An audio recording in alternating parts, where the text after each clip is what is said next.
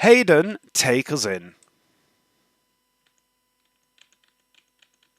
Previously on Dungeons and Dragons. That was slightly creepy.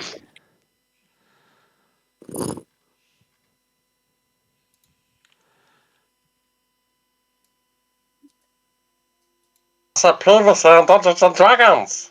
That was What's the hold up? that was slightly upbeat. Good. Downstairs in Enemeril's living quarters, Moxie and Fergus were finishing off their chores, talking about getting their own airship, maybe, seeing the world. And Fergus heard a sound from below decks, a thumping sound, and cautiously the two of them crept downstairs to the cargo deck, finding the sound to be coming from a reinforced cupboard under the stairs, in which Moxie found Lucy. Bound and gagged, stripped of her weapons and equipment, looking a little worse for wear. She had been crying, it seemed. "Your friends are in danger," she said, as a muffled boom of thunder rolled out from above decks, and the three of them, Lucy, Moxie, and Fergus, began to rush up to the main deck, as Voldron and Ducal were thrown clear from the Emerenel's deck, blasted away by the magics of the person you had thought was Lucy. And the two of them landed awkwardly on the hard stones of the keep's watchtower. Two of Thornhold's guards on duty nearby, smart enough to realise that adventurers often carry potions of healing, and their actions likely saved the barbarian and drow ranger as they rushed over to help. And back on the main deck of the ship, the woman who you thought was Lucy vanished in a cloud of inky darkness, reappearing behind Tabitha. "Give me the staff," she snarled.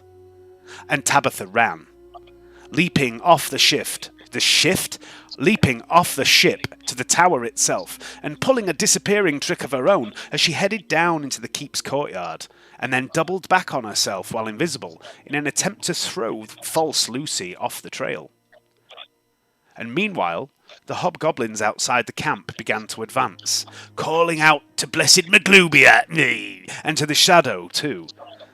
Some of them moved like false Lucy, vanishing in bursts of inky darkness, reforming on the ramparts, where they began to cut down Thornhold's defenders.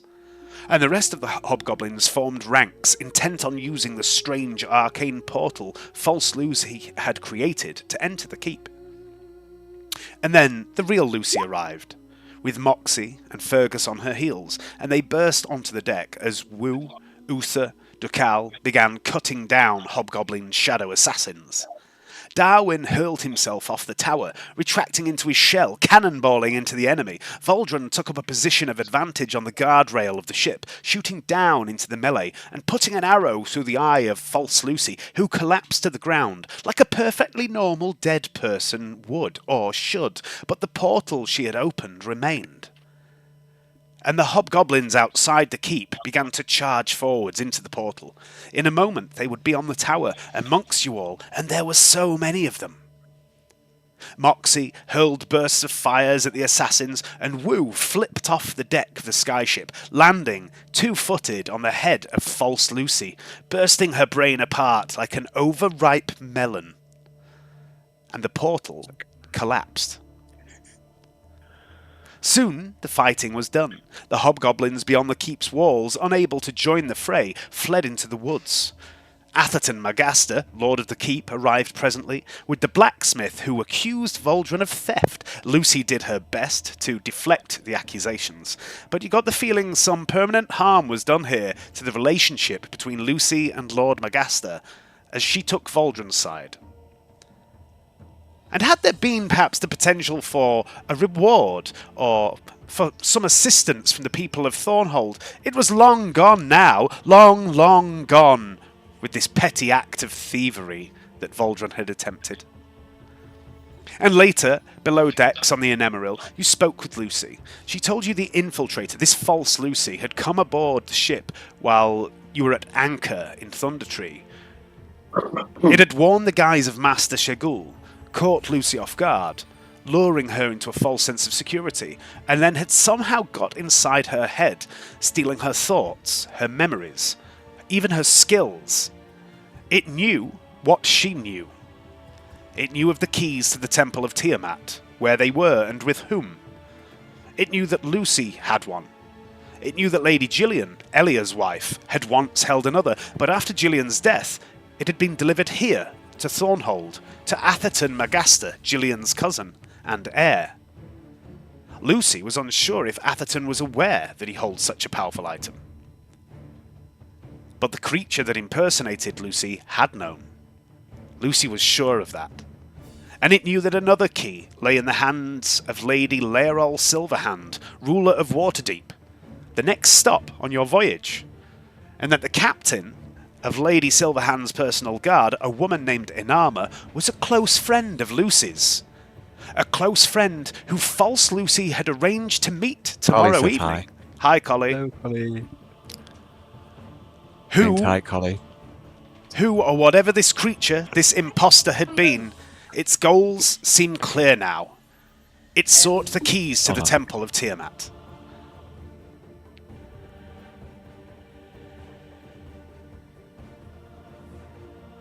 Who's after Tiamat's grapes? They're the best. Tiamat doesn't have grapes, Hayden. She's more of an apricot girl. Ah, well, let's have some of them. Some of the finest apricots. Do they give you immortal life, like in Monkey? No, they give you extra heads. Amazing.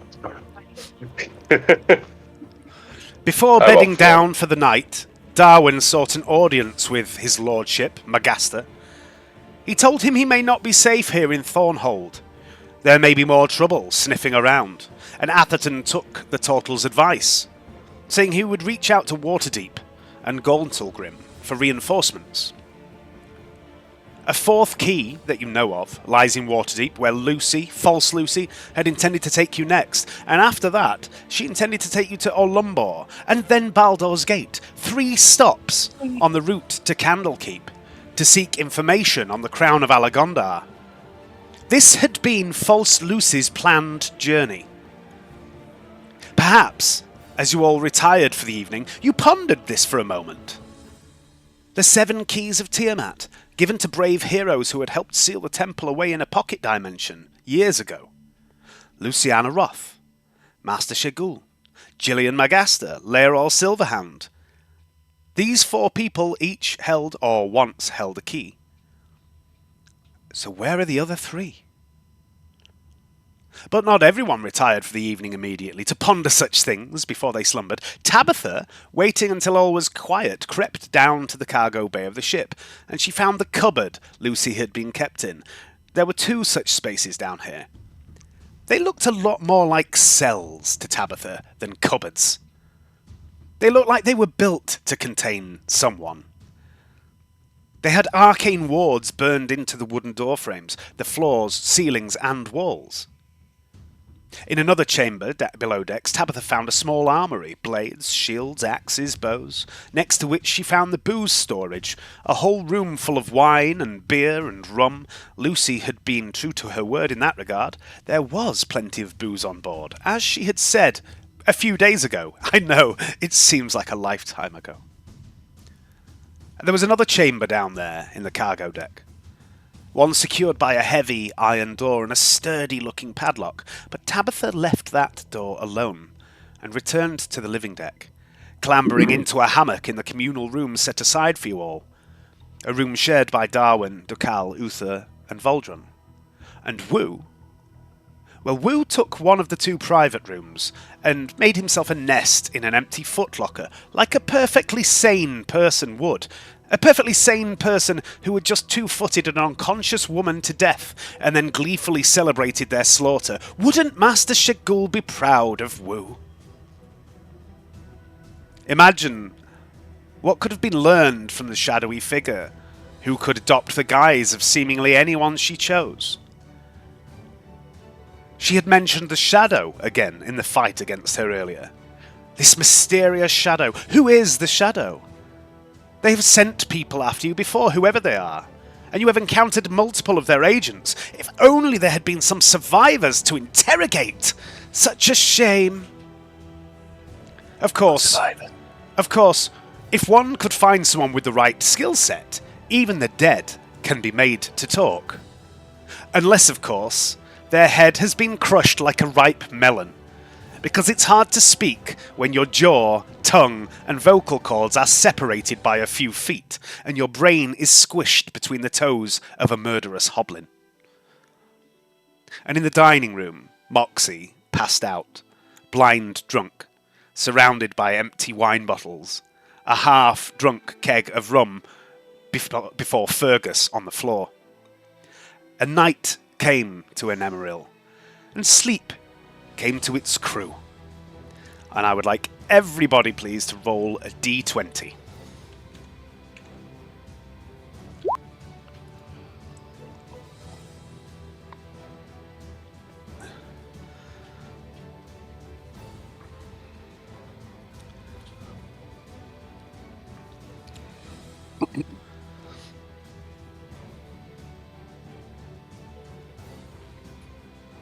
/ space d20.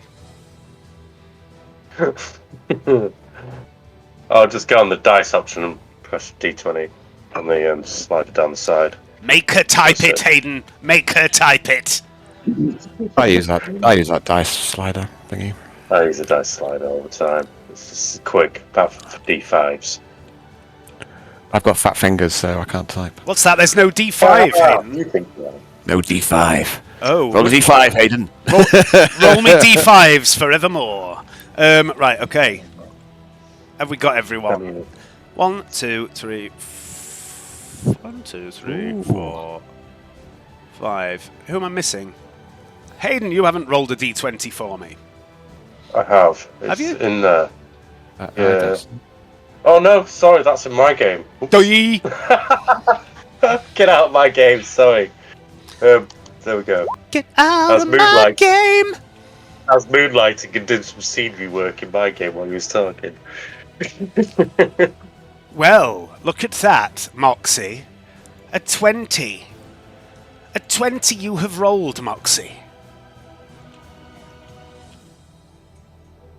It's sleepy time, and I'm getting you to roll dice. Whatever could be about to happen.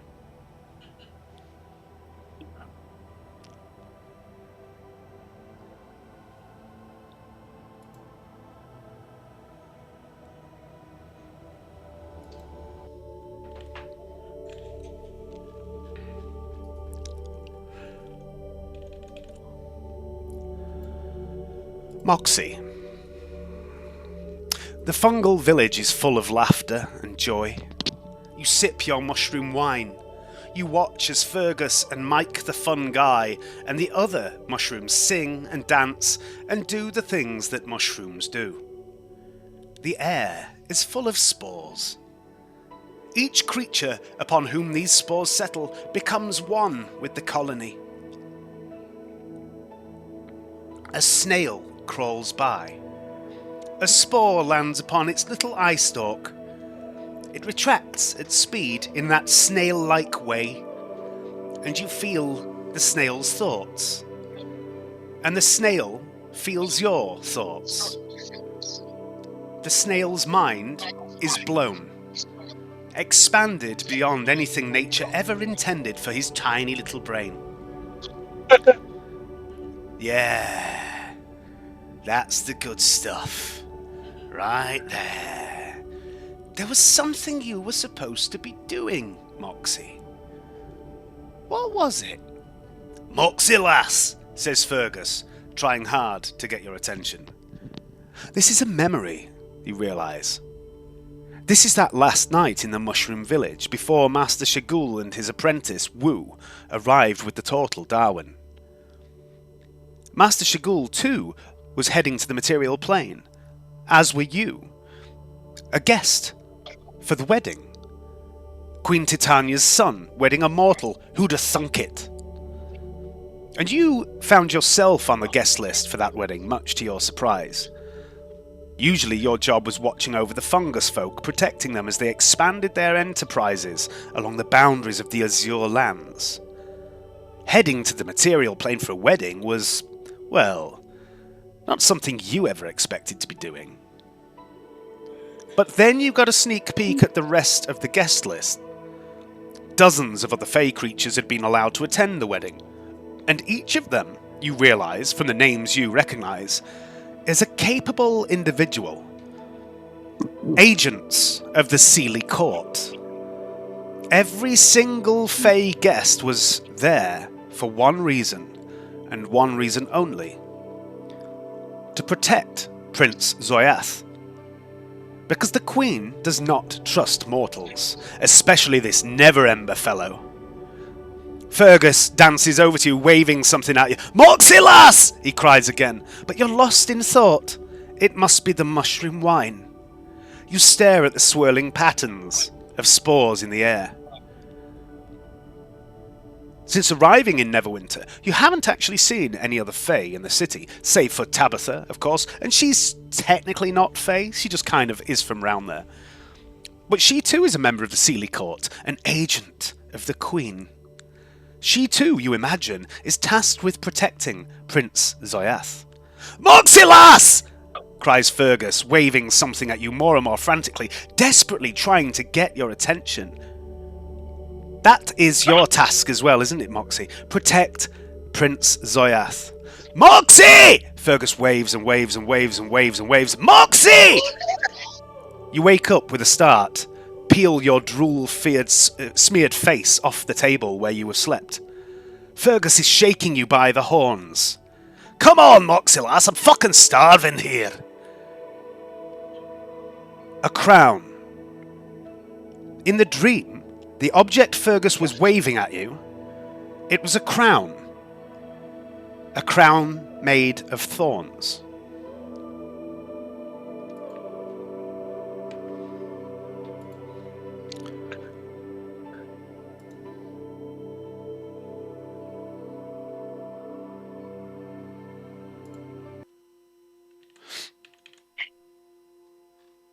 Morning comes.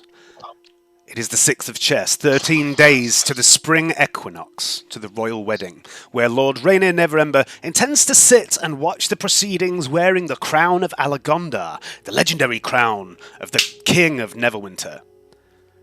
The crown is clearly important to him. It hasn't been seen in over a century, and he has sent the 8 of you to find it.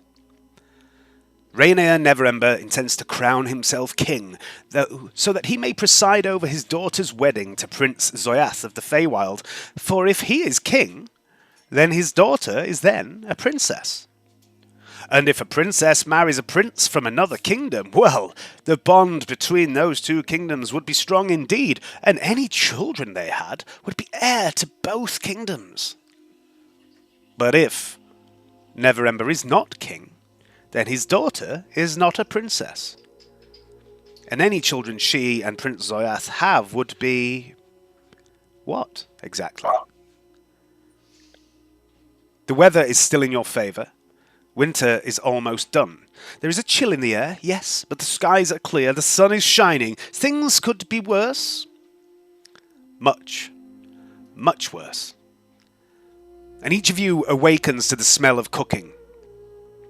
And you drift from your cabins and your footlockers towards the kitchen, where you find Lucy is preparing breakfast for you all. Moxie, as you awaken, you find the rest of the crew, your companions, beginning to assemble around the tables where you have slept all night. And you peel your face off the wooden top as Lucy puts a plate of mushrooms on toast in front of you, and a smaller portion, a tiny, tiny little portion, to the side, just for Fergus.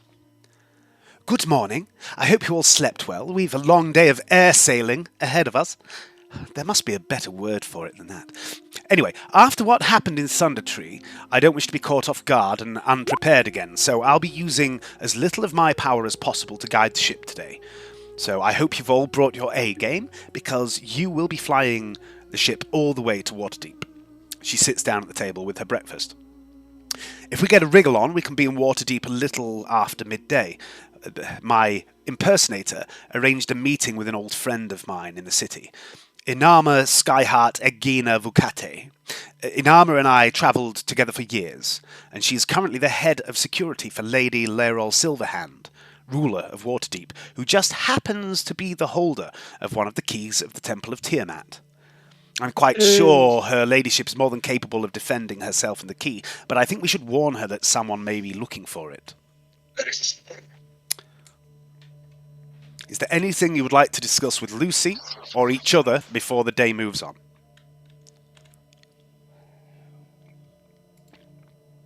Give me a second.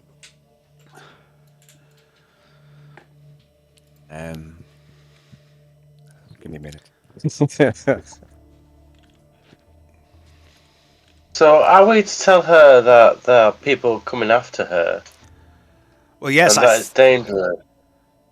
I think it would be wise. She's a good woman, Lady Silverhand. She's ruler of the largest, most prominent city in the entire lands. It would be remiss of us to not warn her that someone may be trying to steal a very powerful artifact. Here to look after her Oh God, and no! deal with the bandit when it's done, or I mean, do we she's got. just carry on with our quest, or do we need this item as well?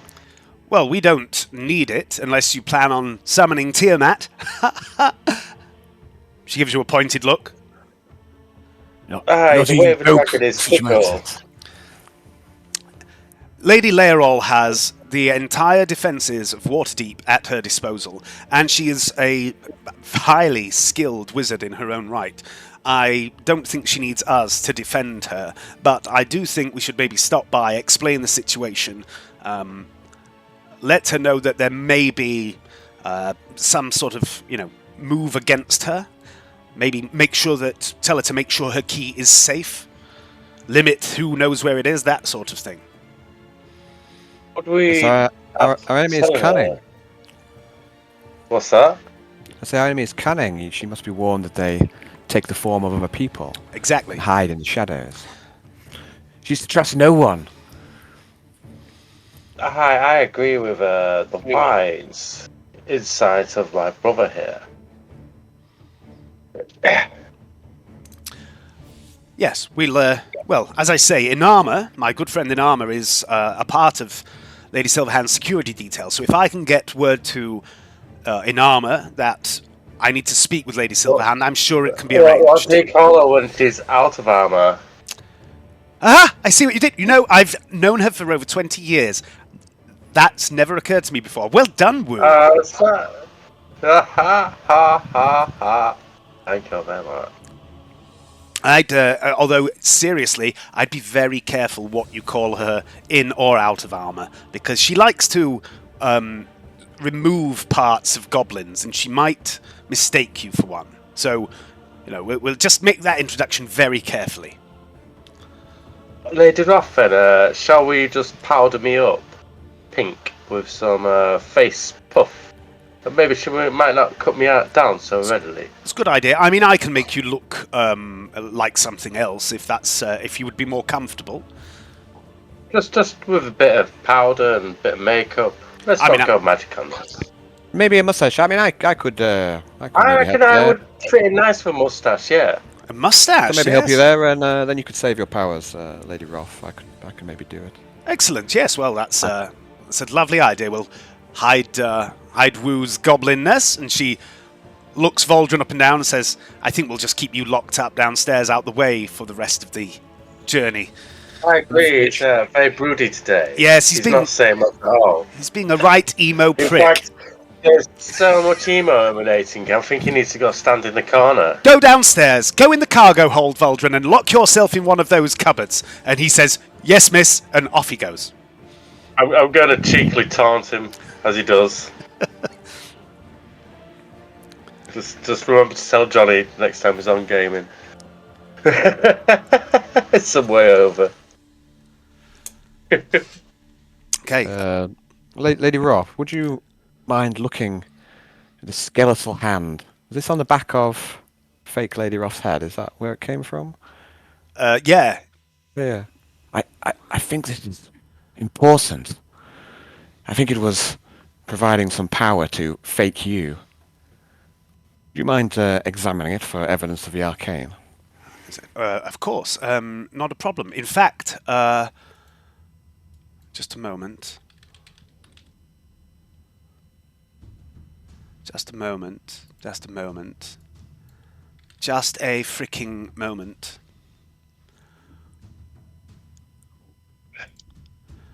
I believe that's a ritual spell. It is. And I am a ritual caster. So...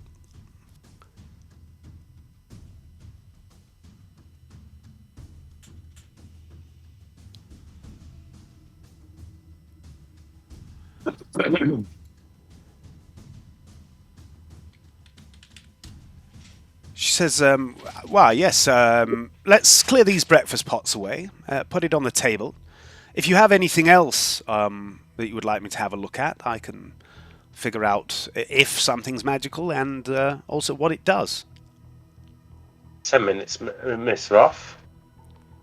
Before you look into all these items, I've got some magnificent herbal tea which will uplift your senses before you do this. Oh, lovely. I love a good cuppa. What? Well, I will share one with you. And I probably will have room for one more person in my teapot if they want one. And after we've finished making the tea, offers, I only have one more cup left, who wants it? One more cup, go once, go twice. Who wants Woo's special tea? I mean, I wouldn't mind a cup of tea. Very nice well, tea here to you go. stew. Okay, Woo, He give who me speaks. a tea brewing roll, Woo. Okay. Do you have any honey? There is some honey in the larder, as a matter of fact. I'll wander off and go raid the honey. I actually have a skilled tea boon, don't I? So let's just click on that. Attribute. Wisdom. Wisdom. Submit. It's a good one. The very best tea for all of you. Okay, so Woo... We shall drink this in the name of self-enlightenment. Enjoy and meditate on your movements today. Okay, so Woo, Uther, and Lucy all have advantage on wisdom skill checks and saving throws.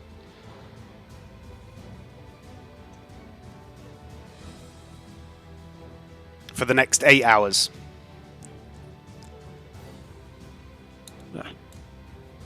Good tea. I feel better already. Woo! Let's wet the old whistle. No problem, no problem. So it seems to me that our enemy, they're everywhere. In the shadows, they could be anyone. They could, and I think we need to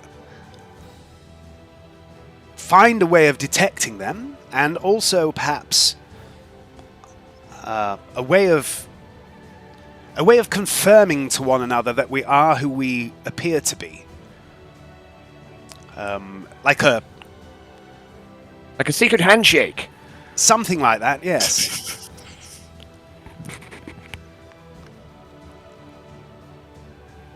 Or a passphrase, maybe. What was your first pet that you ever owned? What was your mother's maiden The name? twilight shines, the wolf howls, could be the response. The what, sorry? So when the first person goes, when the twilight shines, the other person goes, the wolf howls. And yeah. That's phrase 101, my friend. Well, I mean, that's as good as a phrase as any, I suppose. So yes, that's how we'll identify ourselves to one another. Should we become separated, of course. So what's the deal with the spores that kind of link via the mushroom? I know we got linked at some point. Is that still in play? Is that a permanent thing, or is that a... No, it's not How's that permanent. work? Where it like keeps getting... Yeah, so it's when the mushroom's around and he puts the spores on you. He can, a certain number of times per long rest, he can fart a mushroom cloud, and anyone that's within its catchment area becomes telepathically linked for a time. Okay. Which might also be a good way of identifying who you really are. Depends, I suppose. Unless you've got a traitor in with you when you do the spore cloud. Yeah. Unless someone's really, really good at pretending to be someone else, because as I said in the intro, false Lucy also had Lucy's memories and abilities. So surely, if they could take your memories, they'd know the password too. Yes, but yes. I think this skeletal hand may be key somehow. Perhaps Let's it will give us a clue. let's have a look at it, shall we? And I also have a knobbly staff, Luciana. Knobbly staff. Here, I think it came from a hobgoblin wizard of some sort. Perhaps this knobbly staff is also blessed with the arcane. Or maybe it's just a staff. Excuse me, Ducal. Yes, my little green friend? Do you mind if I sit on your shoulder just to see what life is like at your height? Of course you can, my mate. Thank you. I've always been wanting to ask the small skin to do this. Will you help me get up? I could jump up, but I don't want to kick your head too hard. This might burst. Yeah, I'm going to sit on Decal's shoulder and listen to this, and chill with him. I need to. We should really come up with some sort of attack where I like throw you into the melee. Yeah. We will work on this, Decal. We need this conversation in character. But tell me, Ducal and sorry, what's James's character name again? Darwin. Darwin. Hello, Darwin. What? I need to get something out here on the table right away, and I don't trust this Neverember one bit. I think we've made a terrible mistake giving him. Yeah, we gave him. I saw. Yes, we gave him our blood as well. Well, most of us did, didn't we? Worrying. Yes. But here's the thing. I mean, I saw the shadow coming out of the castle. I think the wrath goes deep, and he's a shifty fucker as well. We can't trust him. I mean, We shouldn't bring him the crown. Is the What makes him untrustworthy? I have my suspicions because It's the lisp. yeah. I can see that. We must not be firing on all cylinders to have one. The omens are clear, Woo. We mustn't ignore the omens. He's a I dodgy see our one. reasoning. If we ever met a mushroom man with a lisp, we know he were hiding something. And remember as well, the coins that the goblins had. They had coins also from Neverember without his beard. Is that right? Yep. Without a beard is a bit dodgy. Yeah. I won't trust anyone without a beard. okay? There you go. Yeah, so the Can't be trusted. the coins in circulation, the image of his lordship on the coins in circulation, he doesn't have a beard.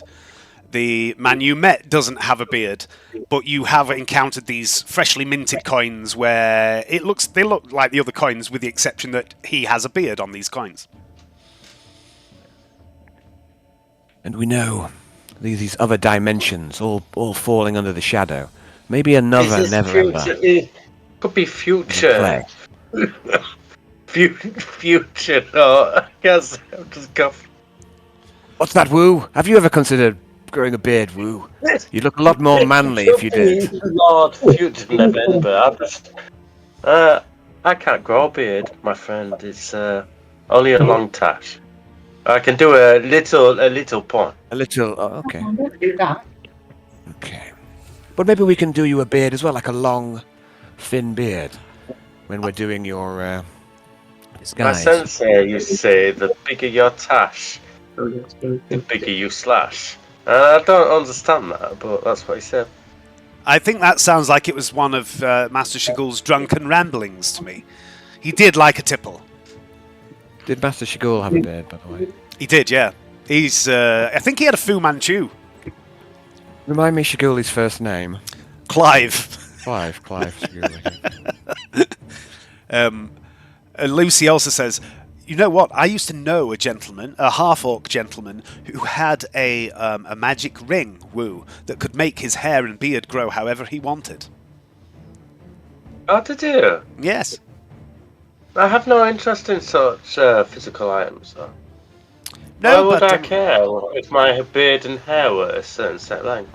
well, you What maybe would wouldn't. that mean to my spirit Excuse me, form? Jack, you butting on the I beard. do not understand your questioning. What I was will that, sit and Tabitha? meditate on that. This is a really interesting. I have to sit and meditate on this. And Wu is going to meditate on what you've just said. It's taken him out of his comfort monk zone of questioning because he hasn't been long out of a monastery.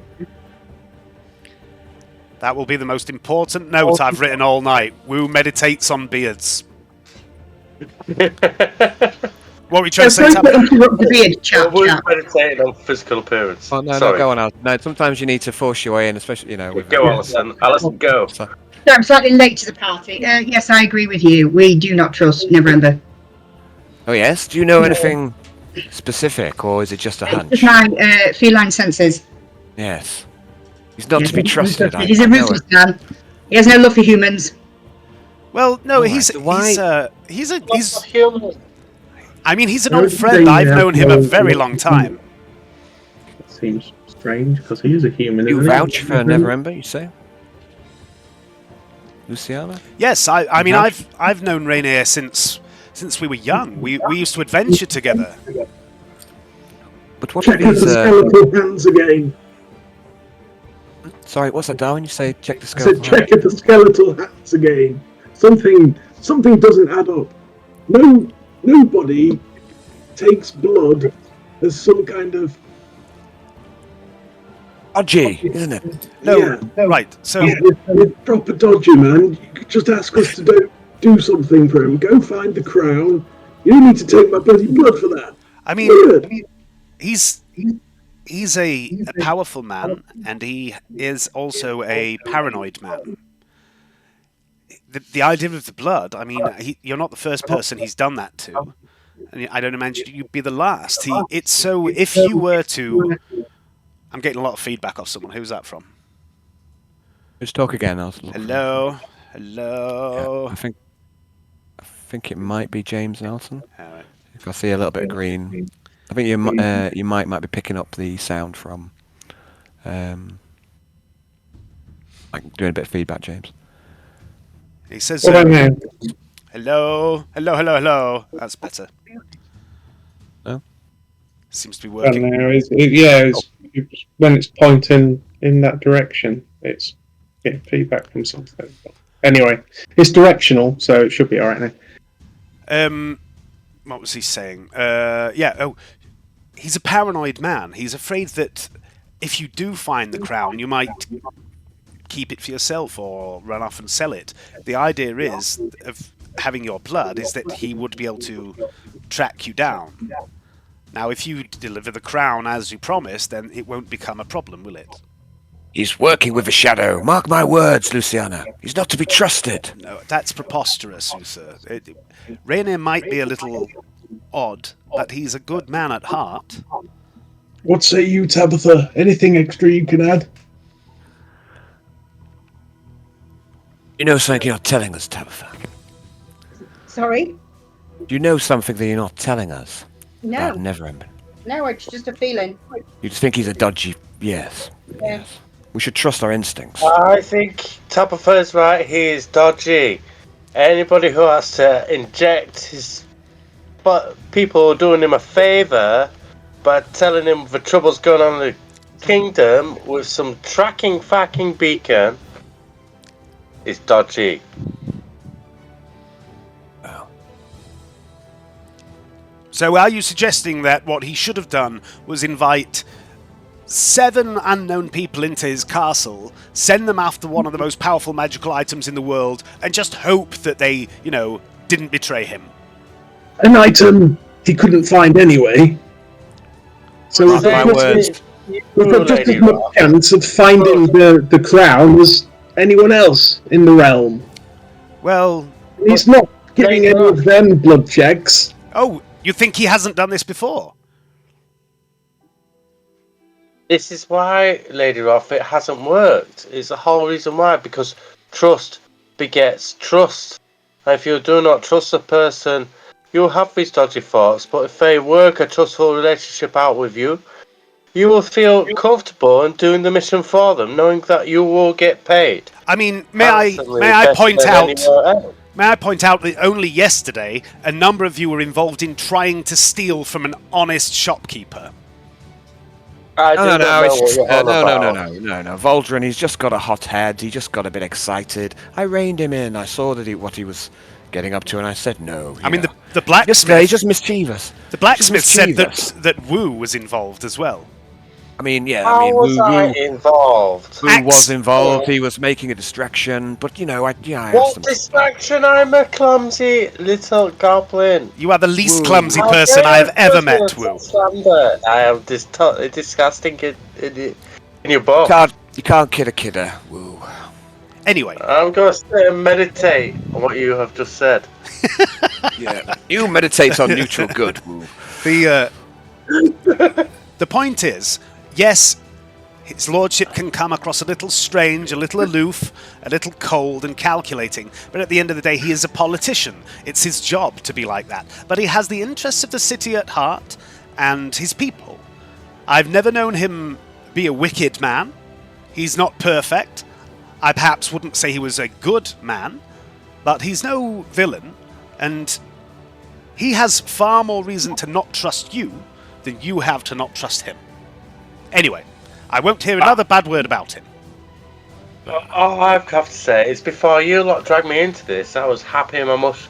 I was happy in it. I got dragged into this world, told that this man's my boss, and I got to do what he says. Here you go. No one's forcing you, Woo. I'm young. How can I not be pissed off? Slightly. I have to keep myself centered, but sometimes I get angry and Wu kicks something and then goes and meditates on what he's just done. Wu kicks Fergus, who flies across the kitchen.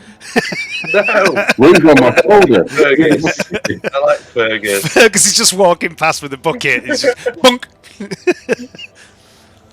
But you see, Luciano, Wu and Voldrin, they've just got hot heads. They're not evil. They didn't mean to steal. They just got a bit excited, And Voldrin told me he wasn't evil, and I believe him. I mean, the jury's out, personally speaking, but I do believe he can be rehabilitated into our world. But he will need all of you to be his guides, even you, young Wu. Don't slip into the dark path with him. You don't want to go down the dark alley. I was led astray by young gangs in life, so you know how it is. No, I don't. I've never been No, in a gang. But you should try it before telling me what to do. No, I don't think I particularly want to join some sort of weird hoblin gang. No, I think that would be terrible. Sorry, Lady Ruff. Sorry if I was out of line. I will try to do better. You mean there's more of them? More hoblins? I assume there's more than one. Well, we have a whole town. All right. What's it called? Hoblin Town. Oh, wow! Hoblin. Have you been?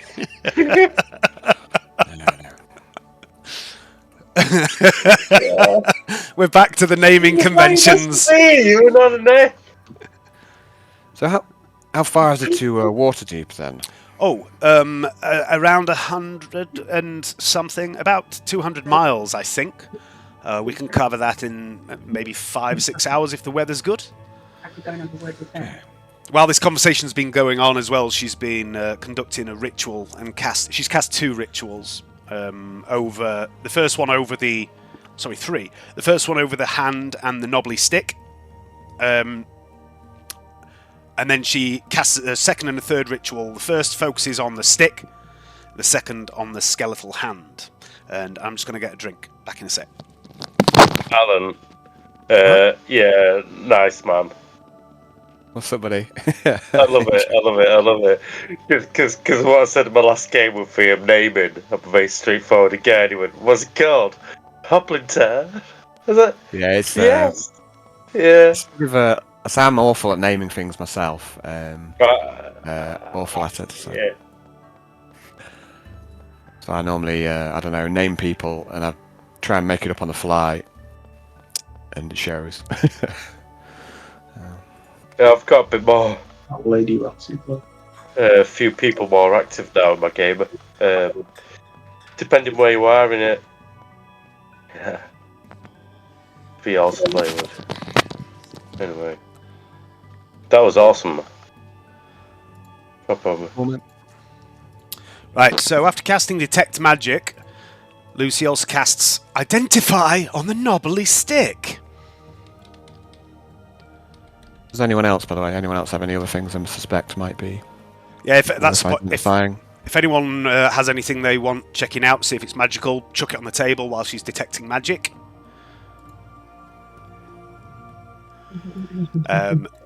Look. This, she says, pushing the knobbly stick back into the centre of the table, says, this appears to be a crude, simple, enchanted staff. Oh, yes. And in game terms, it is a +1 staff. Okay, who might make use of this? For me, a staff is a weak weapon. You need to have a giant mace. It's much better than a stick. You have a stick with a big lump of metal. Or an axe. Or an axe, yes.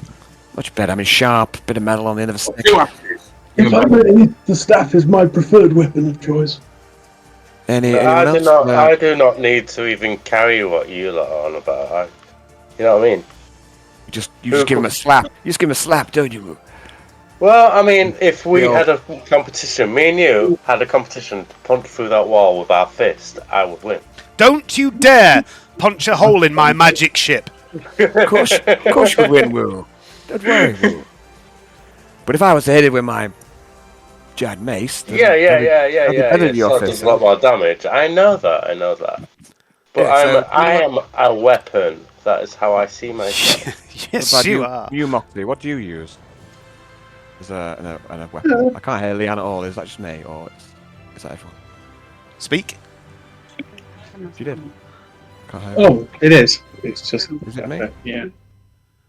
Can I have the stuff? Yeah, of course, I'm just checking whether Moxley wants it as well. If what I propose in the interest of democracy, if more than one person wants a particular item, then we, I don't know, maybe just roll a dice or something. Let's propose a need or greed scenario. That's what I was suggesting. I don't know if Moxley uses staff or what. She's a caster, isn't she? So I think it'd be better for you. Stacks with Shillalak, and it stacks with my wisdom. Shillelagh? Yeah, Shillelagh. I can hear you now, Moxley. Are you alright? Oh, hello. Hello. I'm alright for the weapon. Yeah. We'll give it to Darwin then. Okay. Gratitude. Right, Darwin. Yeah. Go into the journal in roll 20 and search for a quarterstaff. You should see quarterstaff +1. You can drag and drop that into your character sheet, but your character sheet can't be a separate window for it to work. Okay. And I absolutely must insist that you change its name once you've done that. And you change its name from quarterstaff +1 to the Staff of Nobbles. Swap. +1 Nobbles. And its +1 will be added into it automatically. But I'm also going to give you a little handout on the Staff of Nobbles. It really suits you, those Nobbles, Darwin. Kind of ties in with your shell somehow. Oh, I agree. Oof, you have good taste, man. I'm going to fist bump you. My little tiny goblin hand. I'll go with a fist bump with Woo. Damn it. Me and you, Woo, we're going to defeat the Shadow. And we're not going to steal anymore, are we, Woo? Because we're good. We're heroes, aren't we, Woo? We're decent folk. I'm a good man. So sometimes I had my first whiff of alcohol that day. Do not blame me. Yes. It must have been the. Honestly.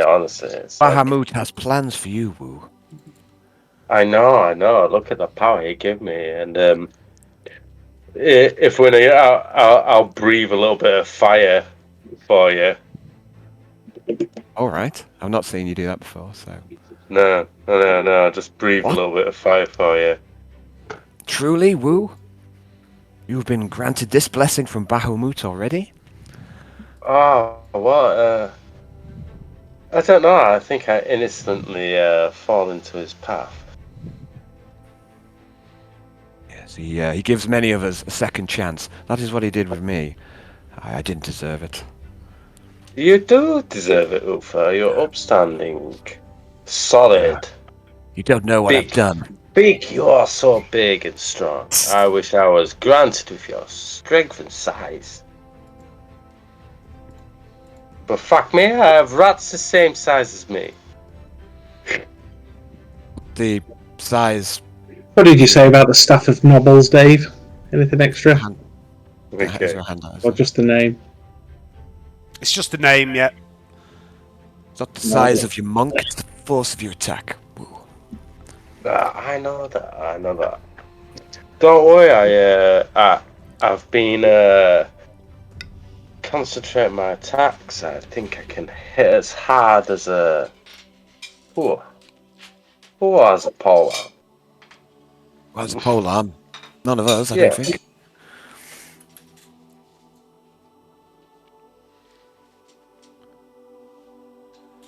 Who hits pretty hard for his level at the moment. Till he plateaus off. He'll go.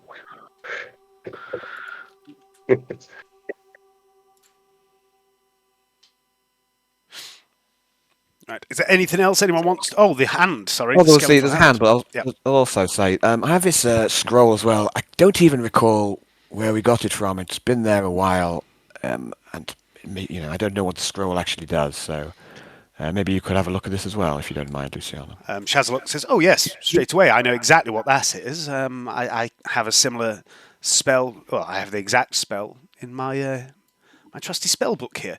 This is a spell to stop you falling to your death horrifically. Could be quite useful. Ah, yes, indeed. It's falls kill more adventurers than monsters I had. Yes, and pits, holes in the ground, Pits. that sort of thing. Yes. So a scroll of, let's call it for the sake of argument, a scroll of featherfall, Oh, shall that's a lovely name for it. It rolls right off the tongue. Yes. we? Who would want this? So this can be cast by any arcane character. So Moxie, Or Tabitha, Push, Voldron might even be able to, possibly. He's in the fridge. He's in the He stocks. doesn't get. I mean, in the cupboard. So Tabitha or Moxie, who shall I give this to? That keeps him in there. I mean, why not? Do you want a Moxie? Yeah. You right that, Tabitha? So I'll give you the scroll. Right, so if Moxie's having it, add to your inventory Scroll of Featherfall. Featherfall can be cast as a reaction, but with it being a scroll, you would have to have the scroll in the hand to be able to cast it as a reaction. And it can... is it 6? Oh no, it's just 1. Yeah, so it's 60-foot range. Oh, 5. Up to 5 people. So you can cast it on up to 5 people as a reaction. So you can cast it when it's not your turn, basically, if you do it in combat. Not when it's not my turn. Yeah, you can do it as a reaction in someone else's turn. So if someone were to, for example, get knocked off the ship, you could reaction Featherfall, but you would have to have the scroll in hand. Okay. And it consumes the scroll. Okay. Right. The hand. The hand.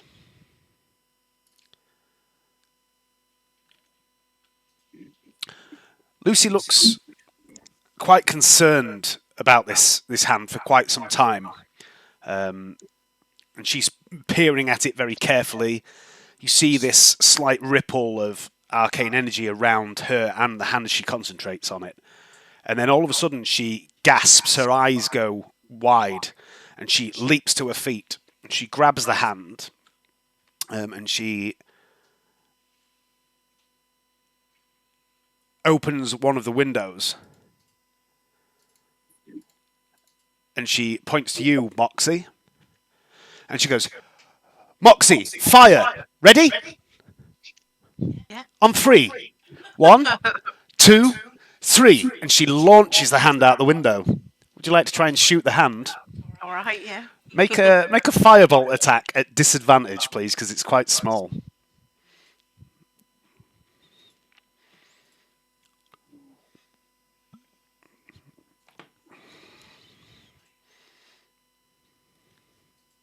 Oh. Bit lost.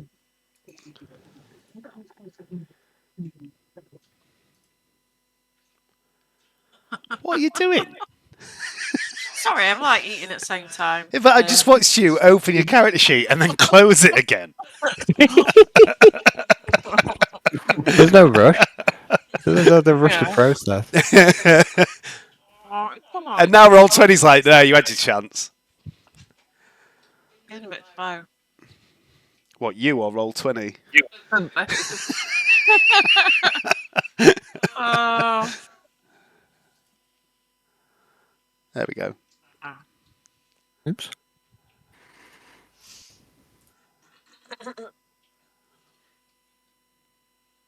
Where is it? You were on it then. Oh, okay. Firebolt, yeah. Ah. Oops. At disadvantage, please. More difficult than it should have. Ah, where's it gone? You closed it down. What do you mean, where is it gone? Why do you close your character sheet down every time you click on it?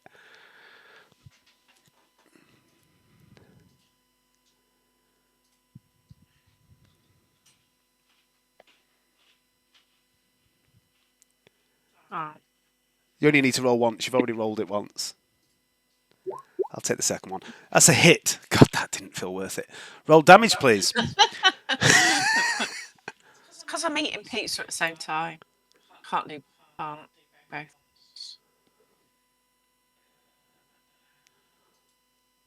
Roll damage. Click on Firebolt in the chat. Ah. Okay, it's just enough. You blast out the window and you ignite this hand, and there's this spark of this greenish purple eldritch energy as it incinerates. And Lucy turns to you with a look of concern on her face and says, "Everything we've said, everything we've just talked about, somebody is listening to us. That hand had some sort of scrying magic. I believe somebody was able to see and hear everything that the false me could see and hear, and has been listening to us ever since." Insidious. Indeed.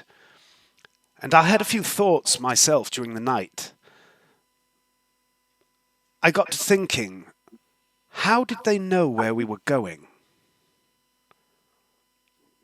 Was never Ember knew where we were going. No, he didn't. No? Unless you told him. No, I didn't tell him that. And why would he send someone after us if he wanted us to get the crown? Doesn't make sense, does it? No, it doesn't make sense. You always were the smart one, Jucal. Lord Neverember knows that we're heading to Candlekeep in search of information on the crown. He doesn't know the route I intended to take. He doesn't know where we intended to stop. He certainly didn't know anything about Thundertree, because I didn't even know we were going to Thundertree until we boarded the ship back in Neverwinter. And then you said, "Can we stop in Thundertree?" So we did. And yet, that impersonator was waiting for us there. So that brings the question, who else knew you were going to Thundertree?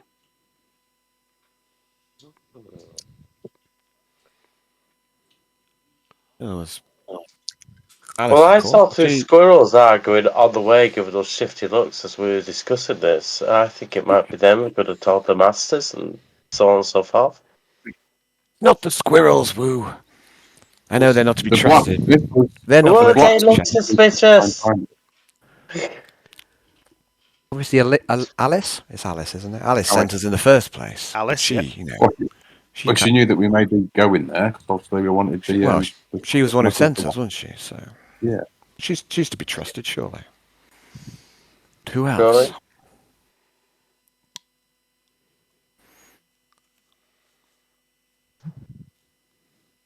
Who else indeed? Who else did your loose lips tell you were going to Thunder Tree?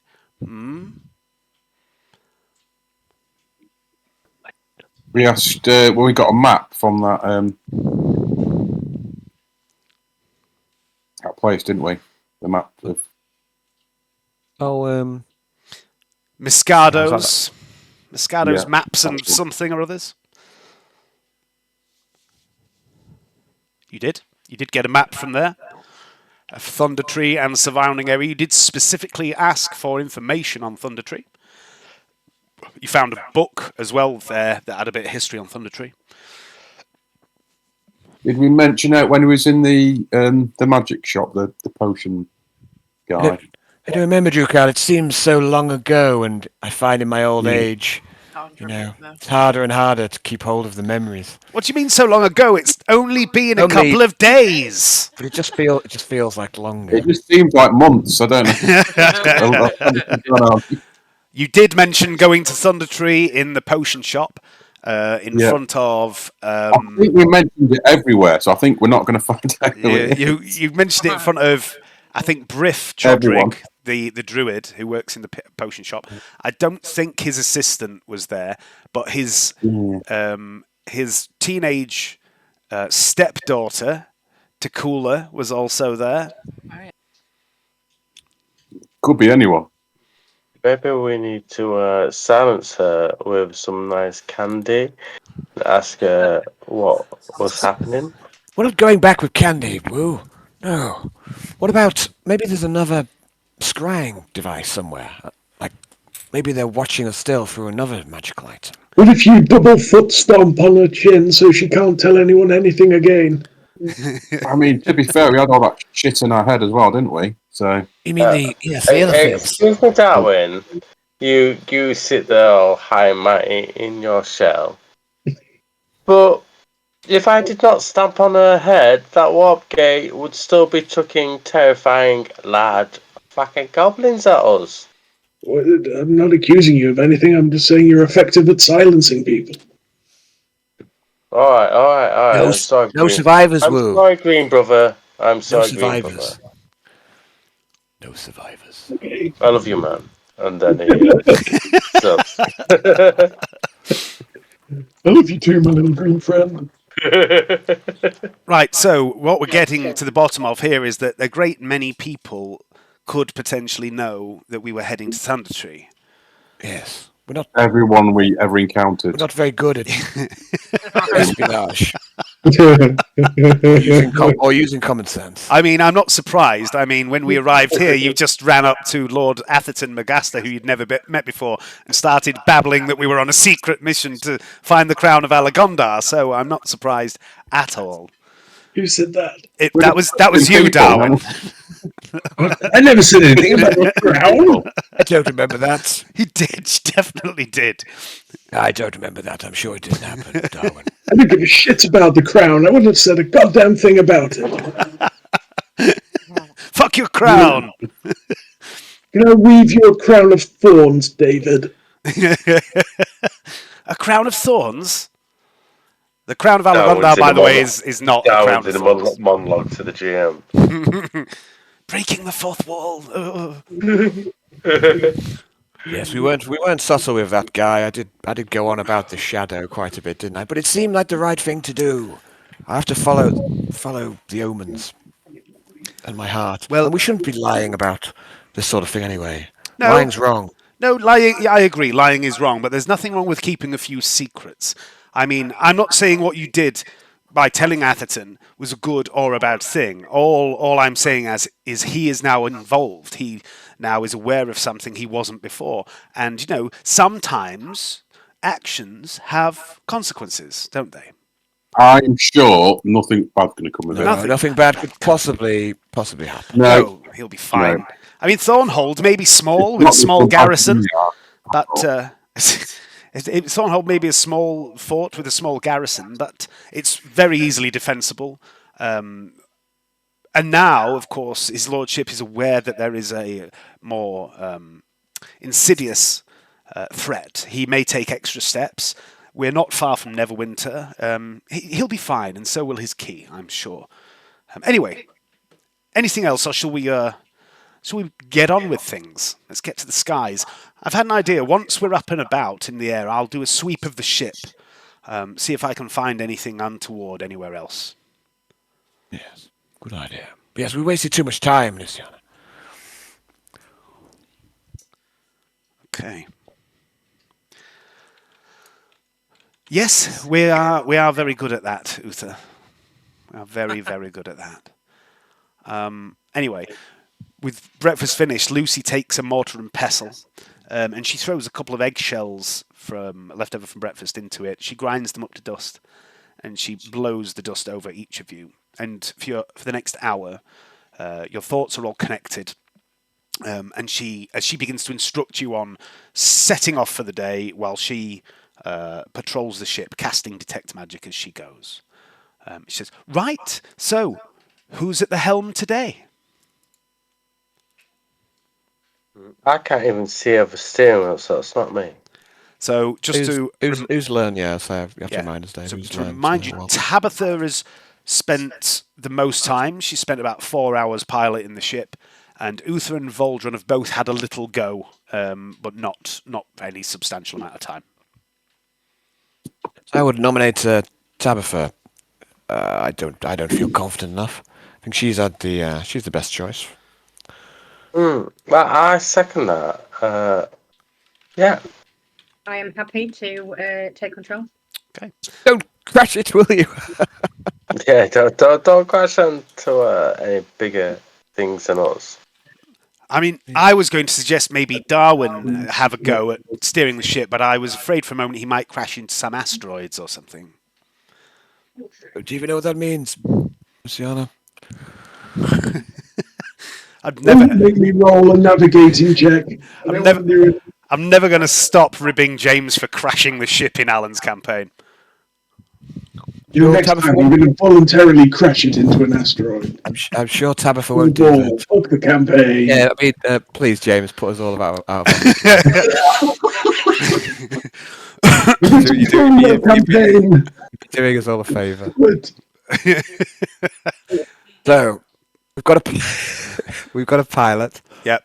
Is everyone else resuming their previous tasks? Yes, I'll jump on the rigging. I can't remember what I was doing, Dave. Would you remind me, please? You did fuck all. You went for a nap. Did I? Okay, Yeah. well, I'll do that again. You went for a little old man nap. I'll go and maybe just have a bit of quiet time, maybe pray to Bahamut. Okay. I'll just praise, the dragon god.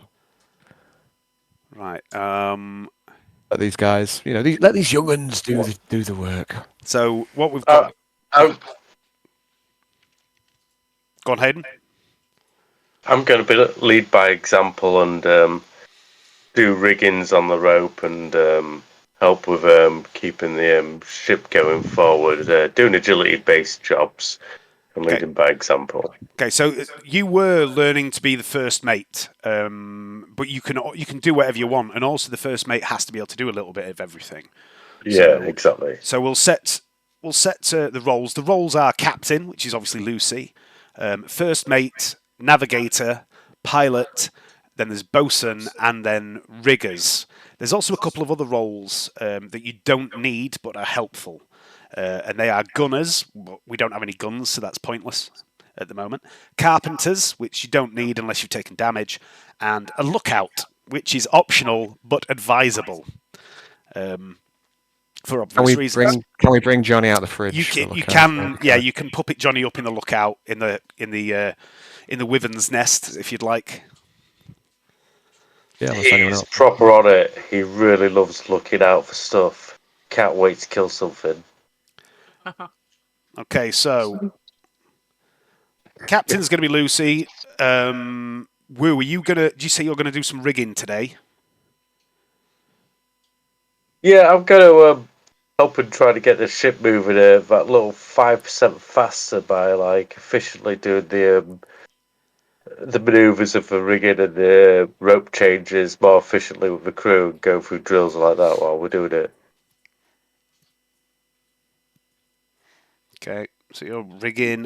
So Doing my first mate duty. I'm doing my first mate duty, mate. so who's navigating? Darwin, are you carrying on with that? I think it's Darwin, isn't it?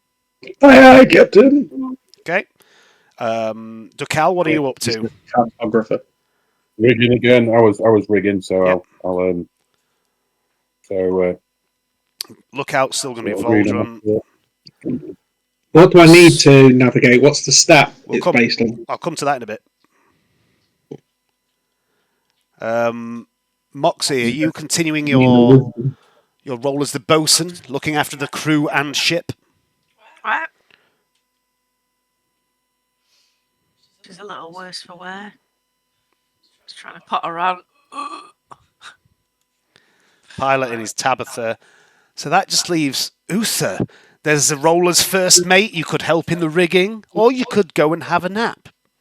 No, I'm not going to have a nap, Dave. I'd like to pray, and I'd also like to bless the ship Okay.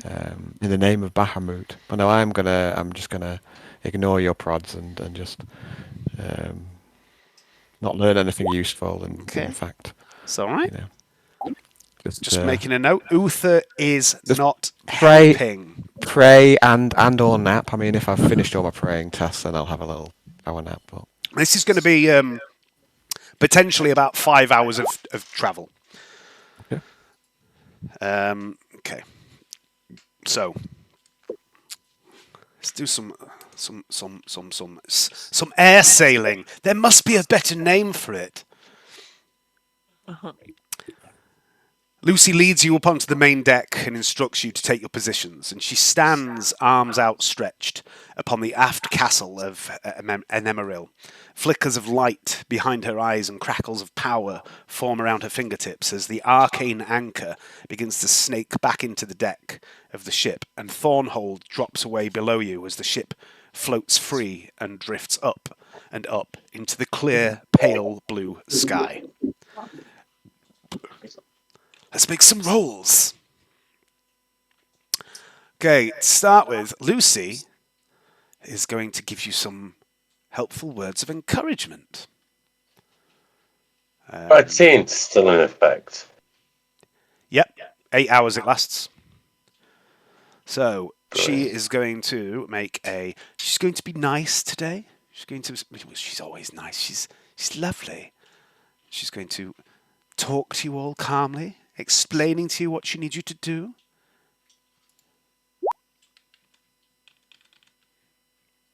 I don't know why she's got a 2.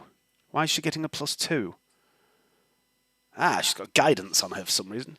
11. So, Captain Lucy does quite a reasonable job, but you don't feel the passion, the urgency from her. She's not a very inspiring woman at all, really. She's just a fucking fake wizard. I mean, she is a wizard. She's just not a very good one. Next up. Next up. She's alright. So, next up is Bosun Moxie. So, Bosun Moxie, you have 2 options for travel. One of which is to basically look after the crew by providing them with food and drink. And it's not just about bringing them food and drink, it's bringing them food and drink at the right time. It's looking around and go, hey look, Ducal looks sweaty, I'll get him a beer. Hey look, Uther's fallen asleep, I'm not going to get him a drink. You know, it's about looking after the crew, and this takes up half of the travel time. You'll have the other half of the travel time to do whatever you want. Option 2 is you can spend the whole travel time focusing on the needs of the ship. And so you end up assisting the riggers, keeping an eye on the sails. You'll be working with Wu quite closely. And that takes up the whole journey. So you can either do crew, which takes up half your time, or ship, which takes up all your time.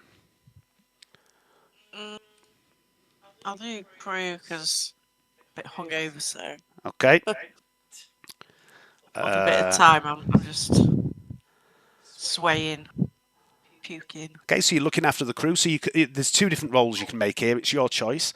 You can either make a cooking tools proficiency roll, if you have that, or you can make a survival roll.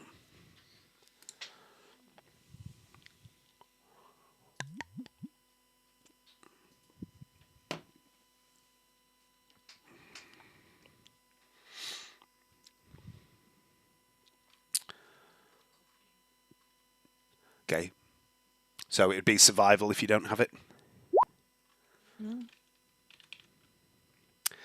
A 9. Also, every time you're doing this, I log the time you're spending, and it works towards progress for learning how to use cooking tools. So basically, Okay. yeah. So basically, you'll get better at it as time goes on.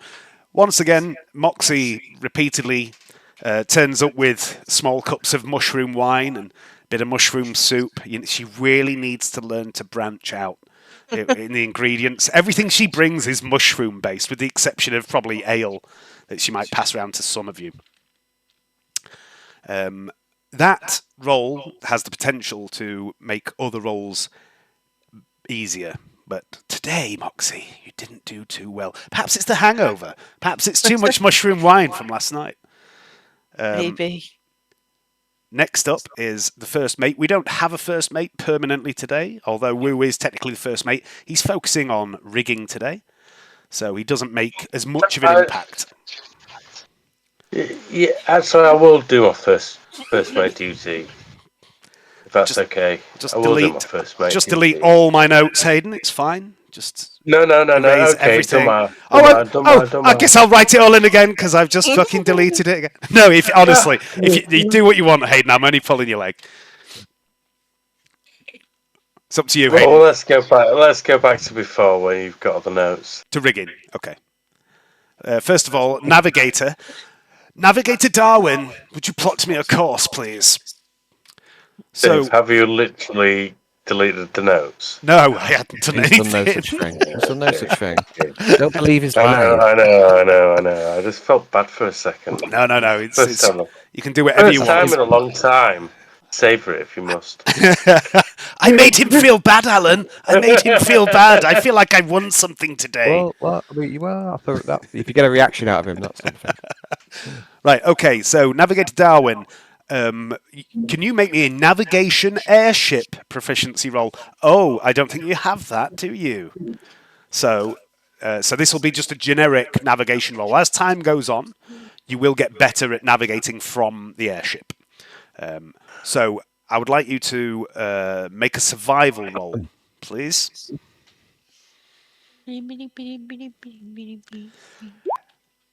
Now, the beauty of this roll is navigating an Emerald at this point is pretty easy because you have some maps in Lucy's quarters to study. You're high enough up that you can see the coastline, and you know that all you have to do is follow the coastline south, and eventually you'll reach Waterdeep.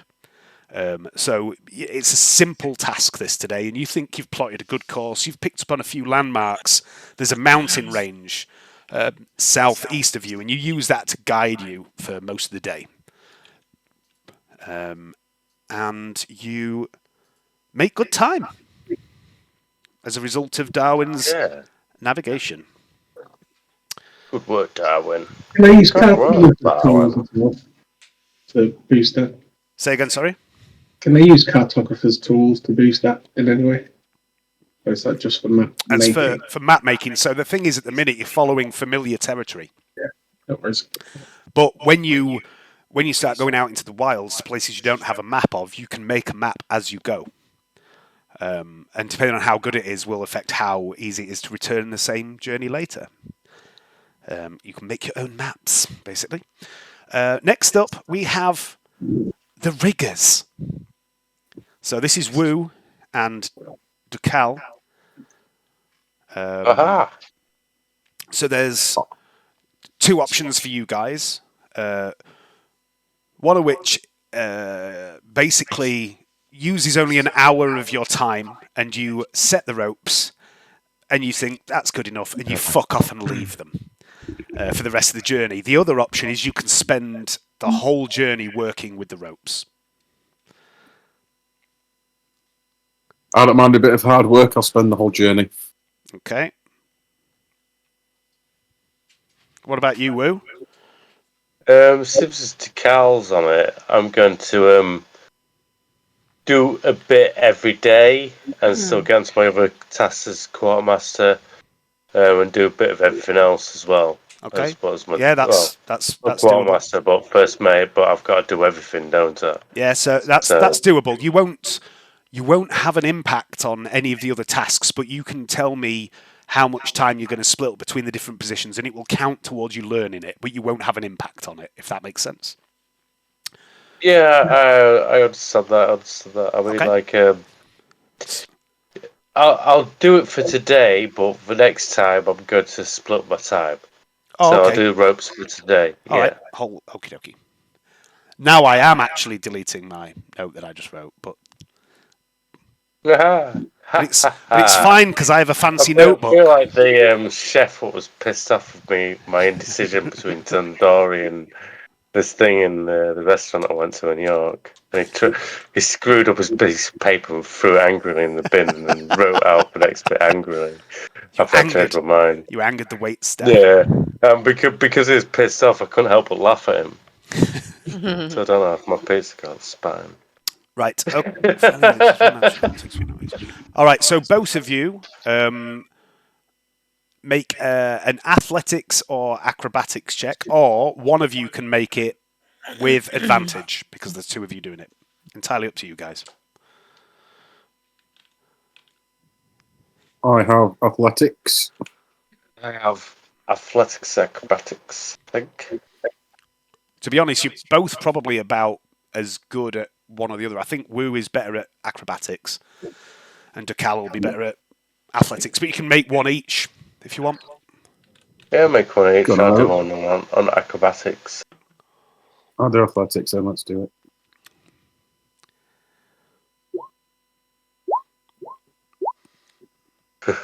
I love the backfeed of me and rolls. Some low rolls today, isn't there? Right. Okay. So. Very low. All right. So what your rolls do, they don't really come into play unless you engage in combat or some severe weather situation happens. If you roll really well, you can, make the journey go a bit faster. But generally speaking, your rolls are only applicable in combat or high winds, unless you really fuck up, which you haven't today. You've done some good work, spent most of the day working on the ropes. Everything seems to be fine. And then finally, the result of all these different rolls is added together to give the pilot some bonuses. And you all roll so badly today that Tabitha gets no bonuses to her piloting roll. So, Tabitha, I would like you, please, to make a piloting roll, which you're not yet proficient in. So I just want you to make a dexterity skill check, please. With no bonuses, Tabitha. No bonuses at all.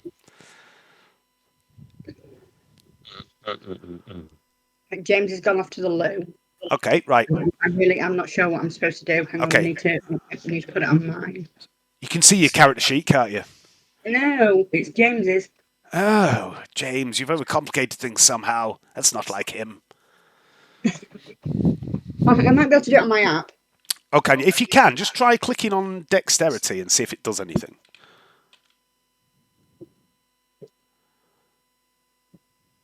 There we go. Perfect. Well. So despite the fact that your crew have not helped you in any way whatsoever, you handle the ship beautifully today. It's fairly calm winds. There's no particularly bad weather. Everything's fine. Everything's cool. Everything's smooth. Alan, Hello. you're praying and blessing the ship and stuff, right? Yeah, can I bless the ship, Dave? Yeah, of course you can. Anything in particular you'd like to say or do in blessing the ship? I shall cast the spell Bless, and I shall. I just like to try and ask Bahamut's protection against the shadow for this vessel. Okay. I'd like you to do two things. The first of which is I'd like you to give me a wisdom. No, give me a religion roll, actually. What do you mean, balls? You should be good at these. You're a paladin. No, I skimped on religion. Well, I'm a late addition to The the parliament. worst paladin. Really are. But the reason I said balls, well, I'm not disputing that. What I'm saying is I'm better at wisdom, and I've also got the T bonus, so that's what I was saying. Is I'll religion do a religion, wisdom it's skill? fine. Is Oh, it's intelligence. All Dave. right, It's fine okay. anyway. That's good. That's good. I know religion. I'm a perfectly good paladin. I went to paladin school. I got my paladin grant to go to paladin college. And I got my dragon pass so I could ride there for free. All right. Also, because,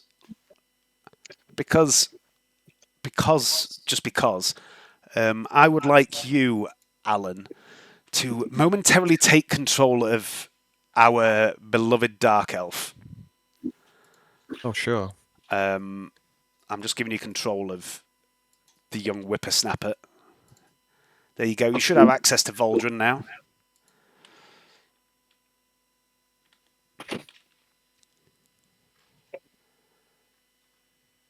I do indeed. So what am I doing with Aldrin? Okay. Lookout. Yeah, he's a lookout. So I'd just like you to give me. These are perception checks. Mm-hmm. At disadvantage because it's broad daylight and he's a dark elf. He's the perfect character to be up in the Wyvern's Nest. Okay. And he's up there as well, sat alongside this small hawk that perches on the edge of the handrail all the time, keeping watch with him. And yeah, I'd like 5 perception checks, please, from Voldrin.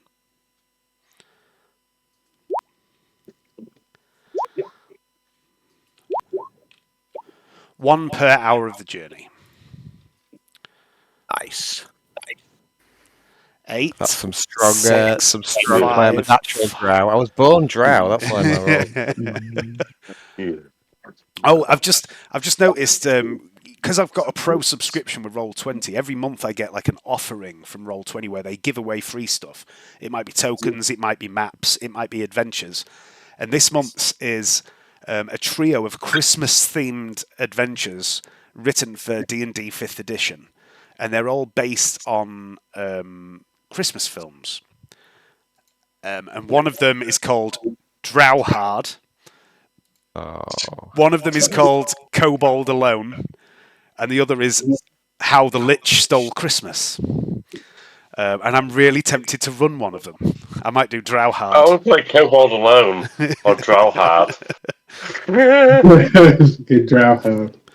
Right. Drow Hard sounds good, but Kobold Alone sounds like pretty sneaky and terrifying. I don't know, but Drow Hard is. I quite like Drow Hard. Drow Hard. Drow Hard.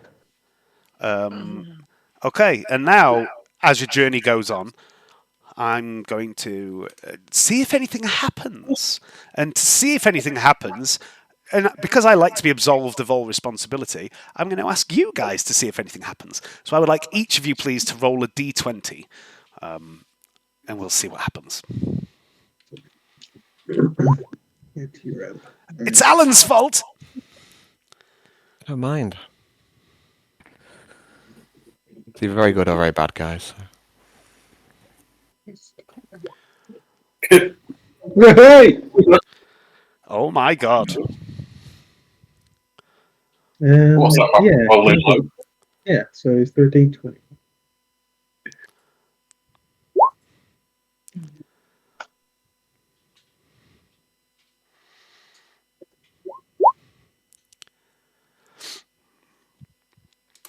Okay, so on that note,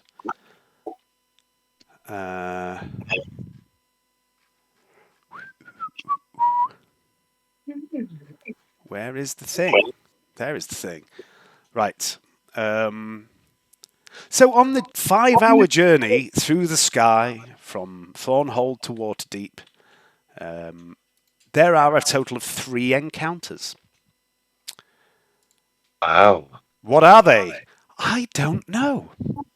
I have no idea because I am making all this shit up. So I'm just going to put you on to a different map for a moment while I fiddle about in the background.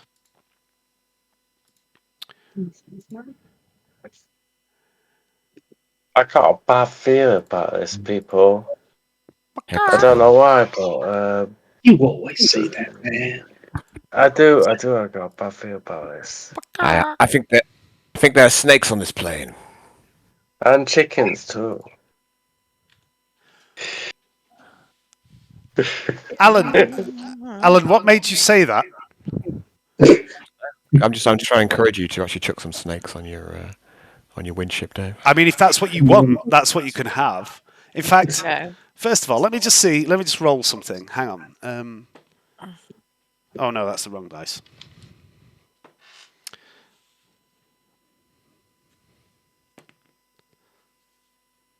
So, Dave, you should at least pretend that you're not making it up as you go along. I'm not making it up. I've got random tables that I'm working from. And I'm spoiling it a little bit because this is still kind of an introduction to how all this is going to work. But you've got 3 encounters. 2 of them are going to be non-combat encounters. One of them is a combat encounter. And because you asked for it, Alan, it is going to be snakes.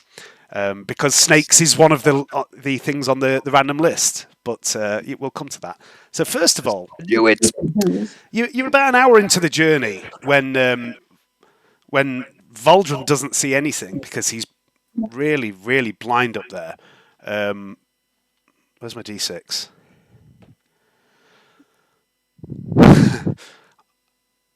I'd like everybody that's on deck, which realistically could be all of you. Everyone to make a perception check, please. Don't worry about making Valdrums.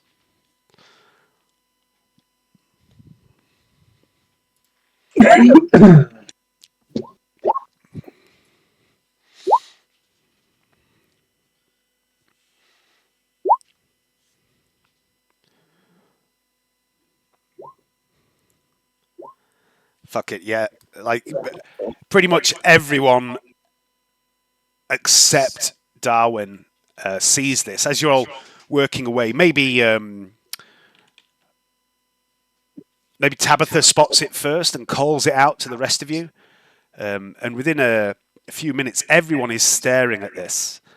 Even Lucy has seen it. And there appears to be a hole in midair. It's maybe 150 yards off the port bow and about 50, 60 feet up from the deck of the ship. And it just seems to be like this cartoonish black hole in the sky, about 2.5 feet across, and hanging down from it is a length of rope. Oh. I think we must. We are obliged to go and have a look. Don't you agree? I agree. Yes. Absolutely, big man. Who's piloting? Is it Tabitha at the minute? Yep. Tabitha, can you bring the ship under the rope? I mean, it looks like it goes to another dimension. I think we have to have a look. What could possibly go wrong? At the moment as well, you're all still telepathically connected. This is the first hour. And Tabitha, with your earlier roll of 18, you easily navigate the ship over to this hole, and you can raise the ship up until the rope, which is about 10 or 15 feet of rope hanging out this hole, and you can adjust the ship so that the end of the rope is hanging down at a grabbable level above the deck. We're all telepathically connected. You All are you at the can minute, hear yeah. from one. Yeah, all you can hear from Wu's brain is some sort of alien version of Prodigy going on. It's got a good beat. Some good. That's some good mind music. Okay. Do you want me to go first, or anyone else want to go up into the other dimension? I'll go first. I'll start climbing up there. Okay, give me a acrobatics or athletics check at advantage, please.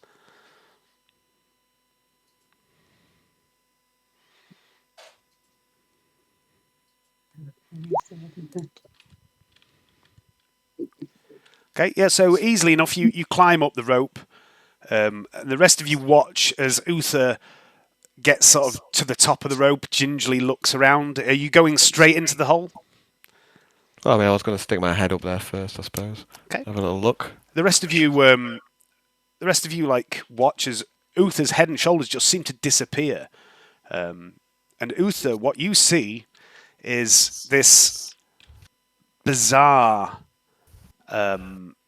scene. It's kind of like this liminal liminal place that seems to be made of light and smoke, and it barely seems real. And there's no way of telling how big this place is. You get the impression it's simultaneously quite small and cramped and also vast and cavernous. And it's a bit off-putting. And then as you look round, you see lying about 4 or 5 feet away from the hole, there is a body dressed in very sort of old-looking, slightly tattered adventuring gear. And there's a sword, a short sword at the hip on the belt, and there's a bag by this person, and there's also what looks like a note under the bag, piece of parchment, and you can't help but notice that this body is little more than a skeleton. There's no meat left on its bones. It looks desiccated, like it's been here quite some time. You're fairly certain as well it's a gnome. Can I reach in and grab and look at the notes? You are not there. I'm not there. It doesn't matter. Uther's I'll gone up just the not do rope. that. Uther's just got his head through the hole. No one else is up there. I'll sit on Decal's shoulder and not be there.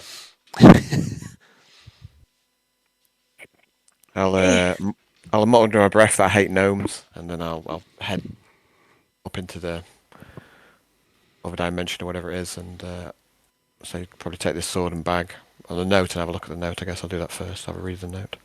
Okay. The note it's a piece of parchment, and it says upon it, "To whoever finds this, my name is Nicorin Braspit, and I have died here of starvation. I used my magic rope to escape from sky pirates, opening a hole into which I climbed, but I gave no thought as to how to get down. I have a family in Waterdeep, a mother and father named Ian, Ben and Arilla, and a brother named Almin. Please, I beg of you, seek them out and tell them what became of me, so that my deeds may be recorded in the annals of my family." So he says he didn't know how to get out again. Yeah, I mean, Really seems to me- he's used his rope, his magic rope, to climb into this hole to escape sky pirates, but then he couldn't get out again because there's nothing at the other end of the rope, is there? He's just opened a hole in midair, basically. Okay. Can I use my kung fu to carve him out a ramp, climb out of this area with punches and kicks? Can you do what? You're not even there, Wu. You're still on the ship. Nobody else has gone in except Uther. I can't help myself. I'm spiritually with Uther. I'm going to say to myself, I wish Wu would come with me. Can I telepathically send into Wu? Wu, can you hear me? I'm trying to speak directly into your mind. Is this the astral plane talking to me again? No, it's me, Ufa. Oofa, brother, I miss you. I want to be with you. No, neither of you can hear each other. Oh no! I can't. Sorry, take that back. I was speaking to the air. He never heard me.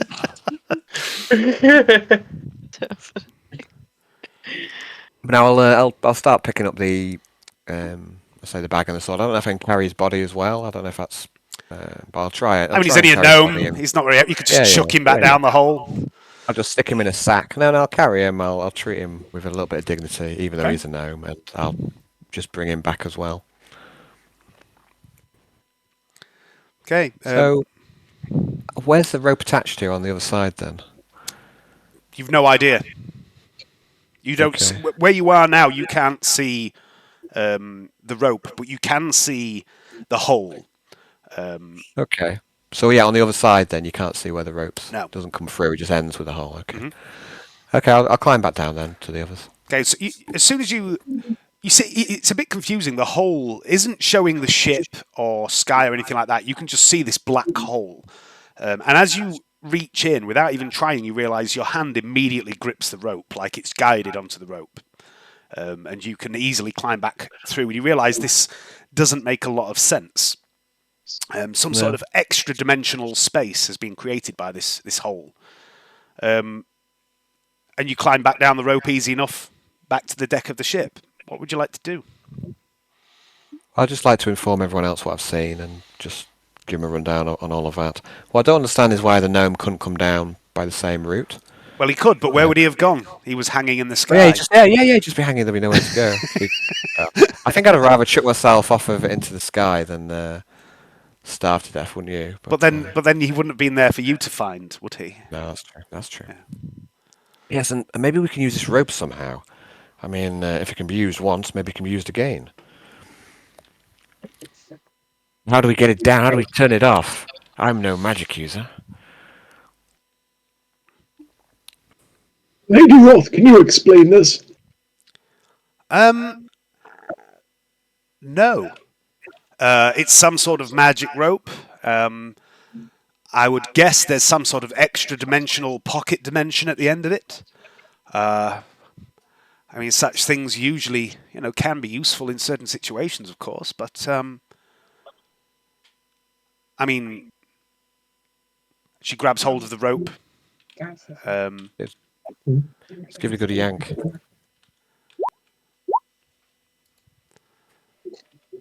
She does give it a good yank, and she says something in Elvish, and the rope comes away, and the hole vanishes, and she's left holding this length of rope about 15 foot long, which she coils up, and she hands to you, Uther. I'm in handy, don't you think? It could come in handy, yes.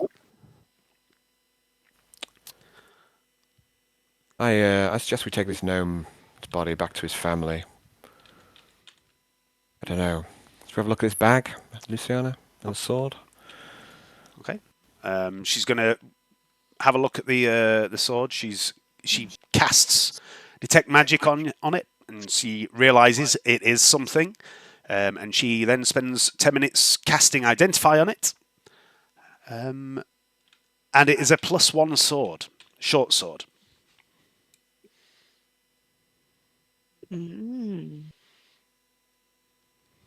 Interesting. If you want to add that to the loot, you can. It has to be a short sword because it was for a gnome.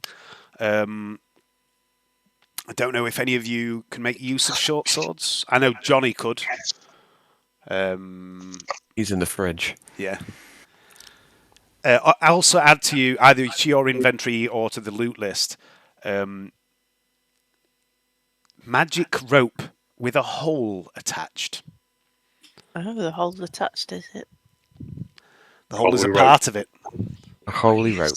So you can use this rope. You can throw one end up in the air while holding the other end, and it will basically form the portal at the top and pull taut, and you can climb up into that space. And it is an extra dimensional pocket dimension. Can you just start on the floor or the wall? No, it has to go up in the air. It has to go up. Yeah, it has to go up in the air. There are portable holes You can't lob that you it. can. You can't lob it at someone's face. Then No. It has to go up in the air. But there are portable holes that you can put anywhere, and you can do all sorts with. But this is a very niche version of that. This is a variation on it. And also worth noting, once you're inside the hole, you can reach through and grab the rope without looking, and pull the rope up. That's handy. And the hole will close. You could stash all manner of things in this pocket dimension. Could stash people in it. What was it stuck to? Just the air? Yeah. It's magic, Leanne.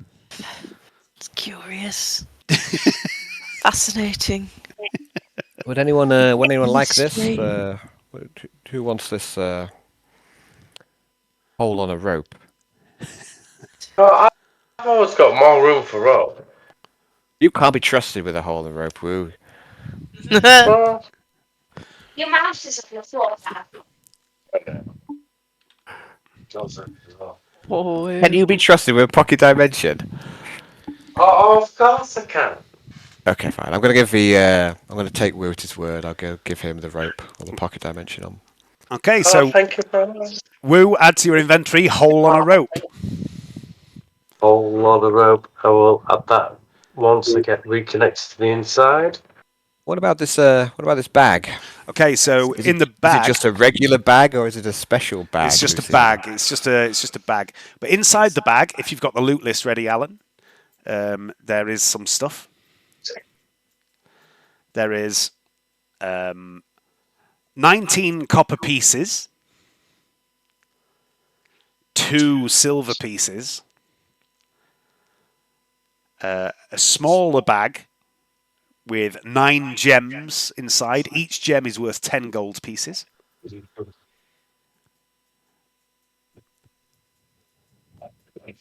And 3 potions of healing.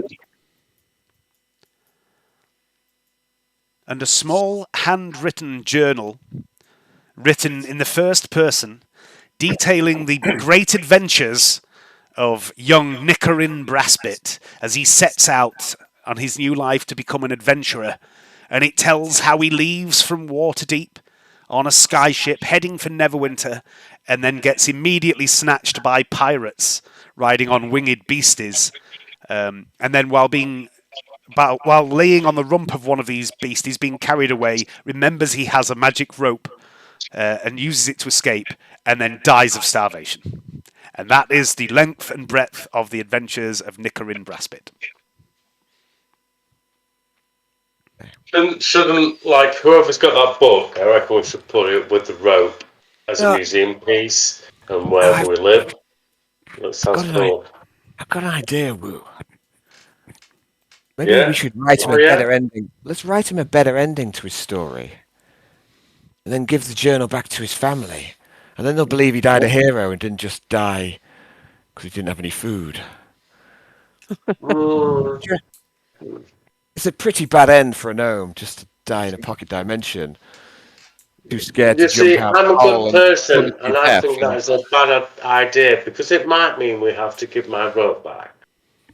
Well, no. I mean, they don't have to know about the rope, Woo. We don't have to tell them that bit. Just saying, I would rather just chuck myself out the hole and crash to the ground and die rather than, wait until I starve to death. I mean, it's a bad end for any gnome. That'd be the honourable thing to do, wouldn't it? His little hole, does it just lead to a room? Just a little room. It leads to a liminal space made of light and smoke. Dave, Anyone else there? I need to know what the word liminal means because it's outside of my I vocabulary. like that you don't like. Dimension, Eh? like something out of Aladdin. It's a space. Google it. It's a space that defies description and physical experience. It's simultaneously small and large, all at the same time. It's very It's like something out of the disorientating. Arabian Nights. Deal with it and move on. It's very disorientating being in there for very long. Like the TARDIS. Yes. Exactly.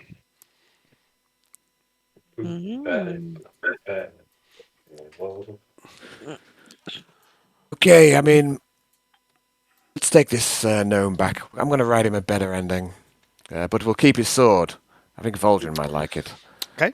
So if you also want to add to the loot list +1 short sword and the body of this chap, Gnome corpse, yes. I'll add that to the loot list there. I would like it if you'd put his name in, please. Don't disrespect him. His name is Nicarin Brassbit. But it's a perfectly good name. It is. Nicarin? Nicarin. Nicorin. Brassbit. Bizzle, bizzle.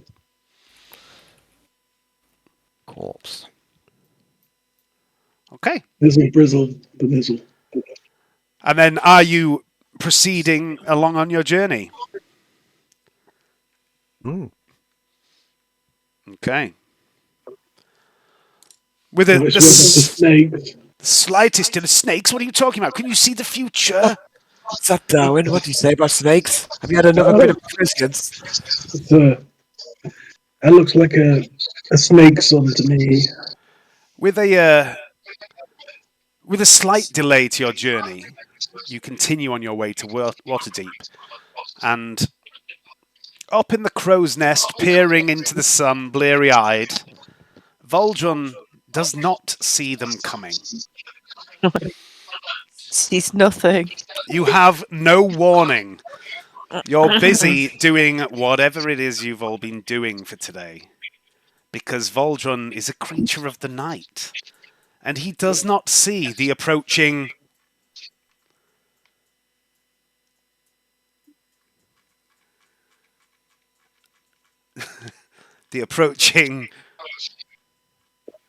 where the fuck is it? Ah, there we go. The approaching Snake wind. flying snakes until they are on top of you. I randomized it to see what it would be, and it was, in fact, flying snakes. I'm just going to put a couple of You're snakes. frozen. Oh, You what, sorry? Lots your of screen froze. I didn't know if it was... Yeah, bit of lag there, I think. Everyone froze for me. All right. Don't move. Flying snakes can only see you if you move. I don't think that's going to work. What's happening here? Why is it selecting everything? You don't want all those things at once. That's going to be a nightmare.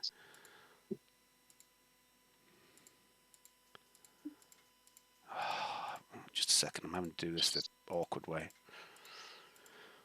But I would like everyone to click on their character sheet. Sorry, click on their token and roll initiative, please. That's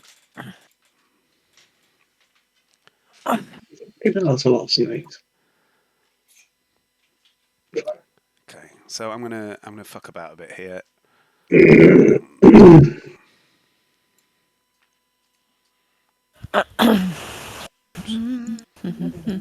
Right, hang on a minute, Plebs. We need to click on your character. Not. You can, but it won't add it to the initiative order.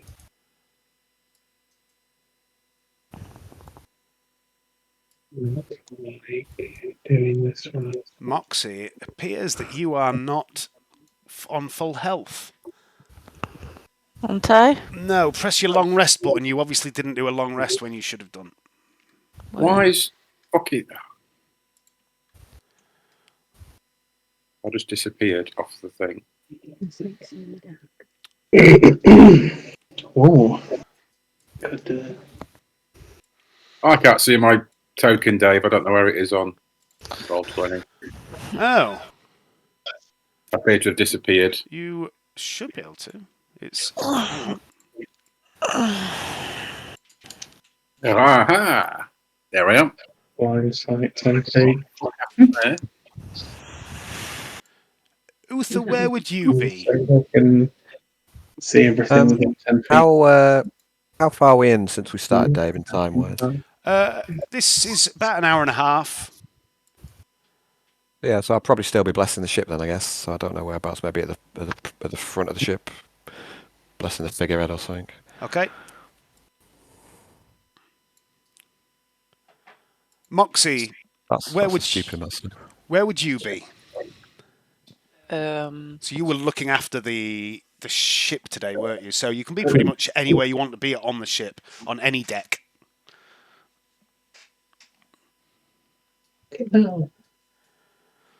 probably be on a lower deck. Yeah. I think right now. Okay. So there's 3 decks. There's the deck that the main deck, obviously the upper deck. There's the kitchen deck, and then there's the cargo deck. Probably in kitchen. Put you somewhere around the kitchen. Yeah, and Fergus. Yep. He's with me. Wee Fergus is with you. So Tabitha, I've put you. Why is there 2 Pats? Fergus. That's your backup pat rap. Can Fergus not get in? Do you want me to open the window for Fergus? Please. There you go. Oh, thank you. That was ridiculous. Why did he get stuck on the window? Yeah, Tabitha, you're at the wheel with Pat the rat, and there is no warning. You look up at the crow's nest as you see this swarm of what look like winged snakes right up on top of the ship. They've come out of nowhere. You think if only we had someone up in the crow's nest to keep an eye on things, and you look up, and Voldrin is up in the crow's nest doing this. I haven't called him back yet. Aldrin! Maybe I did when I did the long one. Think it through. Right, so has everyone rolled initiative? Yes. Let me just make a new snake that's over here who isn't a part of this, and he's going to have the name the Master Snake.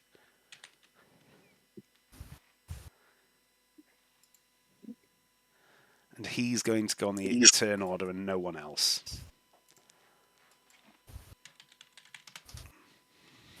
Let's look at the spells now, friendship. Okay, so it's just the practical. That's the snake. Okay. And I'm going to quickly have a wee Impact of the other thing. and get Nail a it, drink. Dave. And then we will... Oh, Do you God. want to check that? I rolled a 1 for the snake's initiative. Huh? Oh, it's like that, is it? Laughing at your DM, are we? Okay. I'll remember that. Right, yeah, just AFK a second, then we'll fight some snakes.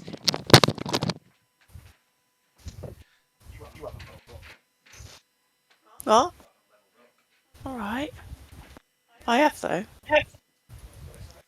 I have. No?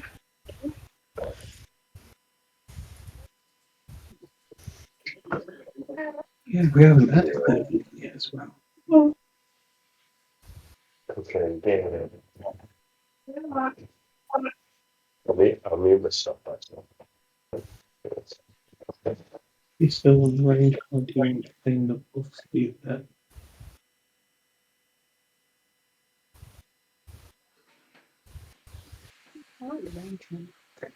Okay. We can find out what's going on.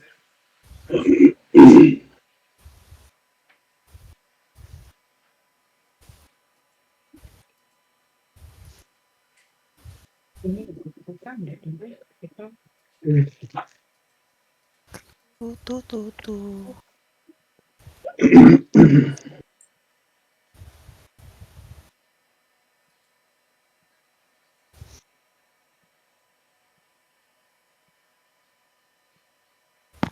We fell in once.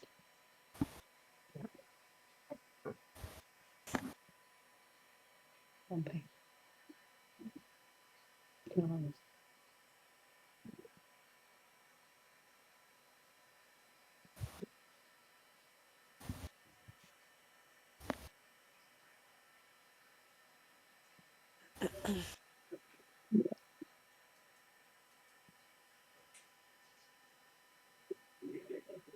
You're not going to pay her no pump. So, It's just me. You use your kind of bonus on reaction to give you an attack. Otherwise, you can't attack.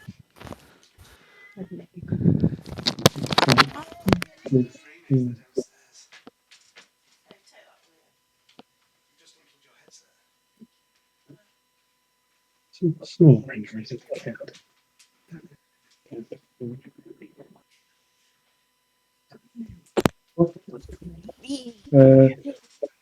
We're ready to get ambushed by snakes. Flying snake. Better than a zombie T-Rex. Probably.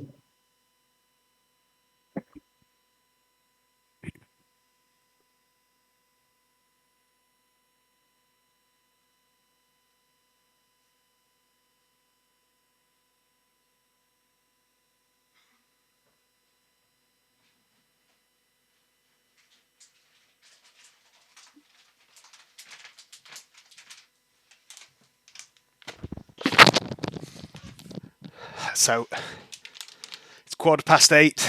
That means just one thing in the Bacon household. It's time for Chewie's Dreamies. She'll be here any minute. She's liked it. Yeah, she's She'll be back. She's eating actual cat food. But she will be here very shortly for her Dreamies. Okay. The snakes! They're coming! You can see them! There's a swarm of them! Oh, they look like winged, slithery, bitey bastards. It's the top of the round. It's Ducal. What are you going to do about these goddamn snakes on this goddamn airship, Ducal?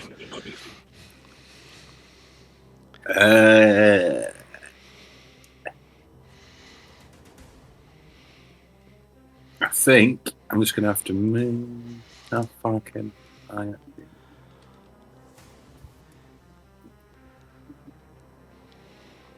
How do I get up top there?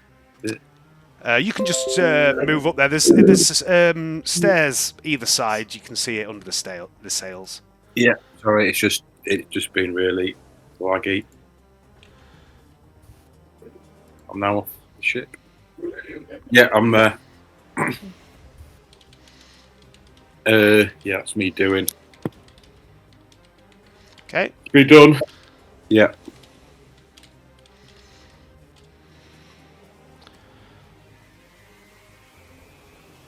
Oh dear. Yes. What have I done? There we go.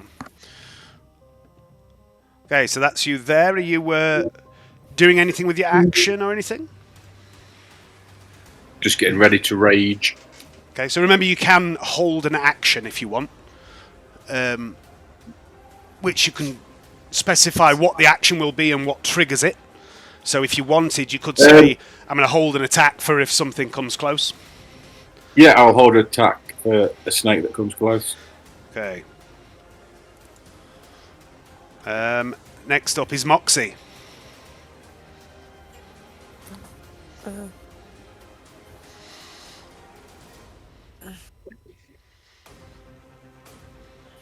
So what's happened?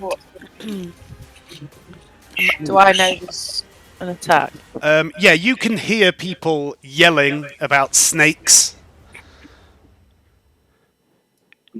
Alright, so I'll take the stairs, I guess. All right. There's a lot of snake-related chatter up here. So what's that? How much have you moved to there? To the top of the stairs, I mean. Where was I? 1, 2, 4. 4. Okay, so then that puts you over on this map there. Mm-hmm.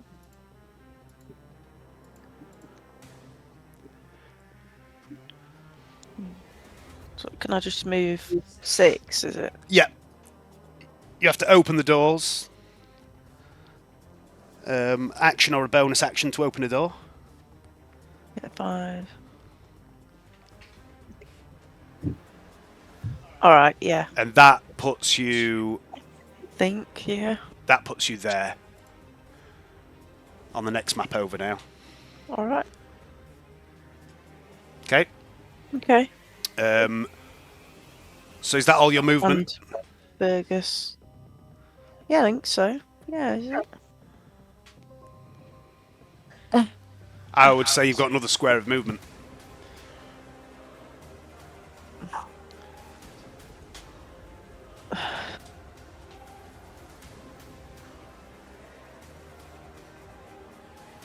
That's going to be clambering up and over the handrail, which you can do if you'd like, but I will ask for a test. No. How do I? So there's a Get set of up like stairs an just old next to you person. there. There's a set of stairs there. Yeah. So you can move on to there for the last square of movement. All right. Yeah. You probably can see the snakes coming from there as well, even though you're like on a lower floor. Yeah. They're up in the air, so you can see the snakes. Oh my. Up the snakes. Oh. You doing anything for your action? Ready a weapon? Yeah. What weapon are you readying? What do I even use? What have you got? I don't know. Well, you should. I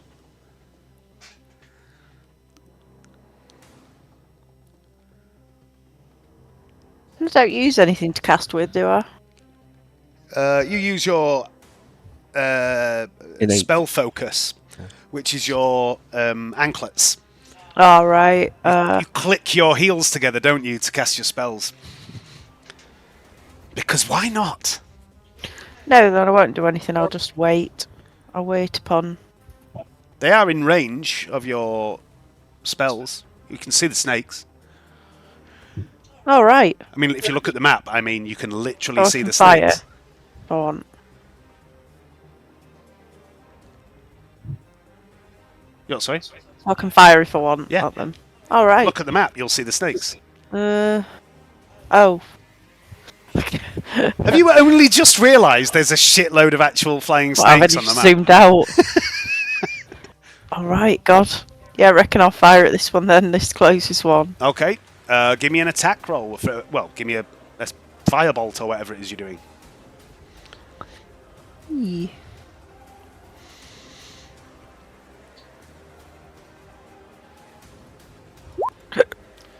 That's a hit. Roll damage.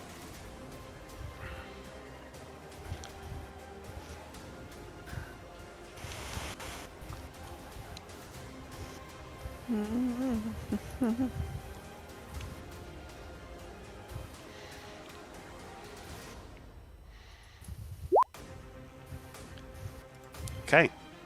3 fire damage. Wow. Imagine if you'd leveled up, Moxie. Imagine if you'd leveled up and I your didn't firebolt know. had become more powerful. You forgot to tell me. Yes. That wouldn't have actually happened. Your firebolt wouldn't be any more fault. powerful. So it's always Got my it. fault.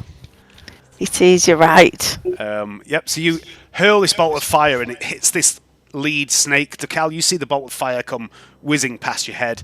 The snake is charred, but it's still coming. Tabitha, you're at the back of the ship. You're currently holding the ship steady.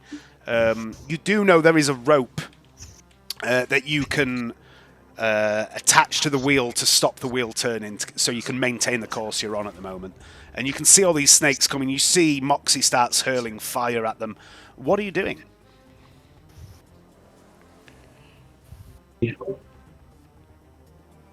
So I was thinking, Dave, is there any way I can, perhaps, because I've got charisma, I didn't know whether it would be worth. I mean, I'm having this conversation with you because you told me not to have this conversation with James. Yep. Ignore him and his beard. So I did wonder if it was too outlandish of me to think that I could potentially get myself amongst them as closely as possible and try and charm somehow. You want to try and schmooze a snake? Yeah, potentially. I mean, does anybody know anything about the snakes? Do we know anything about snakes? Are they violent? Make a They look nature violent. check. Make a nature check for me. Because what I'm thinking is, because you did say, Dave, that we're going to have 3 encounters tonight, and only one of them is going to be in combat, and I didn't know whether the snakes would be one of those. Wee. I like your thinking. I didn't know if potentially snakes were just flying by, going somewhere else, headed south for the winter. They're migrating snakes. Yeah. Perhaps so. What did you want me to do, Dave? A Sorry. nature check. Let's have a nature check to see if you know anything about flying snakes. Bear with. You do have inspiration as well if you want to re-roll. Do I? Yeah. What's this, Chewie? It's a giant bag of treats. Can I re-roll? You've only rolled a 7 plus 1. Is it... If you roll with inspiration, do you just choose the best? Well, inspiration either gives you a re-roll or gives you advantage, and you can choose when to use it. But Yeah. Can I use my inspiration? Yeah, to first of re-roll? all, you wait and see if it's passed or not. You know, you don't Yeah. know how Yes, hard it's of going to be to course. pass, right? So I mean, I don't know if it's passed or not. If you don't know, who does? Sorry, I'm just getting attacked by the cat who's desperate for a treat. Here you go, look. Here they are. That's it. Dance for your treats, Chewie. Dance for them. Earn them.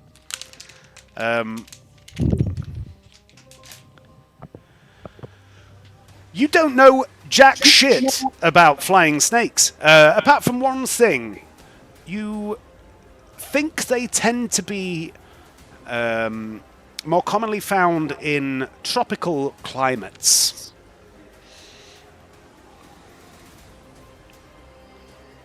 Is it worth doing a re-roll to find out more, potentially?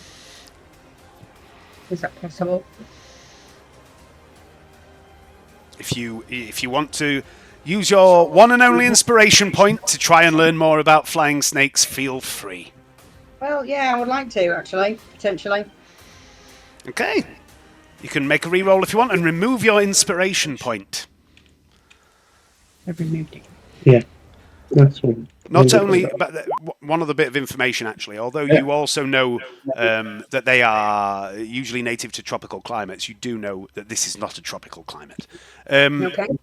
They seem a little out of place. You do know that there are certain parts of the world that certain tribes and cultures have domesticated flying snakes to have them serve as messengers, delivering scrolls and the like. You know they can be venomous. You don't know much else about them, even with that 16. There's not a lot to know about them. They're just flying snakes. But these ones definitely seem out of place. They don't belong here. You're certain of that. Okay, so can I do that? Can I go out? Can I somehow go? I can't communicate with them, can I? I mean, you can try. You can talk to a snake. I talk to my cat all the time. She just doesn't listen.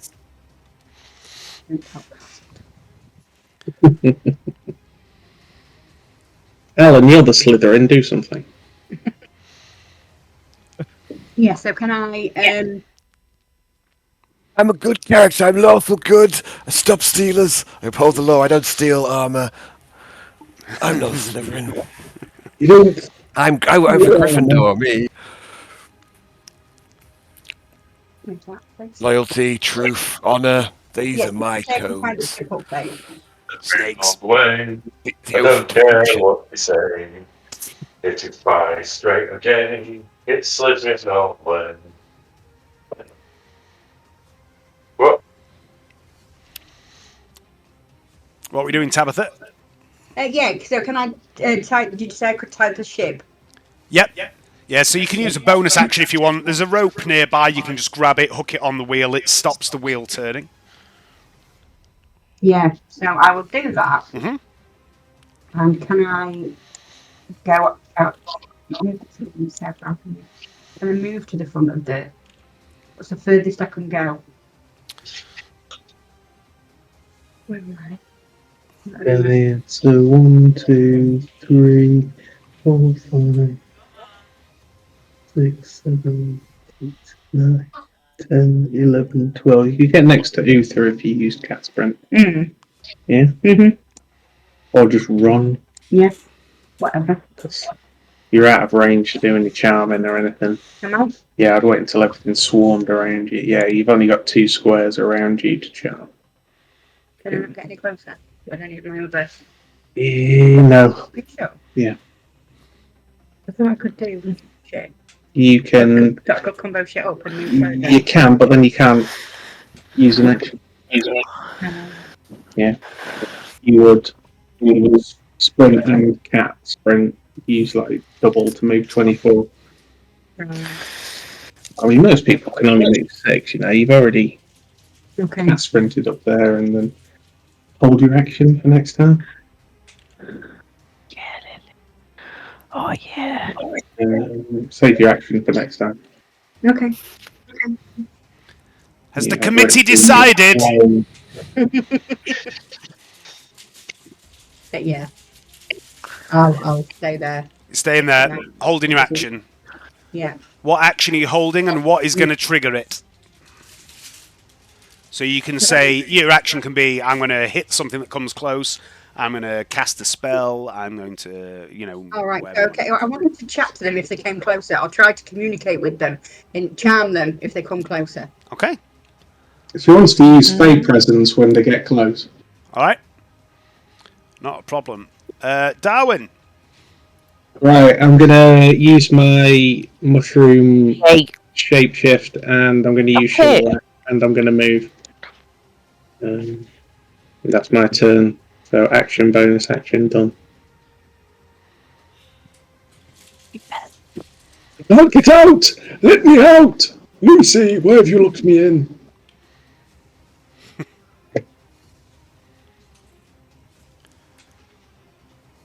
What? The door's open. The way is clear. You should be able to open that door, Darwin. Cannot leave. What's wrong with you, man? It's just a normal door. Oh, yes, Go I on. can. Get out. 1, 2, You need to turn 3, sideways. 4, Shell 5, pushes on sides. 6. Okay. All right, I'm just going to move you over to the other deck because that's more of a combat deck. Cheers.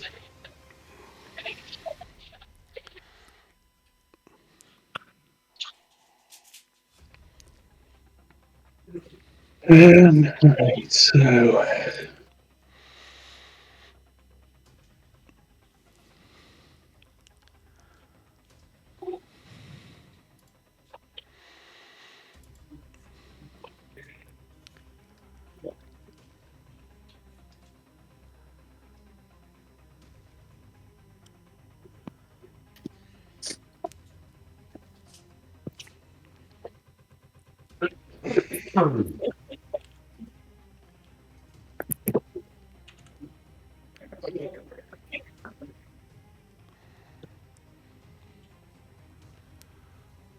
can I have a nature roll, Dave? See if there's any way I can negotiate with the snakes. Any food that they would like.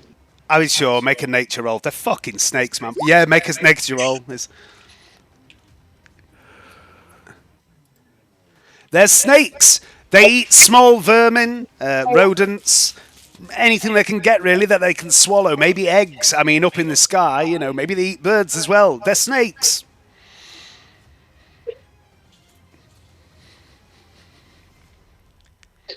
We have snake wives.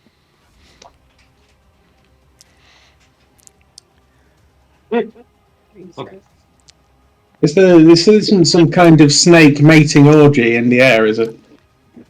Do they come from Yeah. Snake Town? Yeah. I can smell snake oil. Yeah, they're definitely from Snake Hole, Alan.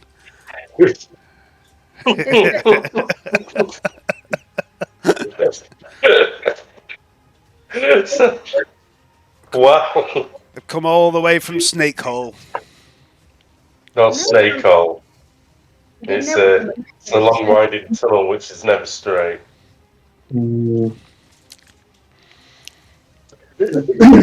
Yeah, I don't know if we've got a map. Have we got a map of Forgotten Realms that's detailed enough to? Sure. I mean, yeah, let's stop and have a look at the map in the middle of the fight with all the snakes. Yeah, all right. The map is back in map is back in Lucy's quarters that you just left. Okay, but I did read the map, being the navigator. Okay, and I am a wanderer, so I have an excellent memory for maps and geography, and can always recall the general layout of terrain settlements and other features around me. Exactly. Okay, are we close enough to Snake Hill for it to make a different Serpent Hill to make a difference? Are you close enough to what? Sorry. Serpent Hill. Serpent Hill. You give me too much credit, James. They're just snakes. Okay, next. Well, true. Where the fuck is Serpent Hill? I don't even know. Hang on, let me make something up. Some races use them. I thought maybe this is some kind of UNT assault. Hang on, I'm going to have to look now. Just where is Serpent Hill? There is definitely Serpent Hill because I spotted it. Yeah, I have no idea where it is. You've done better than me. Okay, I'm going to put everyone on the map so you can help me find Serpent Hill. This is like It's on Great Skull, right next to Snake Mountain, but it's like Skeletor's younger brother. It's in Hayden's game, Snake Hill. I'm going to put Snake Hill on the map. Snake Hill. Serpent Hills. So it's near the. It's to the right of Trollback Forest. So then there's the high something, and then Serpent Hills. Oh yeah. Oh yeah. I see. I mean, we're a long way from there. We're probably about there. Like you said, they were lost. Yeah, I didn't say they were lost. They're 540 miles from Serpent Hills, Ducal. It's a long way. You know, maybe it's a coincidence though, Darwin. They're just fucking flying snakes. Coincidence or something more sinister? Maybe. It could be either. What do you think? Just trying to make sense of the ramblings of an old paladin.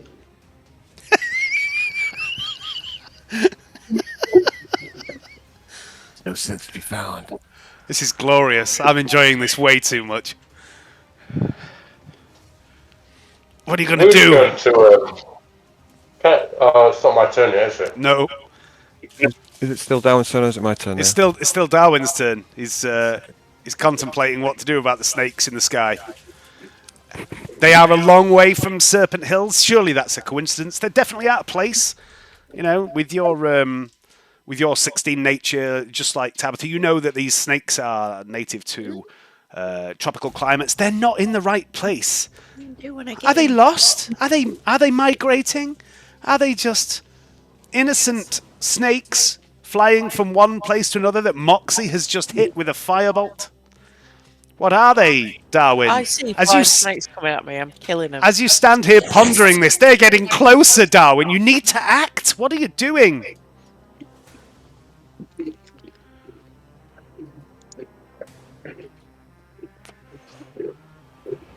What, my turn? Still your turn, yeah. Ages ago, I said I'm using Wild Shape, and I'm using Shillalak, and I moved 6. I missed that totally. Sorry, I got... And then I did a nature roll to see if there was some way I could... I think I lost my mind while everyone started to fixate on the origin of the snakes. I mean, these were conjured by Alan's mind. That's clearly what's happening here. Uther. Dave. Yes. Can I make a nature roll, please? Yes, you can. I mean, if you think that I didn't think you were going to say that, then you're wrong. You're also a cunt. But you can, by all means, make a nature roll as you ponder the universe. You know. Please make a nature roll. 17. Dave. You know a bit more. You know. What have I learned? Have I learned any fresh data on the snakes? You do have fresh data on the snakes. You notice that there's 2 different colours of snakes, and if you look at the map carefully, you'll see that as well. Some of them are a greenish brown, and some of them are a brownish green. What does that mean? Well, I took a fucking I don't know. 17. I'm a fucking druid. He's outrolled you. Don't fucking shit Just your kill pants. Rob. You think that maybe there's a mixture of male and female snakes here. You think that the brownish ones, they look like they've got a bit of red in there. They might be the female ones. Okay, thank you. Fucking I'm riffing on flying snakes now. The juices are flowing. Let's go. I'll cast Bless for my action on myself, Ducal, and Wu. Bless on I'll Uther, bless them. Ducal, and Wu. Cool. Please. Yeah, I'll move to here and yeah. So you guys I'll- have... Is it plus I'll 4 point to those. saving throws? So it's I think it's plus D4 to attack rolls. Cool. I'll link it in the chat. Is Wu Yeah. still alive? Can we get him to Yeah. open the rope and the portal? Don't flee the snakes, Darwin. We can take them. I think they're just shagging. Dear. Okay, so you've blessed. Anything else, Uther? Yes, I'll move here and I'll point to those brown ones. I think those are the female snakes. And I'll just impart my additional knowledge to the. Oh, you have a good eye, Brother Paladin. Oh, And yeah, your name transfer. Yeah, so D4 to attacks or Or saving throws. saving throws. Now it's my turn. Yeah, for the next minute as well, which is pretty cool. All right, Is it me? now it's you, Wu. Would you like to see what you know about snakes, Wu? Wu doesn't mind what he knows about snakes. Cool. Wu looks at Uther. Wu looks at everybody else. Wu looks at the snakes.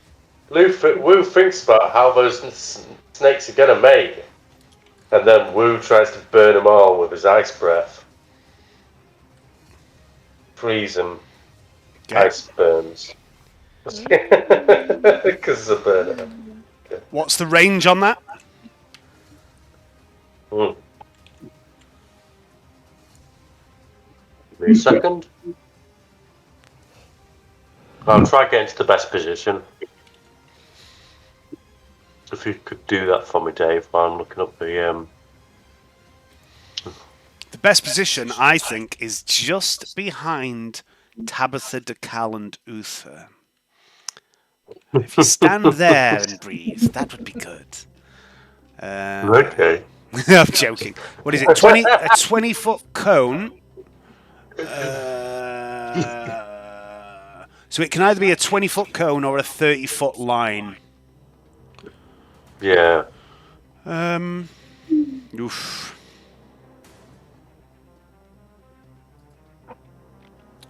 What's your move? Is it 30, same as everyone else? No, it's 50. 10, 15, 20, 25, 30.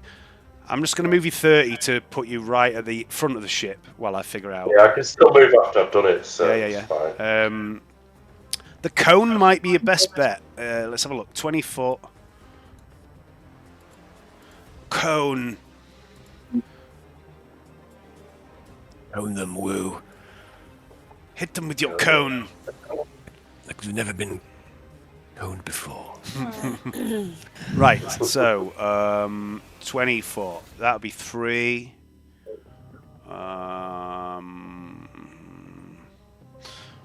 There is 1, 6.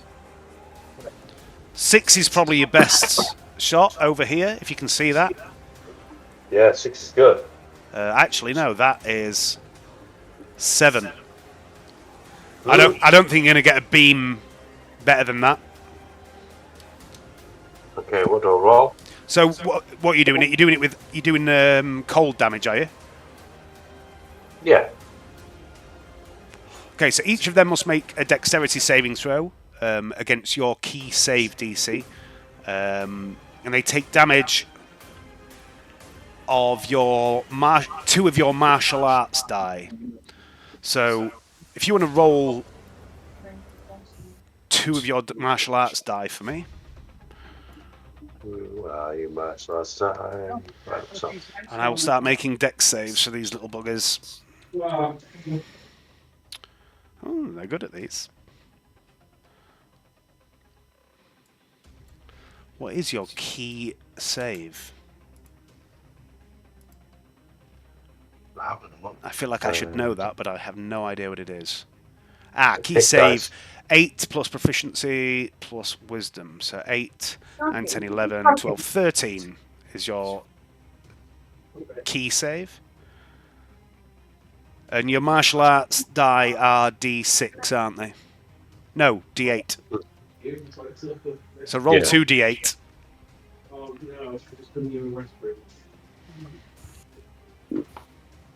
And I'm going to start at the top, going top down, left to right. So 13. So I need a 9 or more. So you've done 10 damage.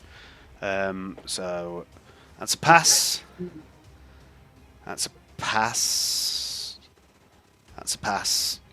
That's a pass. That's a pass. That's a pass. They all pass their dex saves. So they all take half damage, which is 5.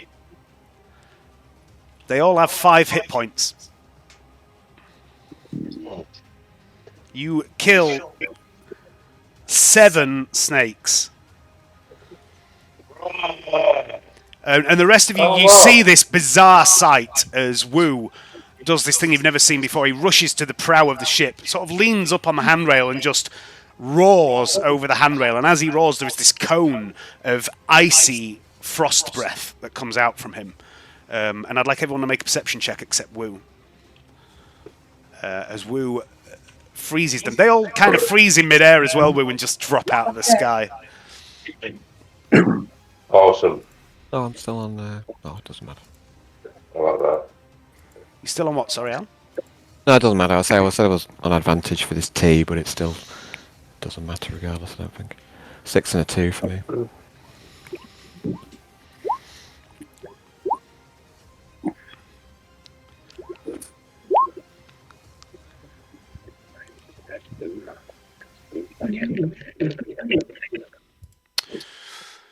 Okay. I'm going to throw a thrown dagger at the one bonus action. Okay. You can't do that. Oh, fair enough. No, you can only use a bonus action to attack if you've used your action to attack. Fair enough. Yeah. Sorry. Which you haven't. You've used it to do your breath, haven't you? So, Alison, I'm sending you a message in Facebook Messenger.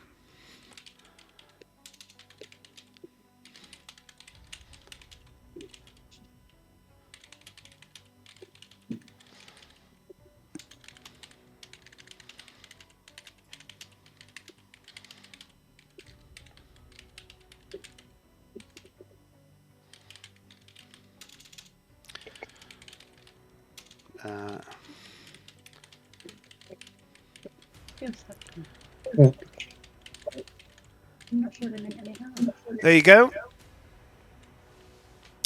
Is that you done, Wu? Yeah, that's me. It's the snake's turn. Ah, snakes.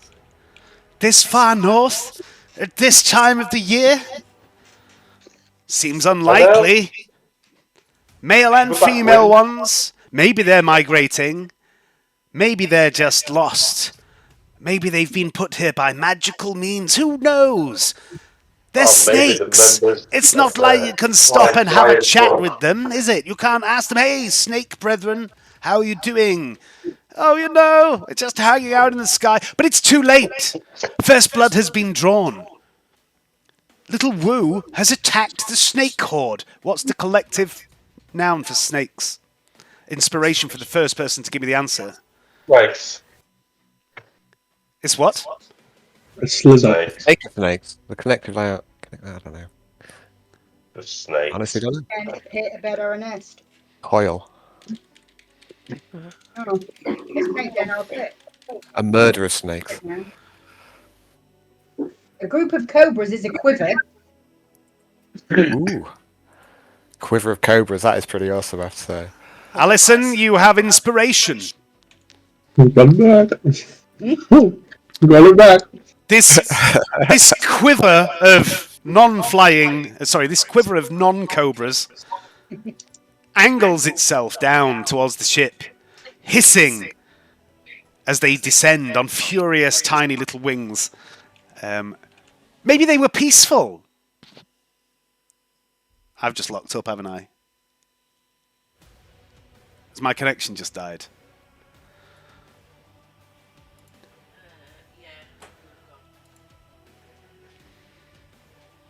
Are you still on?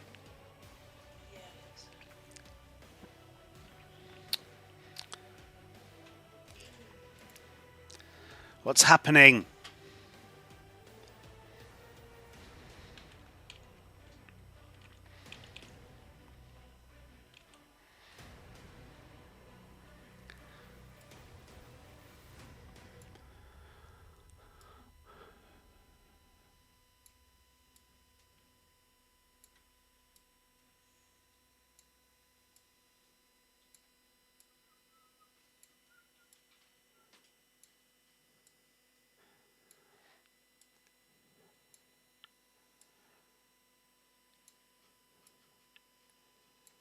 Just tell him my Discord's died, Leanne.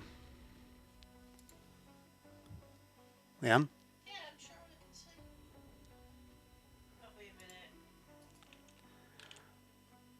Dave can be repressed by Discord. I don't know what happened there. How dare it? Doesn't it know I'm the DM? 5, 10, 15, 20, 25, 30, 35, 40. Yeah, loads of room. So, as I was saying before I was rudely interrupted, the snakes swarm towards you. Maybe they were innocent. Maybe they were harmless. Maybe they were just passing by. But war has been declared by Wu and Moxie. They're quite clearly coming for us. Don't trust the snakes. Don't let him trick you. They're always bad snakes. Exactly. The only good snake is a dead snake. Exactly. Oh, look. Woe is you. The snakes. They look hungry. Oh. Oh, snake brethren, come closer. They swarm your entire party.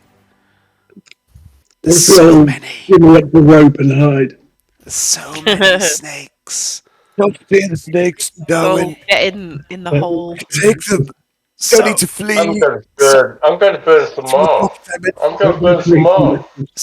There's so many snakes, and most of them seem to be going for Wu and Moxie. Ah! And I'm now going to do a great many attacks against Wu. So this will be 1, 2, 3, 4, 5, 6, 7 attacks. 7 snake attacks against Wu. And they'll all be at advantage. What's your AC, Wu? I think we should make a pub in the pocket dimension, Darwin. Maybe serve food. What's your AC, Darwin? Wu, sorry.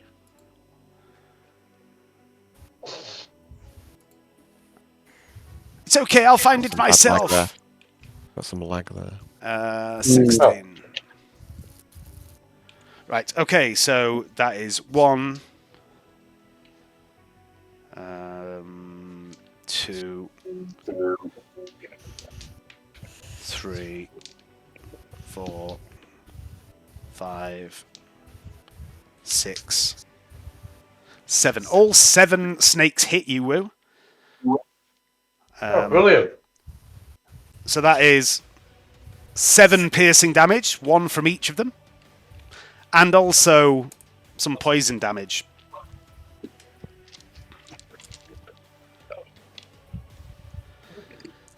That's nice. That is...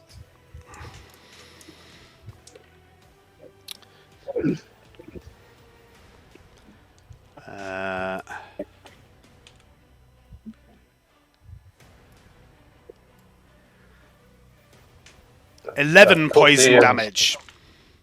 Wow, that puts me on 6 wounds left. Oh no, 176. Okay, so that's the ones on you. Decal, did you say you wanted to do your attack of opportunity? I say, yeah. Do I do it as soon as they show up, or is there Yep. an order? Now you can do it now if you want. Okay, okay.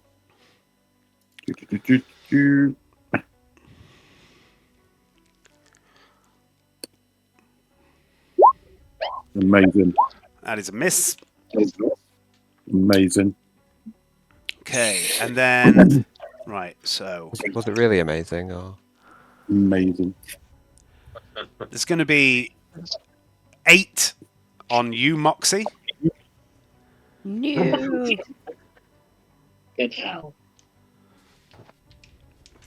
That's 1, 2, 3, 4, 5, 6, 7, 8. They all hit you.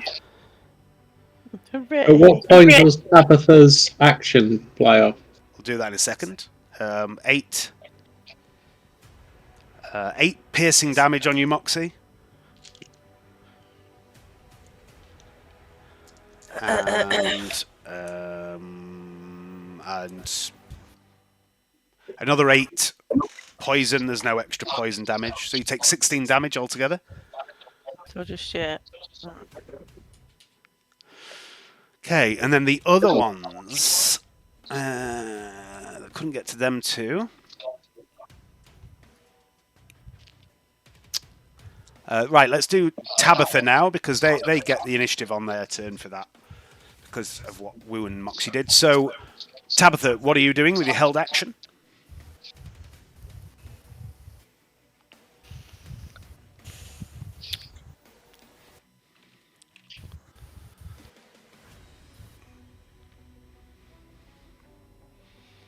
you muted, mate? I don't know if you want to be muted. Muted. Did you want to be muted? Oh, no. I feel it's unnecessary that we angered them. But yeah, so I will now try and make them scared of me. But violence is never the answer. There's no peace to be had with the snakes, Tabitha. Sometimes violence is the answer. So you're using Fey Presence. Mm-hmm. Okay, so this is a 10-foot cube. Right, I'm in the best position to do that.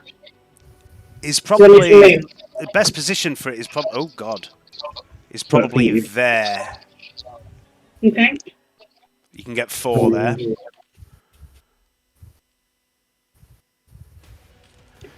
Okay, so these guys have to make a wisdom saving throw. Snakes are well known for high levels of wisdom. It's often said in the distant desert caravans of Amn, ooh, that Brian, he's as wise as a snake, that one. Let's see. Quite reasonable. Yeah. What? The wisdom. Probably higher than half the parties. It's funny because it's true. What, are you talking about snake wisdom? I think a snake's wise to me, Dave. That's what I'm saying. Yeah. What's Tabitha's spell save DC? 8 to 15. 15. Is this my action in my previous turn? Yes. Because I held it. Yeah. Mm-hmm. Right. Are you trying to make them afraid of you or charmed by you? Well, I don't think I'm going to have a lot of luck with them being charmed, am I? I mean, So, it's irrelevant. It doesn't matter which you pick. Which you pick is just how they react if they fail their save. Yeah, I think I'm going to have to go fear. Okay. One of the snakes flees. Or begins to, anyway. The others don't seem particularly bothered. Right, so that was... Can the Eldritch Blast? Blast. So, the snakes. I need to continue with my snake onslaught. There's going to be 1, 2, There's going to be 2 on Uther. Uther, I'm snaking you. You have been bitten thusly. 24 and 21, Uther. Do they hit? Yeah, they're both hit. Yeah, Okay, they're both hit. so that is 2 piercing and just another 2 poison. No extra poison. And then there's going to be another 1, 2... 2 on Ducal.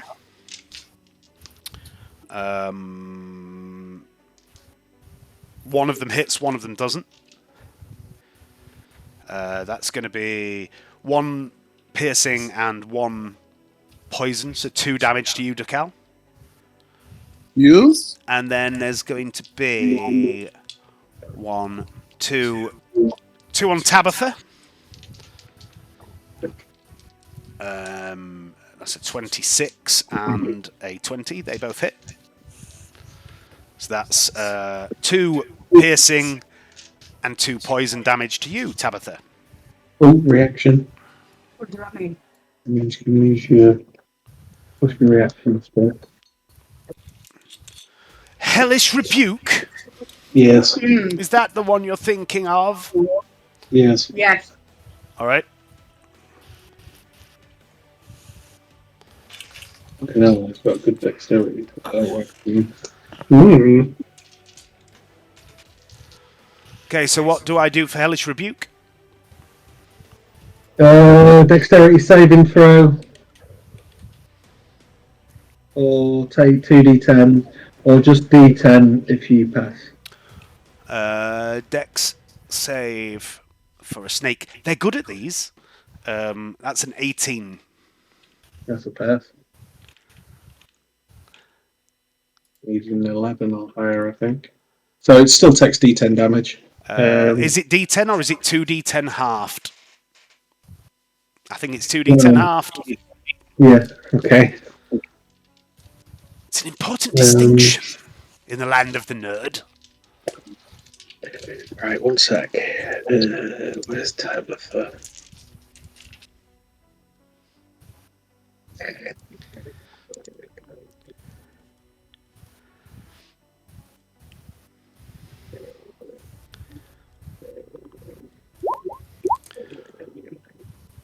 Eight. Okay, so Only 4. Tabitha gets bitten by one of these snakes and she somehow, through some mysterious means, seems to ignite this snake. And it burns, collapsing to the deck where its thin membranous wings shrivel up like cling film.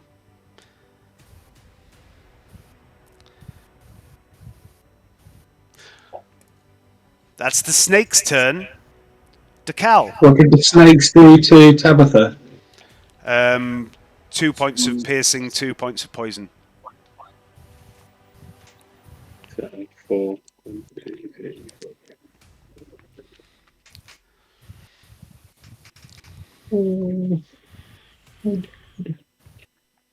What's that, Moxie? Are you only on 2 hit points? Imagine if you'd leveled up, you'd have more hit points.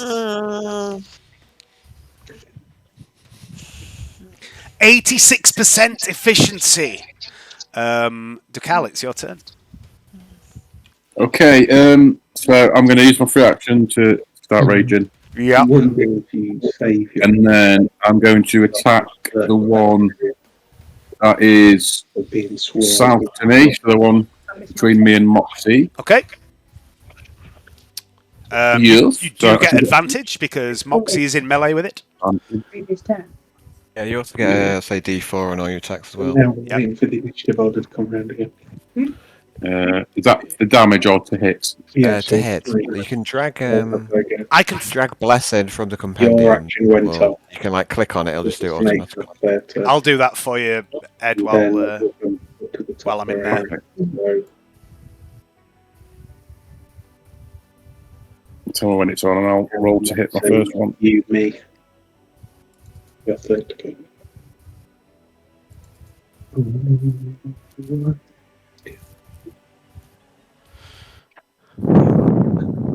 Thinking about blue cheese. Can cats eat blue cheese? Right. You doubt we can eat it or you don't like it?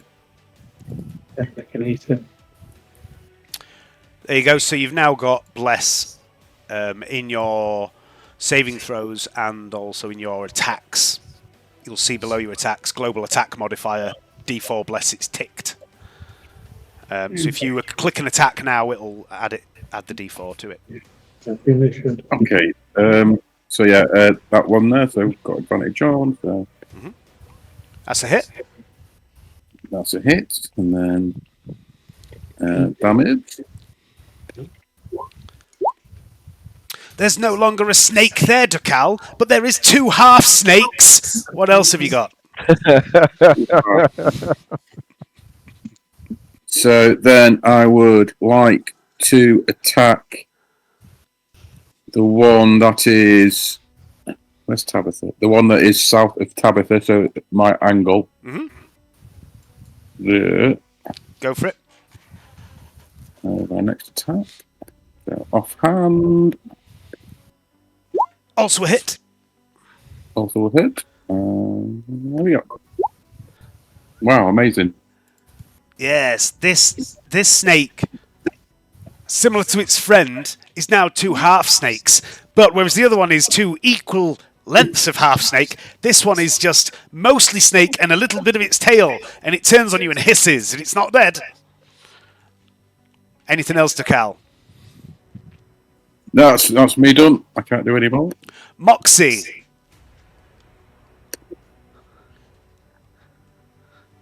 Come on, Hayden, wake up. Oh, it's not Hayden. It's not Hayden. It's Leanne that's asleep. What was I? It's you, surrounded in snakes.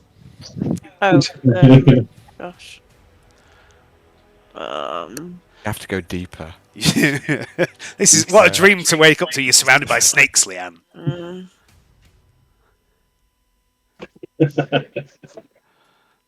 Oh no. On the dream, there are snakes on the Run plane. away! Not the bees! Not the bees! That doesn't make sense. You know. Is everyone else gonna like run up to help? They're all in there with you. You're all there, surrounded by snakes. Oh God, what am I gonna do? I'm gonna die, aren't I? Yes.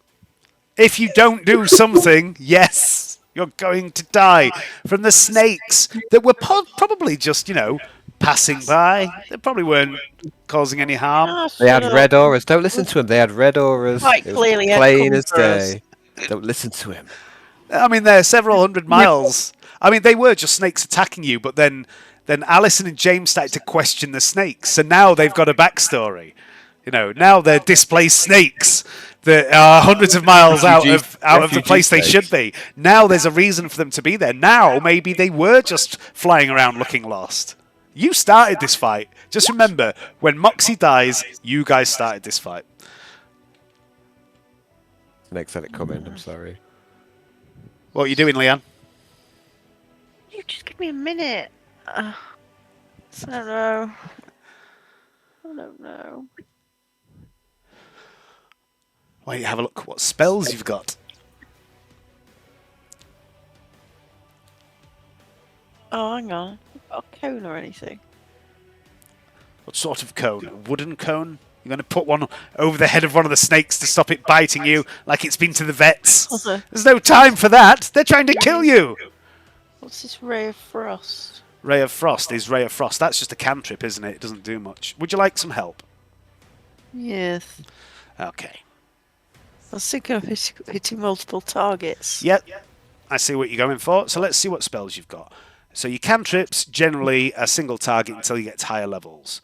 Witch Bolt is also higher level. Mage Armor, Magic Missile. The only thing you've got that can hit multiple things is Magic Missile. When you cast it, it casts 3 bolts. You can specify a target for each one. You don't roll to hit, they automatically hit. They do D4 damage each. If you cast it at 2nd level, it does an extra bolt. That's the only The thing magic you've got. missile. Yeah. That's the magic missile, yo. Ah. D4 plus 1 damage. It does. You can direct them all against a single target, or you can direct them at individual targets. Only figure anyway, aren't Hmm?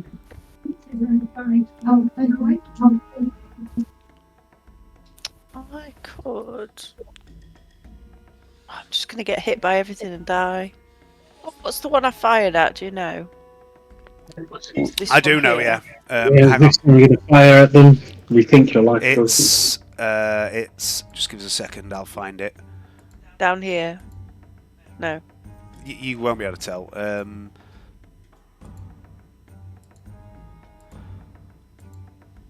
I can't tell either. It's one that's already dead. It's one of the ones that Hayden destroyed. Oh, okay. Oh my goodness. I may as well hit 3 targets. Okay, just casting it at level 1. Yeah. All right. Designate your 3 targets. Tell me which ones you're aiming at. One to my.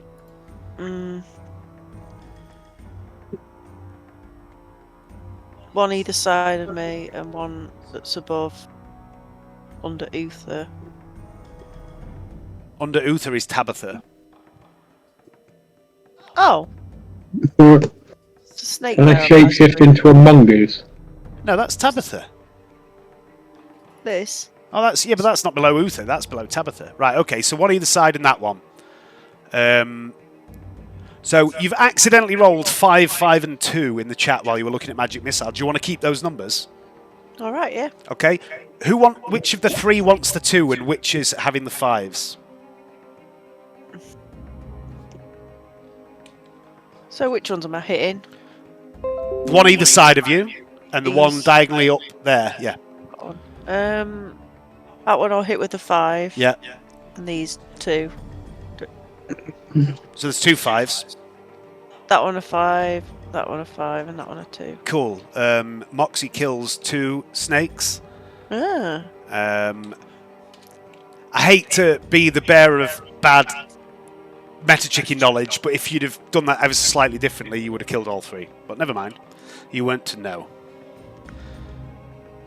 Okay, that's your turn. Anything else? You've still got a bonus action. Can I move? You can move, but you will get attacks of opportunity I'll against you. stay here. I'll just stay then. Okay. Yeah. Is that you done? Mhm. Tabitha. She's just outside at the moment. Okay. Back in a moment. I shall come back then. Darwin.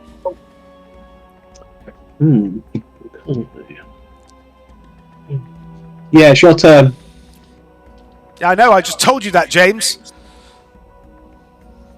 She says, I'll just Eldritch Blast the bastard. Eldritch Blast. Mm-hmm.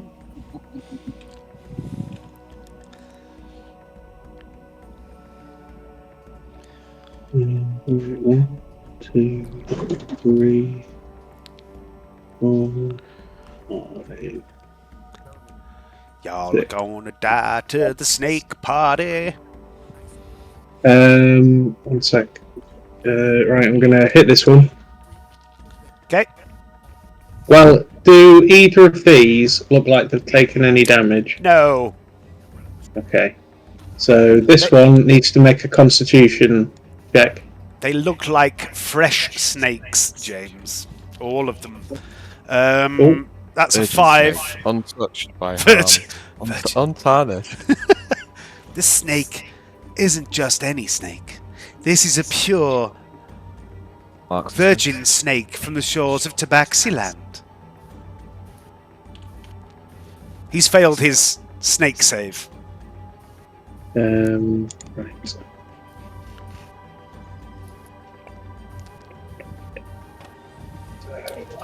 There is.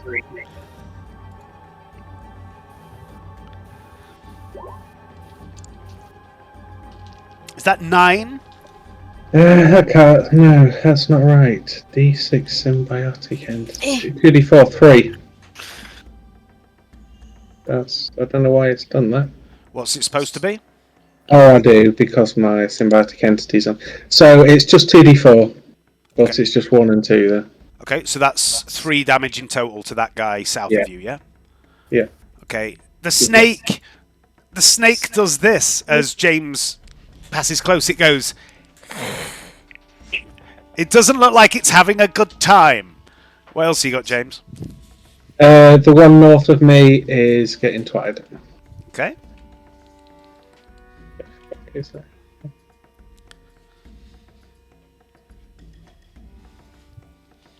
No, good enough. 10 misses, unfortunately. You flail wildly at the snakes. They are wily, they are airborne, and they are small. It's understandable that you can't hit them. Hang on, Dave. I'm going to fucking reroll that with my inspiration. It's a good use of yes. inspiration. Yes, well done, James. It's not frivolous at all. You're frivolous, Dave. I know. This is my new technique as GM in this game, by the way. I'm just going to mock you all Oh constantly. my god! Ah! Oh, you've almost hit yourself. No, you missed the snake. Better than last time. With a 13, unfortunately. Anything else, Darwin? No. Uther, you're outnumbered by Anyway, snakes. it's Alison's go. Oh yeah, Alison. Sorry, let's do Tabitha's. We skipped Tabitha, didn't we? I forgot. Yeah, where am I? Show me where I am. Can I Eldritch Blast from there? Is she in combat with anyone, Dave? She is in combat with this one snake. This one gave Tabitha a bit of a bite. So you could shoot it if you used inspiration. No. Oh. Shoot it and use inspiration to negate the negative because you're in combat with it. Alright, I see. Yeah, do that then. So it's just a standard attack then. No, let me do it. So how do I do it on here?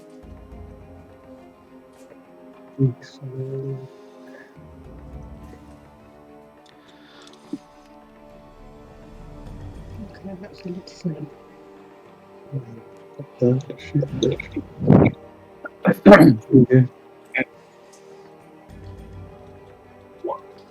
That's a hit. That's on this one south of Darwin, yeah? It does 9 damage actually because there's +5 damage to it. It's more than enough. Yeah. That's another dead flying snake, Tabitha. Anything else? There's nothing else I can do, is there? I think so. Don't know. Okay. Run away. Run away. Bit late then. Just keep fighting the snakes. Is that you done? Is that you done? Oh no, actually I will run away. You'll run away, will you? Yeah. Yeah.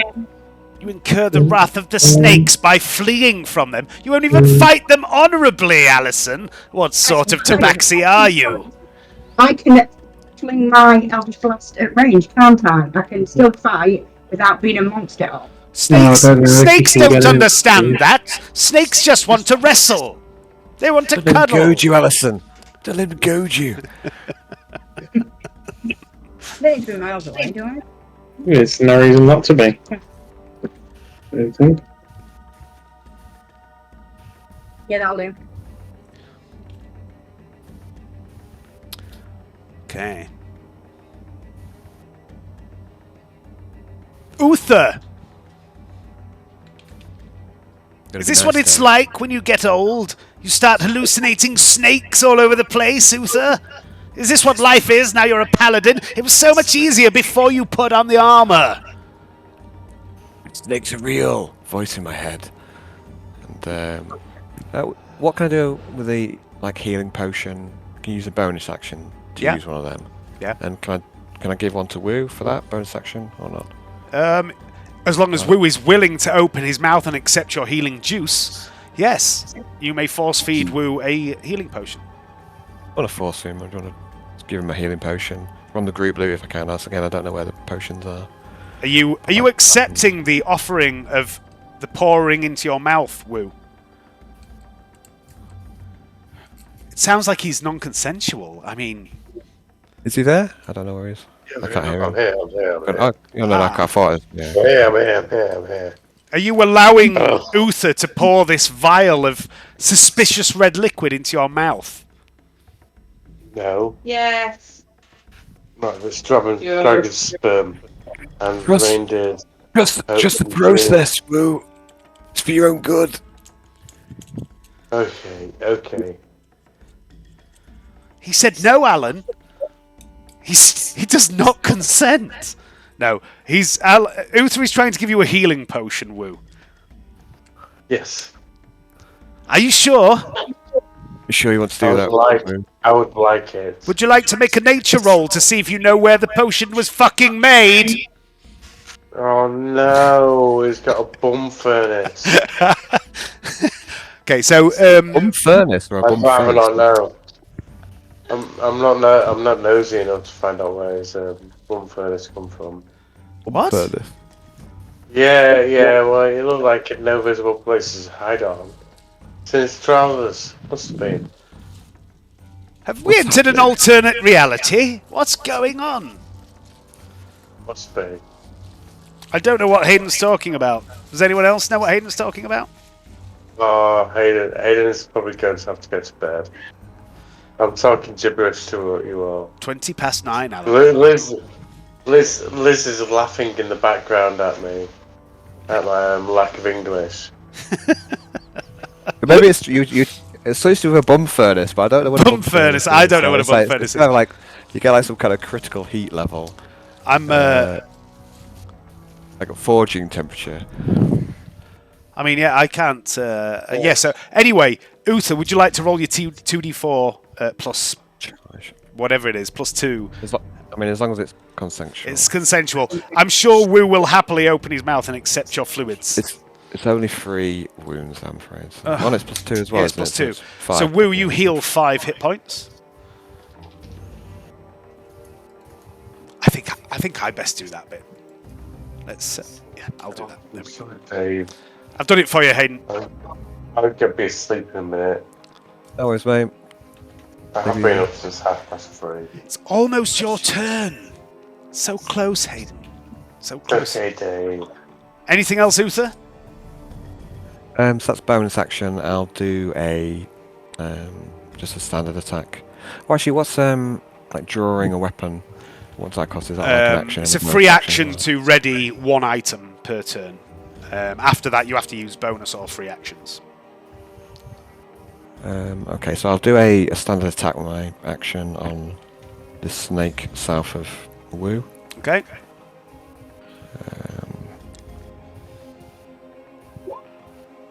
That's a hit. And that is a dead snake. Hey, actually, no, I'd use my bonus action, so I can't use the bonus attack.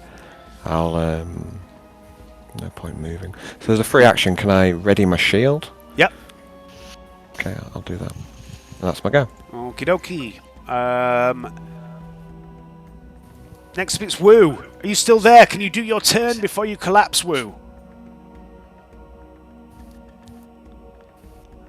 Oh, it was going so well. We've lost him.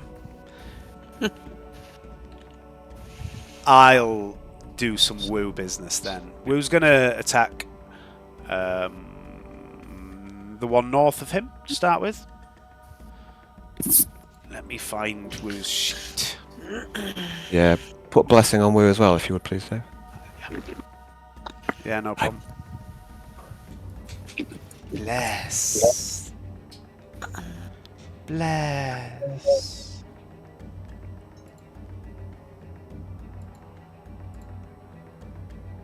Oh, it hasn't worked. Oh no, it has. It just hasn't worked on saving throws for some reason.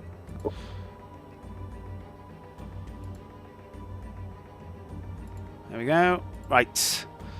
Yeah, he is blessed. He's going to punch this first one in the face. Whack. Yeah. Smack. That's exactly how much he needed to kill this little snaky bugger.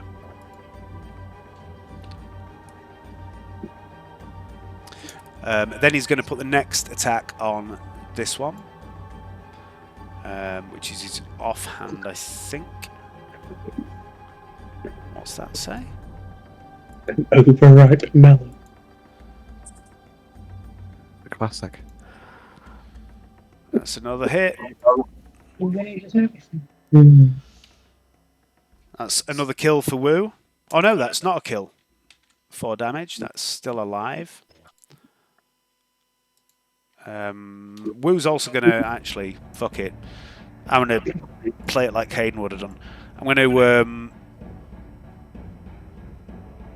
flurry of blows. So he gets an extra attack, which he's going to put on that one again. Which will kill it. And what is second wind? No, you can't do that. Alright, that's Wu's turn. Then it's the snakes. This one's going to attack Wu.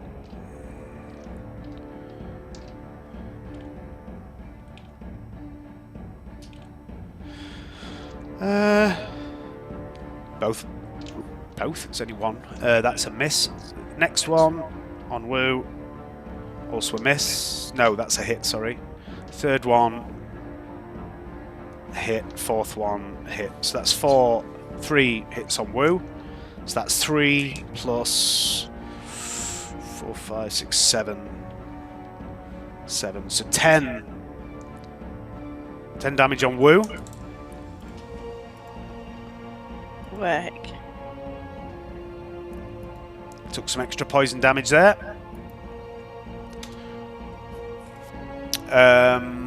That's those 4 done. This one's gonna move in. 2 on Darwin. Don't get advantage though. One of them is a 19, Darwin. Does that hit?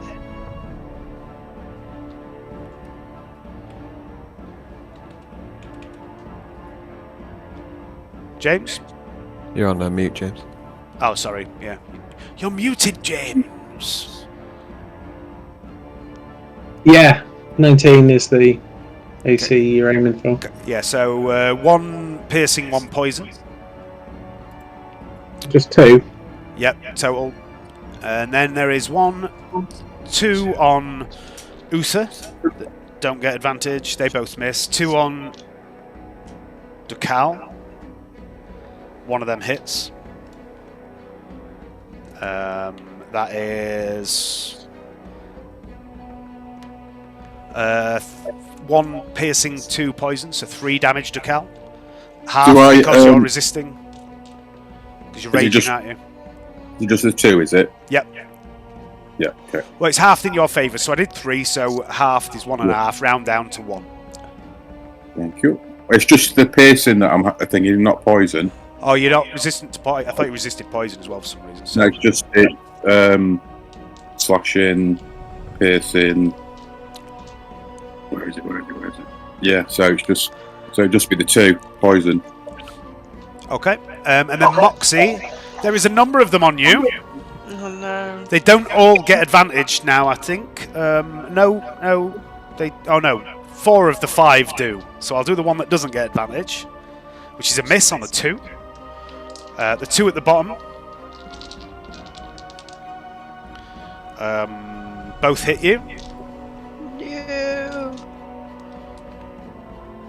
That's gonna be enough to kill you. Yeah. That puts you on 0 hit points. If you'd like to remove your hit points, please. What did you do at the weekend, Dave? Oh, I killed my wife. No. Snakes and venom. But because I'm not an absolutely massive, I'm not gonna.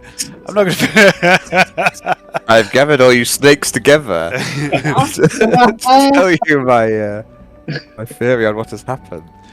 I'm not a total arsehole, so I'm not gonna have the snakes attack Moxie while she's down. So these They're not two, they're not griefy snakes. they're not is that what griefy you're telling me? snakes. Yeah, No. they're just defending themselves. These other two are going to attack Ducal. That is a 18 and a 7. The 18 hits, doesn't it? It does, mate. Yeah. So that is 1 piercing, 1 poison damage. Just the one then.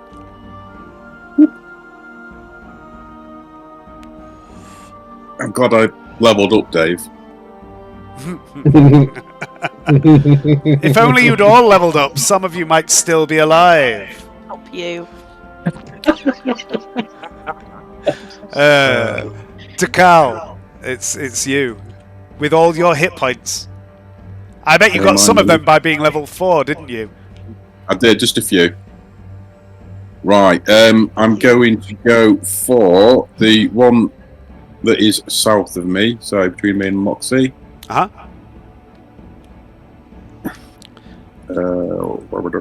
So this is my main hand.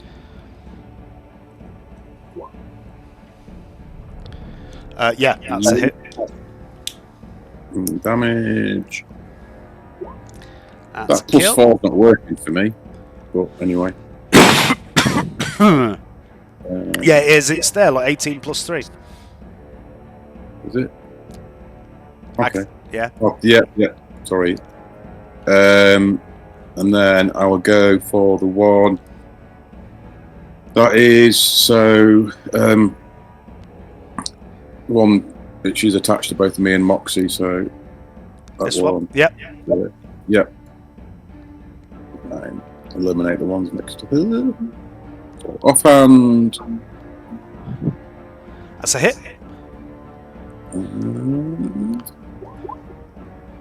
That's another dead snake. Yeah, I can't move her out, so I'll just stay there. Okay. Moxie, would you be so kind as to make a death saving throw, please? On your character sheet there, look. You see what it says? Death saves. Down. Right. Oh yeah. That's a fail, Moxie. I'd like you to tick one of the boxes that says failure. That's it. Failure. Moxie's slowly dying from the poison of these innocent migratory snakes. They're just off course. They were innocent. Stop it. They were blown off course by a strange gust of magical wind. They're here by no fault of their own, but you're just... Did I tell you they're endangered?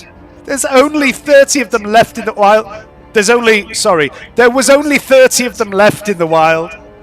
Kill them all. They shouldn't have had red auras if they were friendly. Hey, this isn't my fault. I mean... Tabitha. Oops.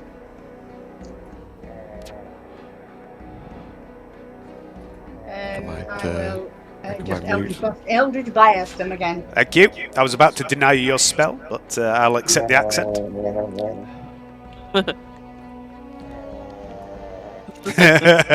That's the sound of an Eldritch Blast being unleashed in the background there. Sounds an oppressive accent. Oh yeah. It's a heavy burden for the blaster.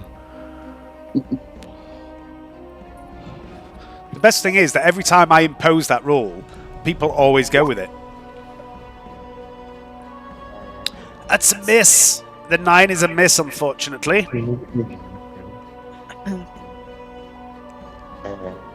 Anything else, Tabitha?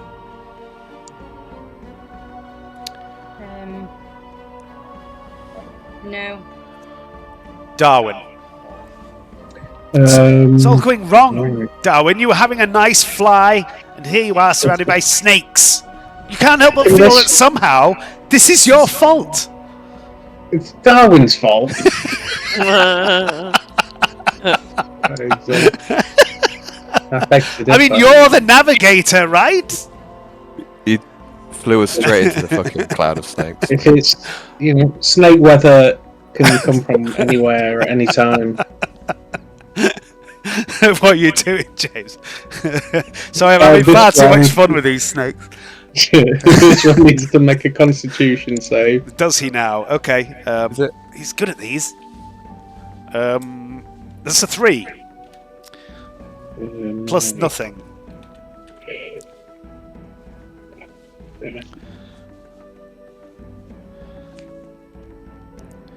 Was that this one next to you? No, the one. Yeah, that one. Okay. Give me some Right, damage. One moment. Do want that on. Do want that. That's a lot of damage. Oh, that's good. Max. Max or death. Max 4 damage. That's a dead snake. The snake, actually, what happens is it turns to bite you and it kind of like descends its jaw as if it's about to sink its little mouth into your shin, and then you just, this cloud of spores just falls on it and it just kind of inhales a load and goes, just chokes to death on all the spores. Just lands on your foot. Marvelous. And the one to the left-hand side of me, Okay. in Shillelect, that's a hit, It is a hit. and it takes 16 damage. It does not. It takes 5 and dies. Okay. And then I am going to cast Healing Word on Moxie. Ooh. Okay. There you go, heal 5. There you go. Oh, Suddenly Thank come round, you. Moxie. You're still being bitten repeatedly by snakes. They're all over the place. Don't worry, this can last for another 6 turns, Moxie. oh god. we just over and over again. What's that? What's that? There's Kill no the druid! escaping I understand. I understand the instructions. Kill the druid. He's made himself a target. Anything else, Darwin? Use this. Then I'll move down there as well. Okay. And use this time to think on why you shouldn't fireball innocent snakes. Okay. Uther. I'd like to feed Wu another consensual healing potion, please. as a He- bonus action from the He group refuses. chat. Does he? No, he doesn't. Please roll. I mean, I only do it if it is. He's like that. Like a naughty child. Yeah, please. 2d4 plus 2. No, that's 4 total, which is the minimum. Yeah, you're not having a lot of luck Give with those, are you? inspiration, Alan. Oh well. He may be resisted a little bit, so I'd like to make a move to here, please, and cast Lay on Hands on Moxie. Okay, cool. I use half of the total, which is 10. Okay, so Moxie, you regenerate 10 hit points. Ooh. And Thank you. I'll get hit when I move away, I think. From here to here. You will, yeah. I've dropped my D20. That is a 20. Yeah, that's enough. And he does 1 piercing, 1 poison. So I'd also like to ready my longsword as a free action. Cool. And that's my go. How many hit points did I get? 5? 10. I'm gonna Oh, turn back. 10. Well, you got 10 from Alan, and you got Yeah. whatever James did as well. Oh, nice. 10. What did James do? I can't remember. 5. 4, Five. 5. I think it's 5. So yes, 15 in total. Ah. Wu is going to again punch this one at the top.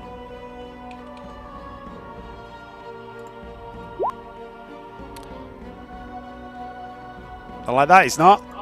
He's going to use a flurry of blows to do. Jesus Christ.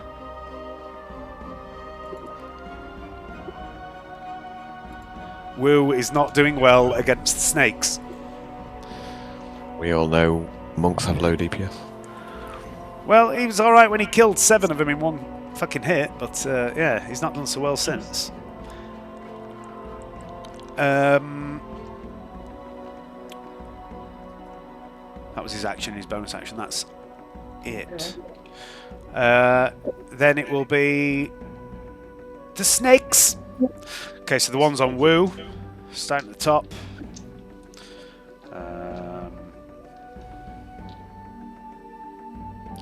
It's 1 hit, 2 hits,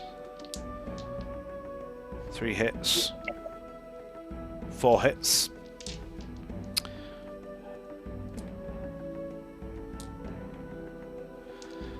Okay, so 8 damage total from Woo to Woo, which puts him on 0. He's down.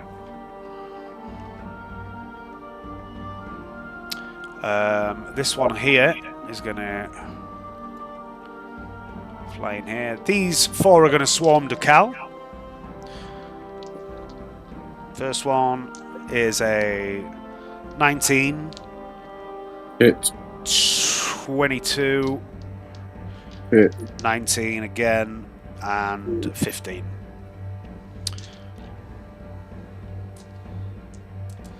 That is 4 piercing and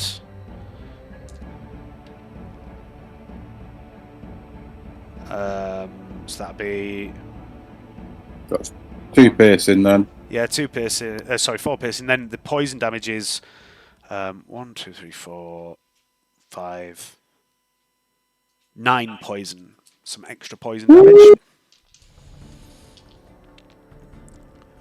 And then down at the bottom here, Leanne, is your health point thingy not working? You're not showing as having anything. What, sorry? Your hit points is showing as 0 on my screen. Oh, I've put them up to 15 on mine. Have you? I'll have a look in a minute. Right, first one on Darwin. Doesn't get advantage. That hits on a 20-something. Just 1 of each, Darwin. 1 poison, 1 piercing. Okay. And then I've dropped another fucking d20. I'm slowly running out. The other 2 on Moxie. I can see it now. I don't know why I couldn't before. First one on you, Moxie, is a miss. Second one is probably also a miss. 13. No, your AC's 11, isn't it? So that's a hit. Yeah. That's going to be extra damage. That's 3, 4 poison and 1 piercing.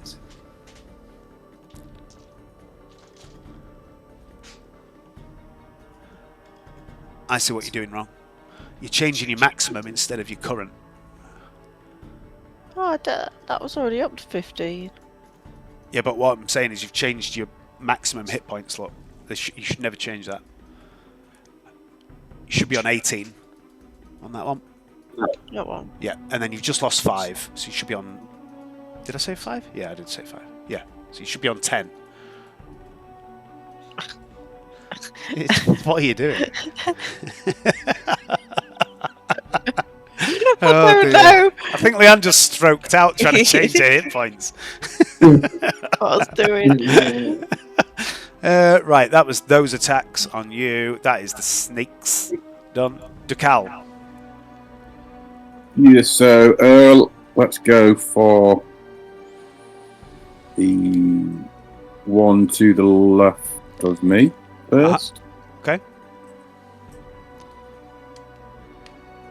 There we go. That's a hit. Good. Dead snake. And then let's go for the one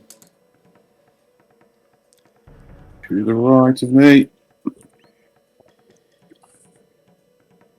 Offhand.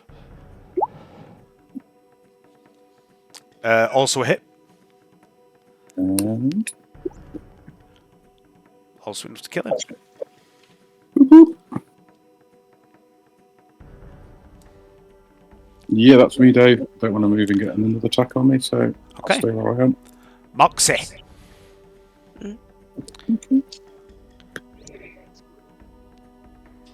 Oh.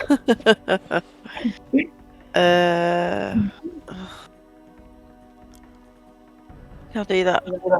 3 thing again. Are you doing magic missile again? Yeah. 1 on each. Yeah. Roll 3d4, please. I think you can just click on magic missile on your character sheet if you want as well. I think that'll do it. Yes. I'll find it. It's down there. Look. And again. And again. So it's d4 plus 1, so that one takes 3. Middle one is dead. And that one takes 3. There you go. Anything else, Moxie? No. Okay. Thank you. Tabitha. The usual, the Eldritch Blast. Eldritch Blast. Mhm.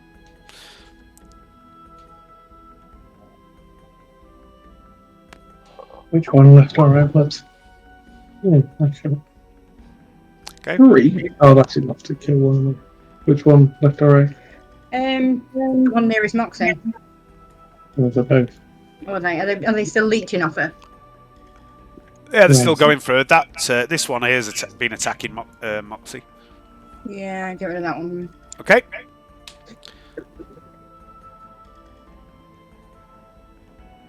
Anything else? No. Darwin.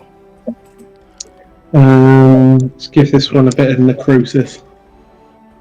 It would be kind enough to make a constitution save. Fails.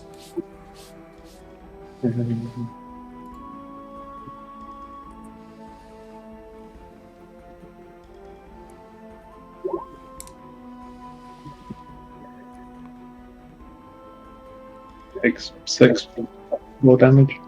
Yep, that one's also dead. What have I done here? 1,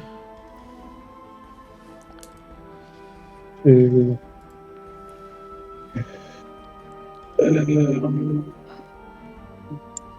2, 3, 4.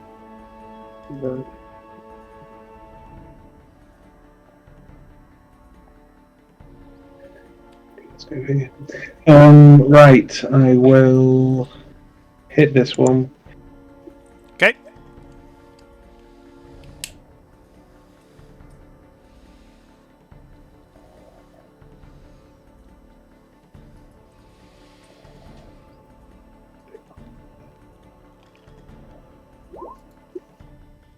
That is a dead snake. Dead snake.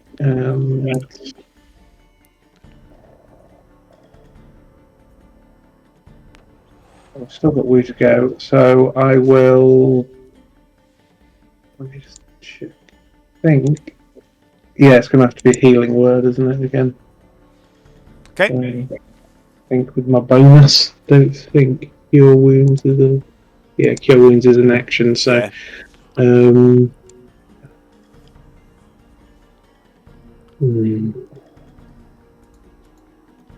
Go on, you can have one of them. What's that? 7? Yeah. No, 10. 10. 4, yeah, 2 3s and a +4. Okay. Woo's little hobbling eyes flutter open as he's being attacked by these snakes. He seems grateful. Anything else? No, that's me. Uther!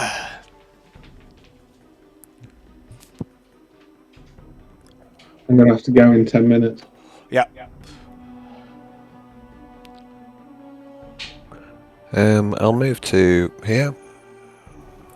I will do a longsword attack on the snake to the northwest of me. Okay.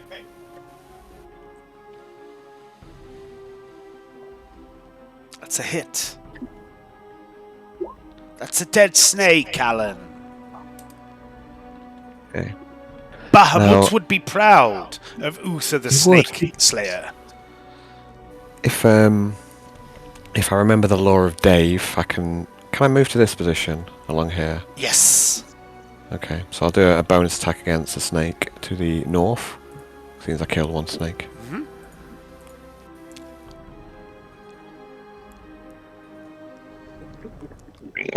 That's a hit. 11 again. Another dead snake. Just call me St. Patrick, he says. You'll be proud of me, Bahamut. Proud. He watches down on you, seeing him kill his distant ancestors. That's my go, I think. Okay. Woo. I will gobble one. I will punch this guy in the tits. No, Woo. Be neutral good for once. He's missed. He's gonna make a follow-up offhand attack. Oh, Hayden, I'm so sorry. I've done Woo dirty. Just keep missing everything. Oh hell! He's gonna bonus action. Sorry, use a key point to do it. That's just a hit, Woo. Well done, Woo. Yes, Woo. You killed a snake. Good boy. It only had 1 hit point left. You're a good lad. And then it's the snakes. Dorks. The snakes, realizing that they are the last 2 of their kind, so far from home. These snakes that have migrated, the last of their species, this rare quiver of flying cobras, flee to try and keep their species alive just a little longer. There's 2 of them. Maybe they can rebuild, they say, as they both realize that they are both female and are doomed. And as they fly away, Darwin and Cal, you can get attacks of opportunity against them if you'd like. Or maybe they'll get away and they'll report to their snake friends.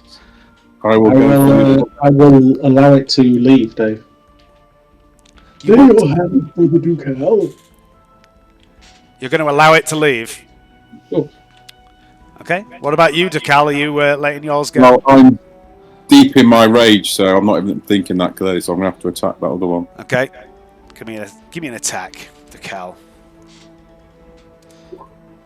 That's a hit. Let it go, Cal, says Darwin, as he lowers his club and lets the last 2 flying snakes of this species in the world, geographically displaced as they are, he lets them leave, realizing there might be a little hope for their species. They may both be female, but perhaps one or both is pregnant. Maybe their species will live, he thinks, as Cal bisects the other of the last 2 flying snakes in the world. And the one flying snake flees the scene, leaving you with the most important question you've ever asked yourself in an RPG. Was that flying snake pregnant or not? Perhaps one day you might learn the answer to that question. But that day is not today. You've killed off all but one of the flying snakes. The door opens to the cabin, and Lucy comes out dressed totally differently. She's dressed in a rather fancy ball gown. And she says, "Oh, is there some sort of commotion here? Why is there so much reptile flesh all over the deck of my ship?"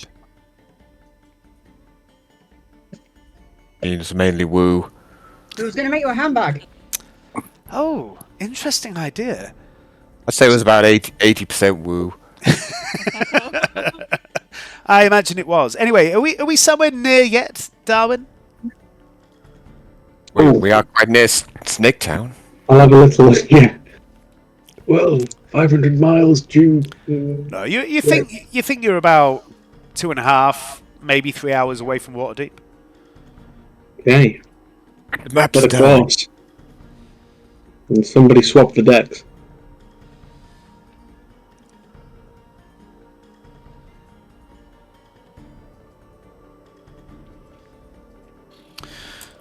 Okay.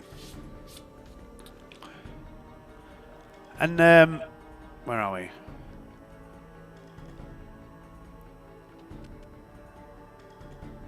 Okay, Lucy comes over to the upper deck that you're mostly all stood on and surveys the carnage.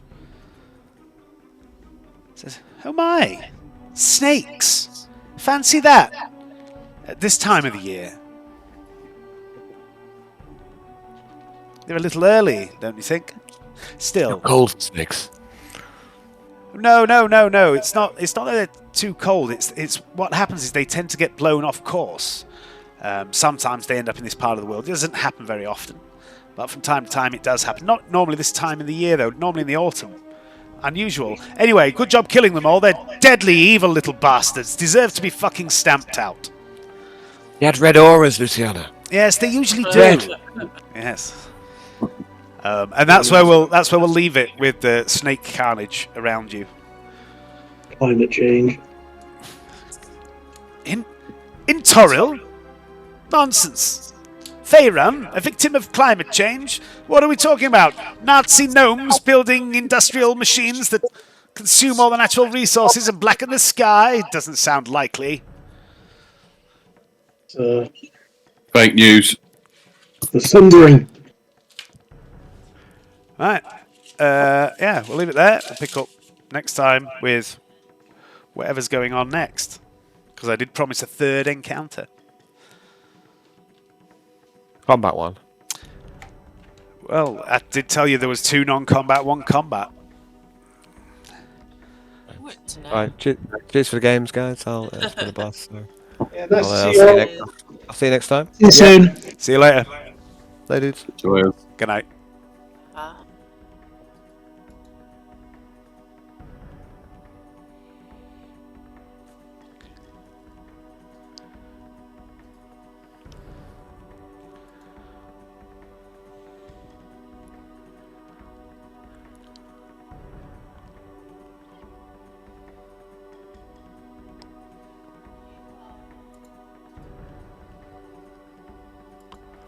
You are?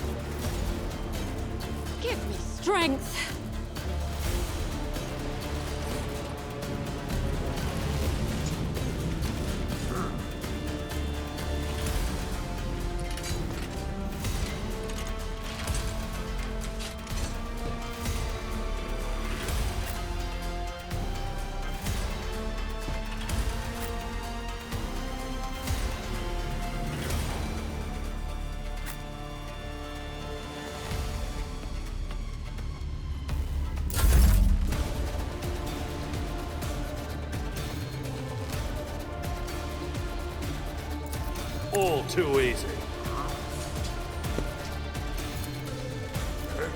Not a problem for me.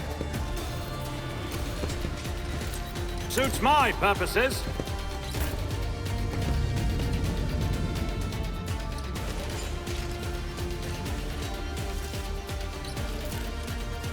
Doubt is for the weak.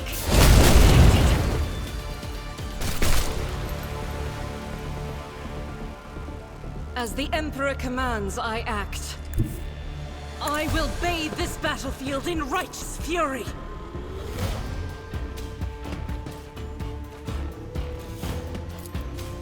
Faith without deeds is worthless.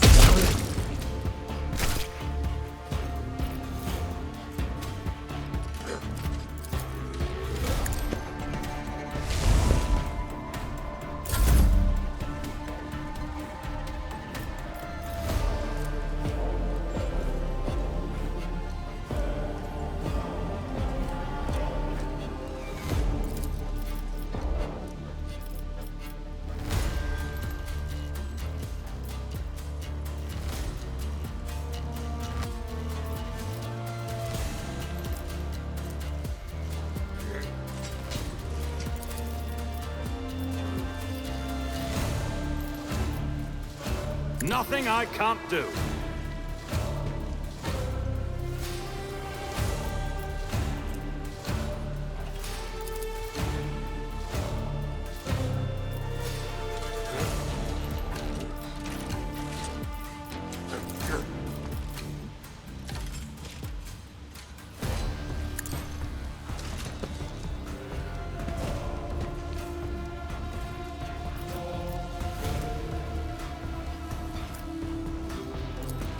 Already done.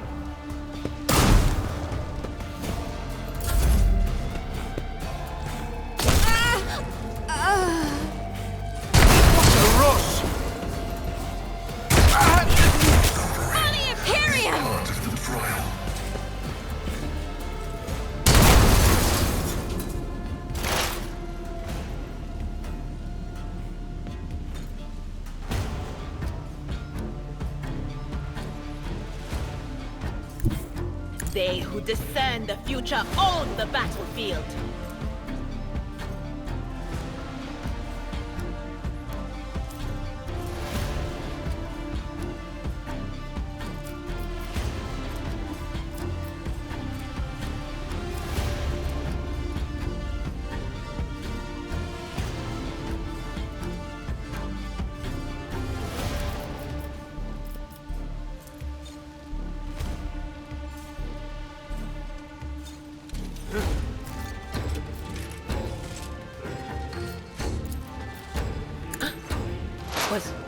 Was that you?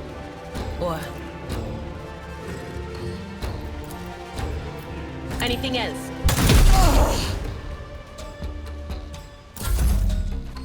None can escape the Emperor's judgment. I have read tomes of military tactics.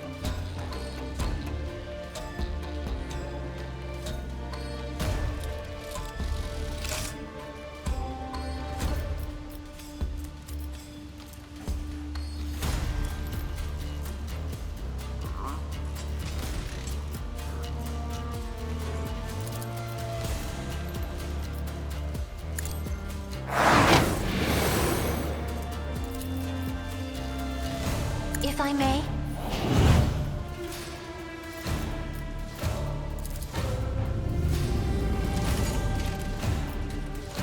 Isn't this a job for the serfs?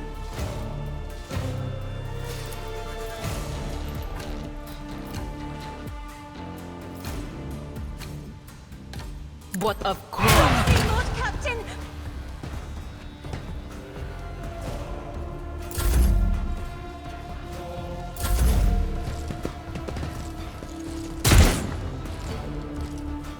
Faith, shield me!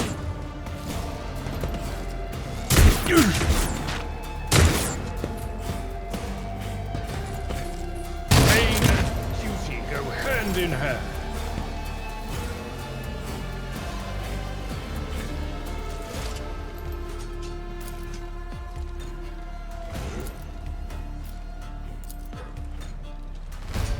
My place is at the fore.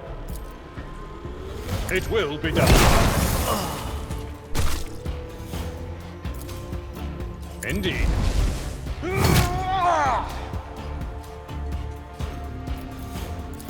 No matter the cost. I will do my...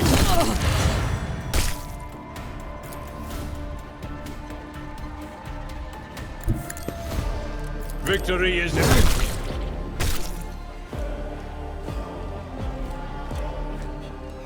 A tactically sound approach.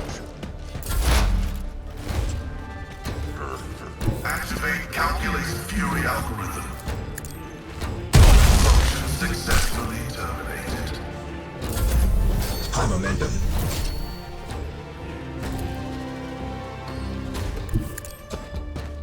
As the Emperor commands. No!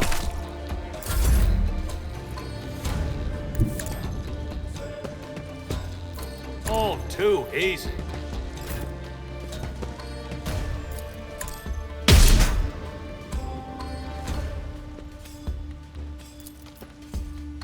I'll do it. Doubt is for the weak. I am his will made manifest.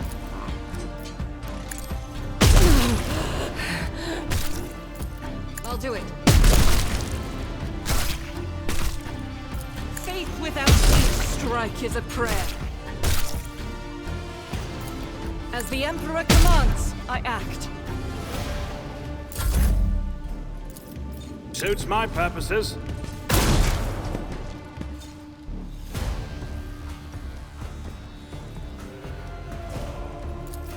Nothing I can't do. None can escape the Emperor's judgment. Cover me.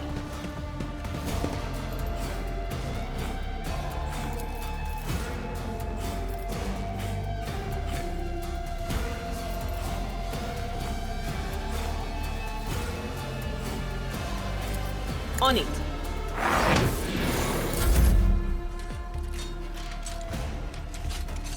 Battlefields are always drowned in scarlet.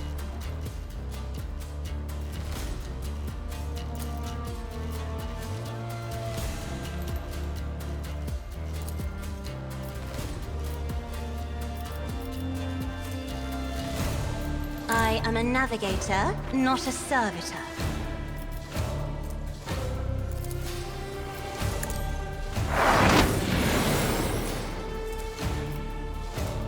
Isn't this a job for the serfs?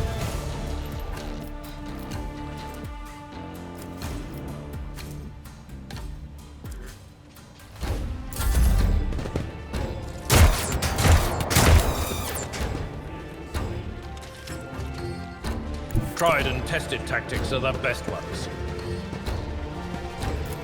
It will be done. Target well struck.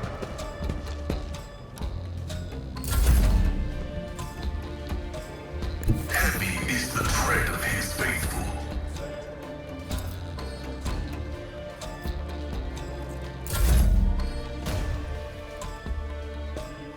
The enemies of the Emperor will be undone!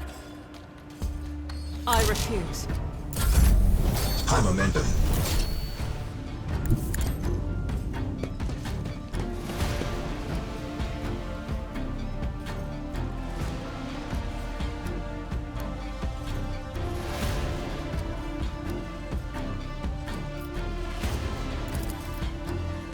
Not a problem for me.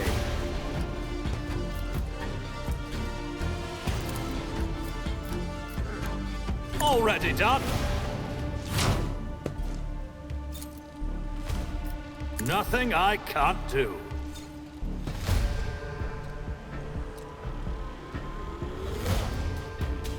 I'll pass. All too easy.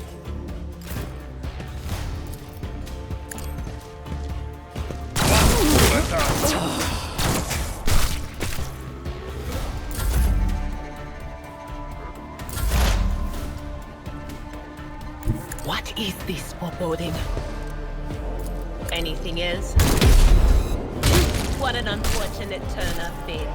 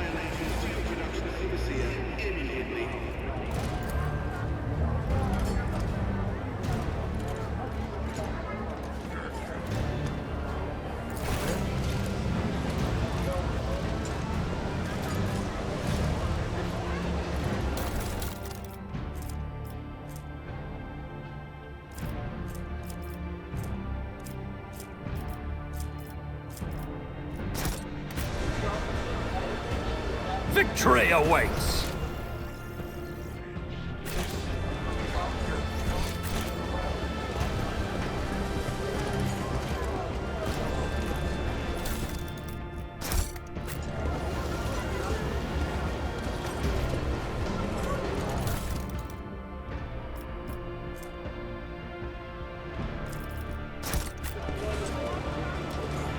None shall stand in my way.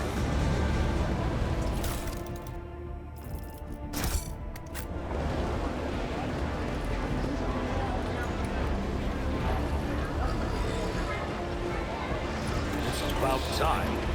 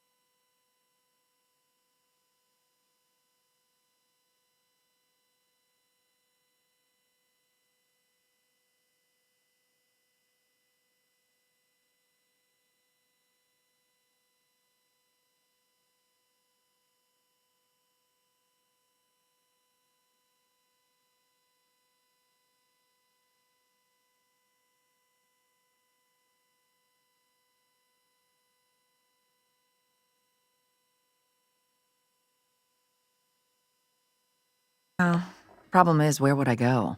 Somewhere new. So much of it still feels connected to him.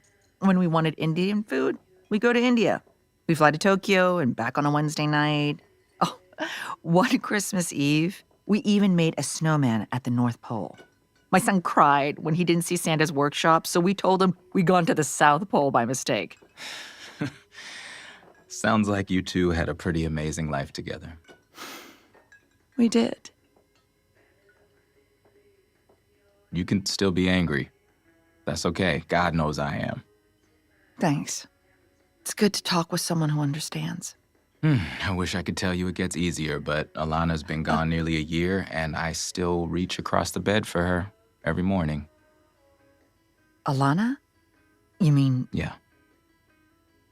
She was the green ghost. Guess I just broke rule number 1 of SOS. Not that it matters now, since she got murdered by that alien psychopath. I didn't know she had a partner. We used to fight about that. She wanted to protect me.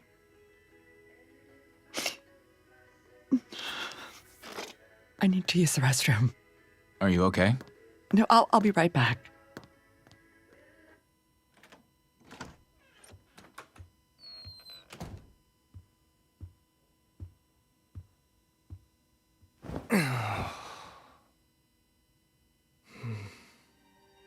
Oh my God, you had sex with Amber! Whoa, what? William! How was it? I want all the details. Gross, no! No way, no! We're roommates now. This is what roommates talk about. Okay, well, what about you? How was Mr. Is this your stuff?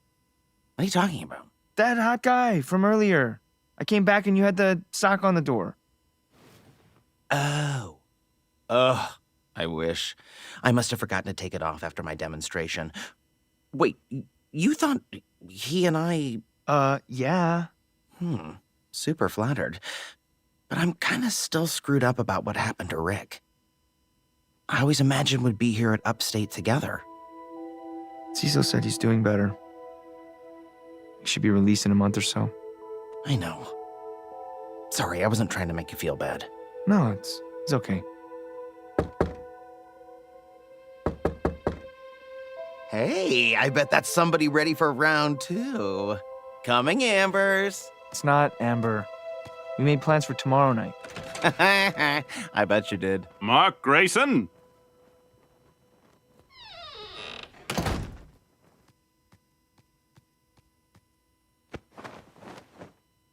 It's for you. Mark Grayson, I need your help.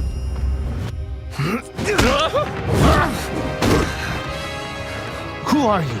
Why, it is I, Seance Dog. Fight fire with fire. Fight evil with magic. That's me.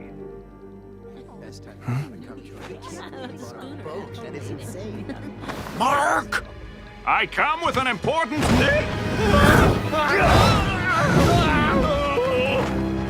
Seance Dog isn't real. He's a comic book character. In your dimension, yes. But there exists myriad other worlds where dogs and magic are as real as the air you breathe. We have dogs. Dogs are real. Well, then you're halfway to understanding. Open your mind and let me help you reach the other side. Hey, well, whatever you're doing, don't. I'm warning you. Mark Grayson, I come because... Wait! Please! You don't understand!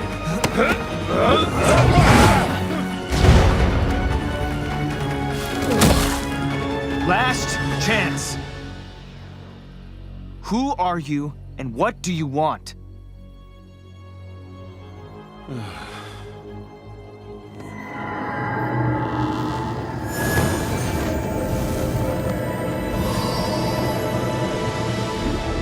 I'm sorry. My disguise was meant to disarm you. I thought if I appeared as something you loved... Disarm me for what? Please, I'm not a threat. The journey to your world has taken me most of my life. May I rise? If you answer my questions. My name is Nualza. I am from the planet Thraxa. My people sent me to plead for your help. Thraxa? It's a couple galaxies away, give or take. I mean, not very far. You'd go... It doesn't matter.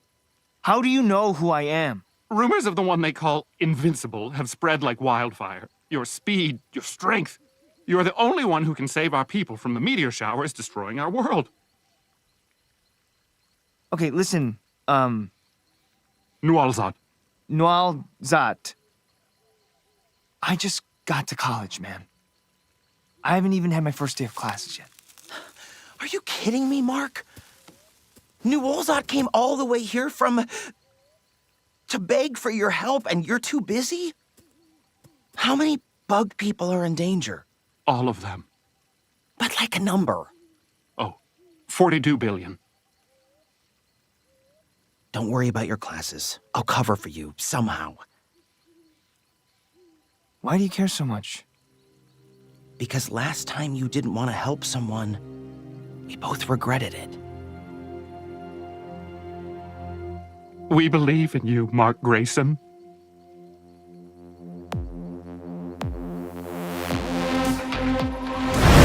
No! You can't just go to some random planet with some random alien. Are you insane?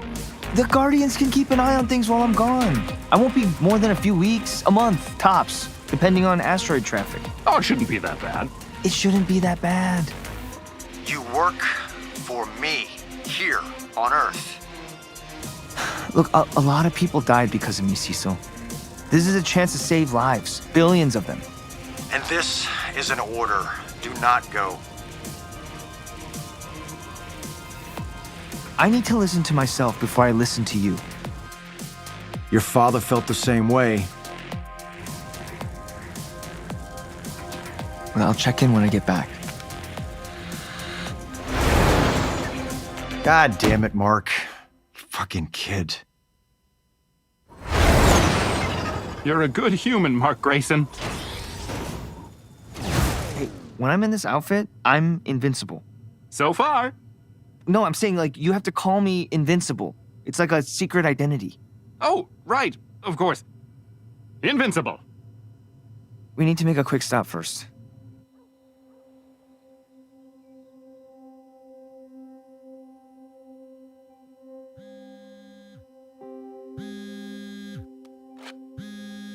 Hey, you. How's it going? Hey, come to your window. And? Look up. Mark? I have to go away for a few weeks. To space again. Like, right now? A lot of people are gonna die if I don't. I'm sorry, but No, stop. Don't apologize. Never apologize for saving lives. This is the deal, and I'm good with it. Go. Thanks.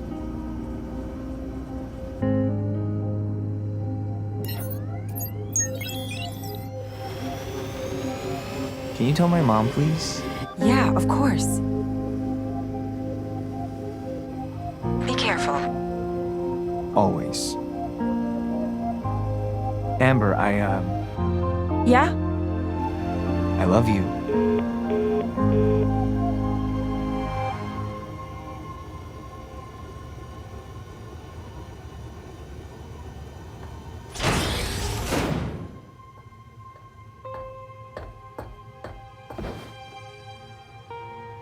Are you comfortable, Mark Sorry, Invincible? Yeah, thanks. Hey, how long until we get to Thraxa? Approximately 6 of your Earth days. Space sucks.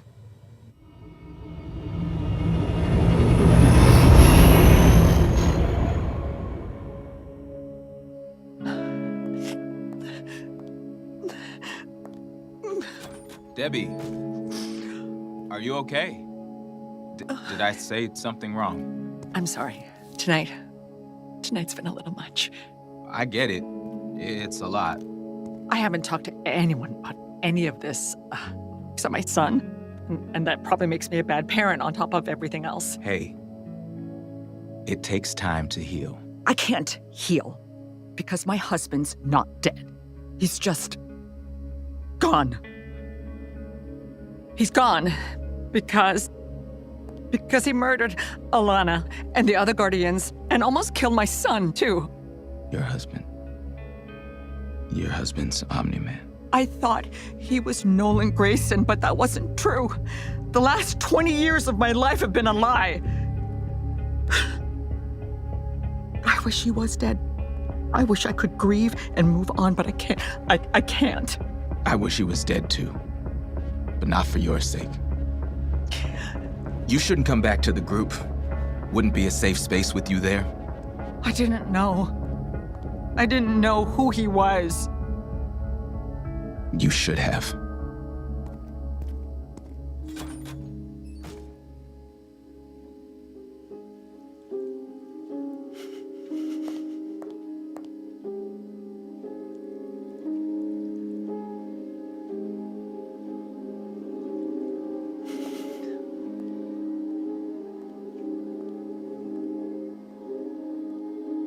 Invincible? Invincible? Invincible? Huh. We're here.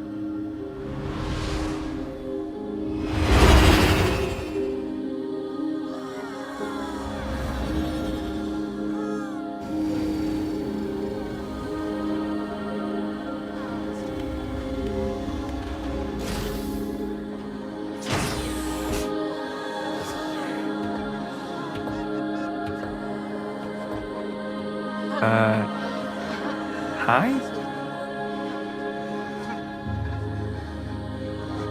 Oh, don't mind them. Come. The Monarch wants to meet you at once.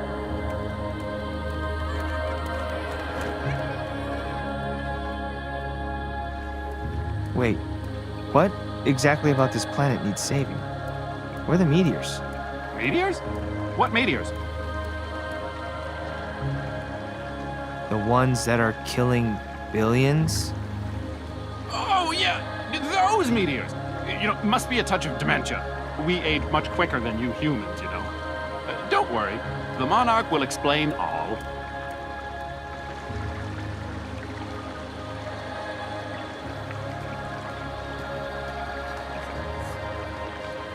Your Majesty!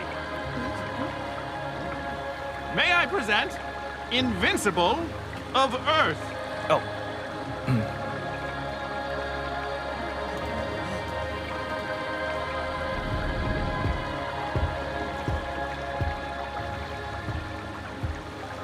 Hello, son. It's been a while. Dad?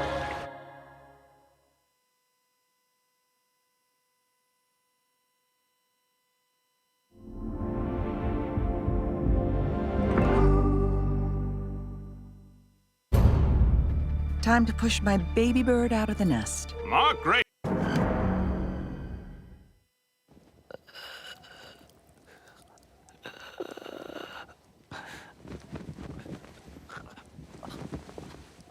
Dad?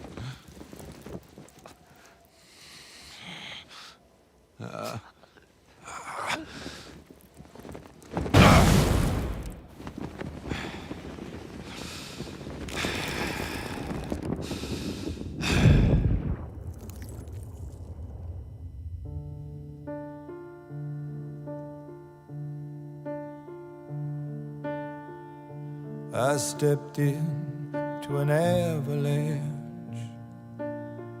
It covered up my soul. When I am not this hunchback that you see, I sleep beneath the golden hill.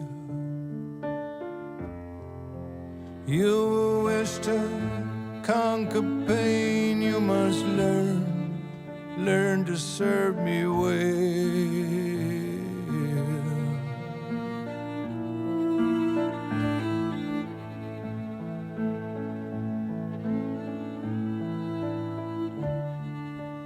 You strike my side by accident as you go down for your gold. The cripple here that you clothe and feed is neither starved or cold. He does not ask for your company, not at the center of the world.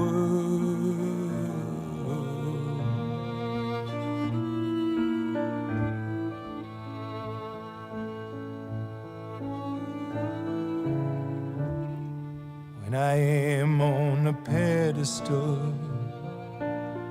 You did not raise me there.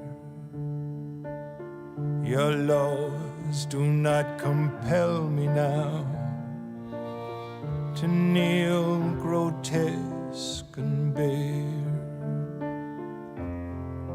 I'm myself, I'm the pedestal for this ugly hump at which you stare.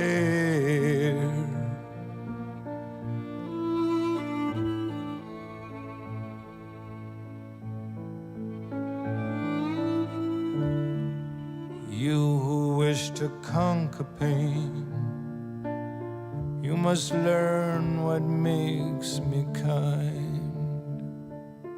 The crumbs of love that you offer me, they're the crumbs I've left behind.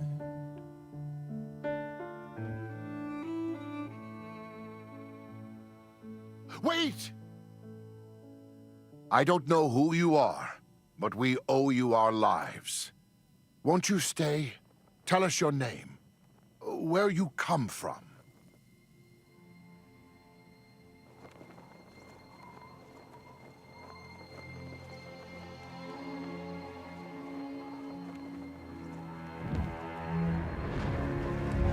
Hello, son. It's been a while. Dad?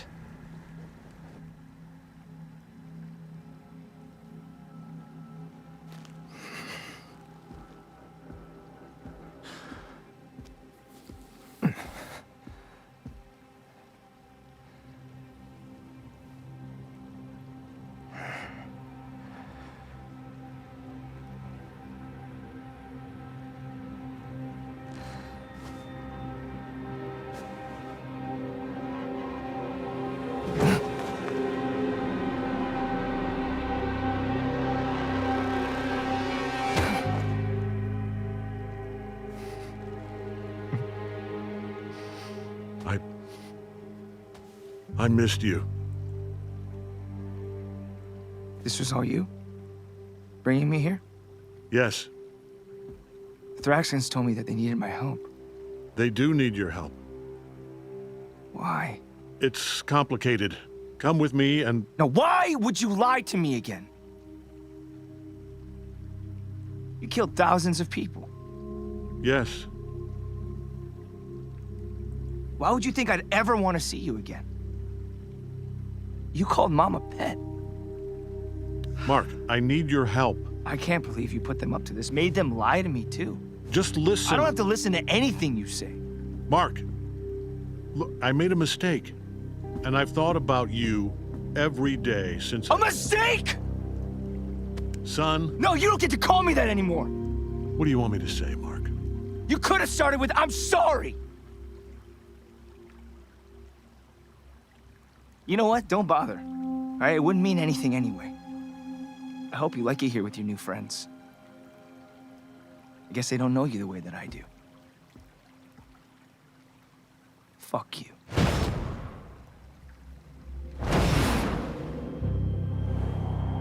You'll never make it home on your own. Watch me. Mark, it's millions of miles and you don't know the way. Navigation was never your strong suit. Come back and we'll talk. Please? What are you gonna do if I don't?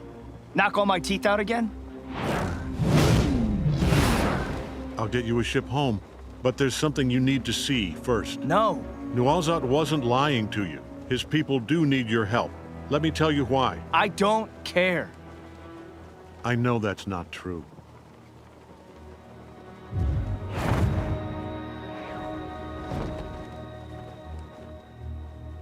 "5 minutes. For them, not you."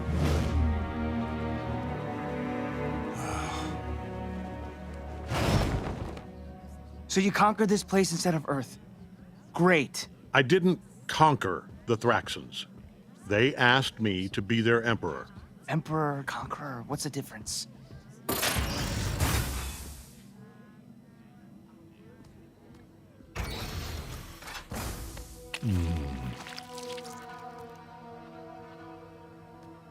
Mark, Welcome to our home.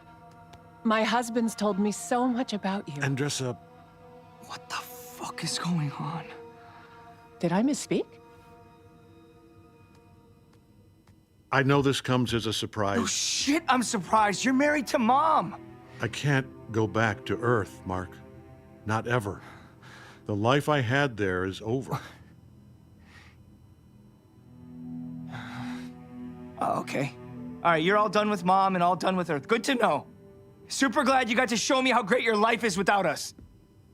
That's not what I wanted to show you. What else could you possibly... Mark, Who's that? this is your little brother. You gotta be...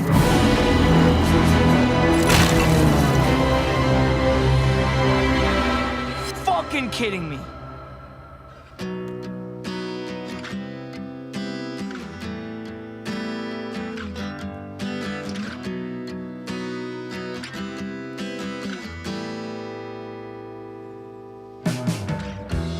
I'd still kill for you. I'd die to spend the night at your belonging. All my friends think that I've lost it. Up at Olympus, Missy House still sounds like birds and smells like vodka. You're always off your rocker.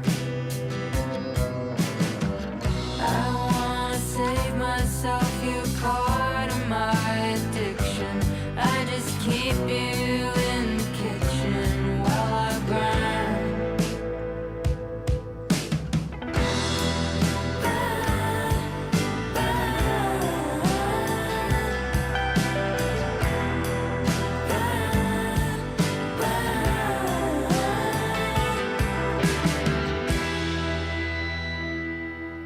Why me? You could have taken Earth whenever you wanted. Why did you marry me? Was it just to be cruel? Just to hurt someone? Everything we built. 20 years. And none of it was real. None of it.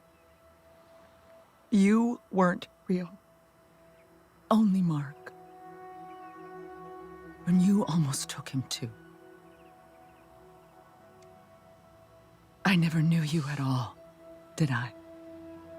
I never even fucking knew you.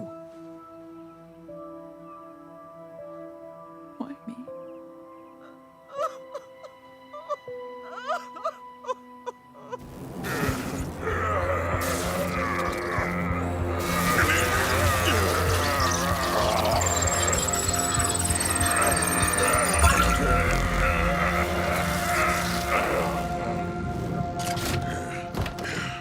Welcome to the world of the living, clone. Not this time. No, I was there. I remember the machine, Angstrom, the explosion. Of course you do. You have all of my memories, my experiences. Because I'm the clone. For the first time, we know exactly who's the original and who's the inferior. This is going to be so much better.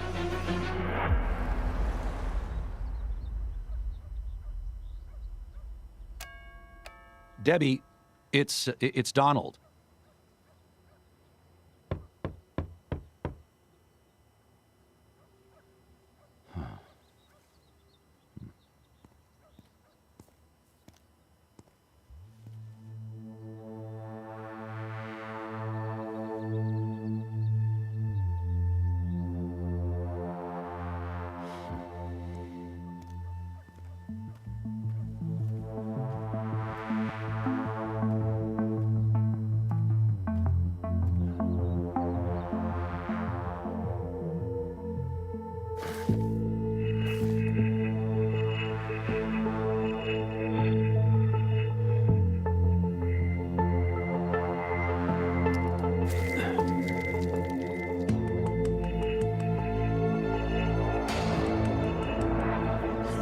And the craziest thing is, the prof doesn't even take attendance. You can show up, not show up, sleep in. It's like they're... Treating us like adults?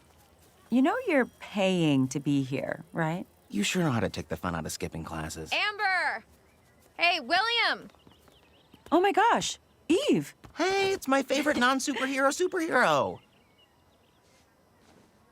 Everything okay? Yeah, it's... okay. Hey, I tried texting Mark, but they're not going through. Do you guys know where he is? Ooh, about that. Remember Seance Dog? Yeah. Turns out he's a talking alien bug from another planet. Who knew? Not this guy. Mark's away on a mission or something in space. He was in a hurry, so I didn't get much of an explanation. That was a week ago. Perils of dating a superhero, right? He's lucky he's cute. You sure you're okay? It's been a long week. Come on, let's go grab a coffee and catch up. Hey, don't you guys have class? William was just telling me that the best part of college is skipping it. It totally is. It's super freeing. Like wearing pants with no underwear. Amber! William! You guys coming? No, I'm fine. You guys should go. Tomorrow morning, brunch, okay? Do not tell us no. Meet us at the dorms, like 9? Sure, I'd like that. Your treehouse is like miles away. Do you need somewhere to crash? No, I keep a place in the city.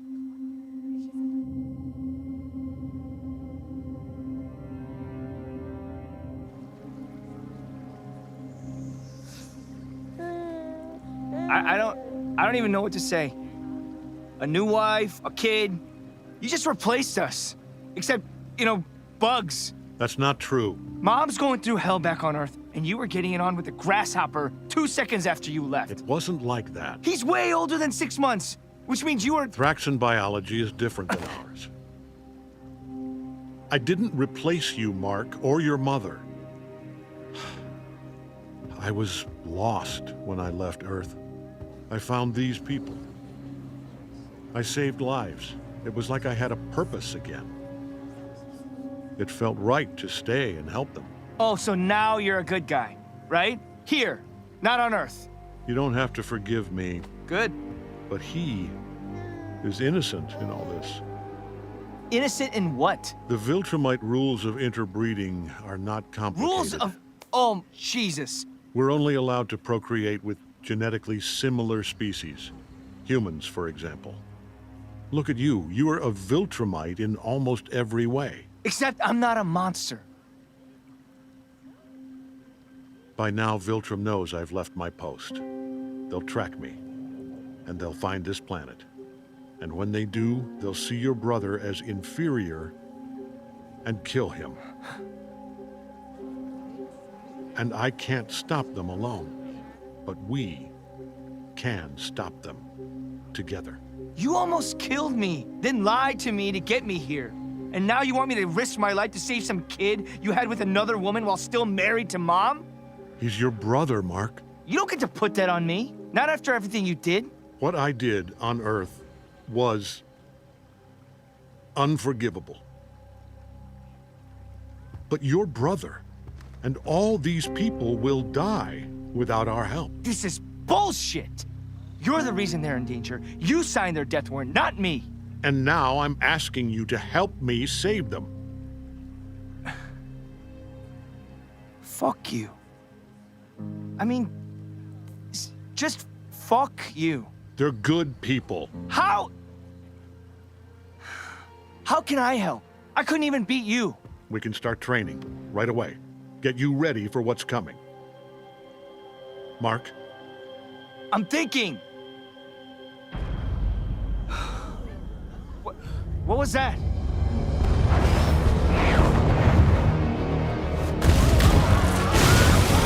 No, it's too soon. We need more time. Nolan? Oh, shit. Are those? Viltrumite soldiers. Mark, get Andressa and your brother to safety. Where? Andressa will show you. Go, there's no time. Okay. Sorry. Dad. Go!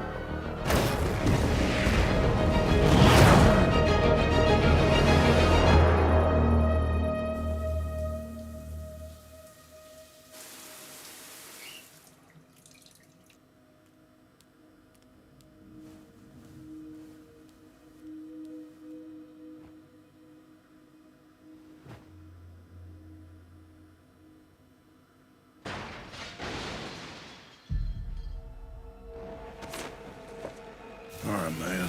Come on. Come on.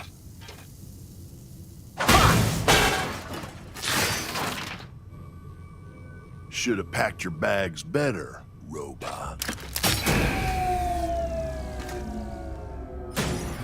Kill Cannon. Did you ever pick the wrong night to rob this place? Adam Eve. Thought you ditched this dump. Guess they left you behind too. Huh. It's been a long week. So put Robot's thing back and I won't beat the living shit out of you. How's that for a deal? You want this back?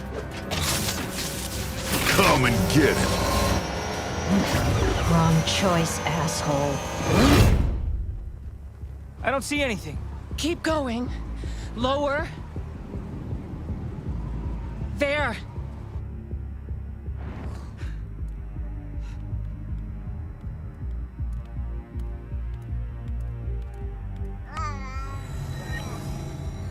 What is this place? The caves of Roclane. Who is that? Some kind of explorer? I'm not sure. My people have used these caverns as a refuge in times of trouble and violence. We'll be safe here.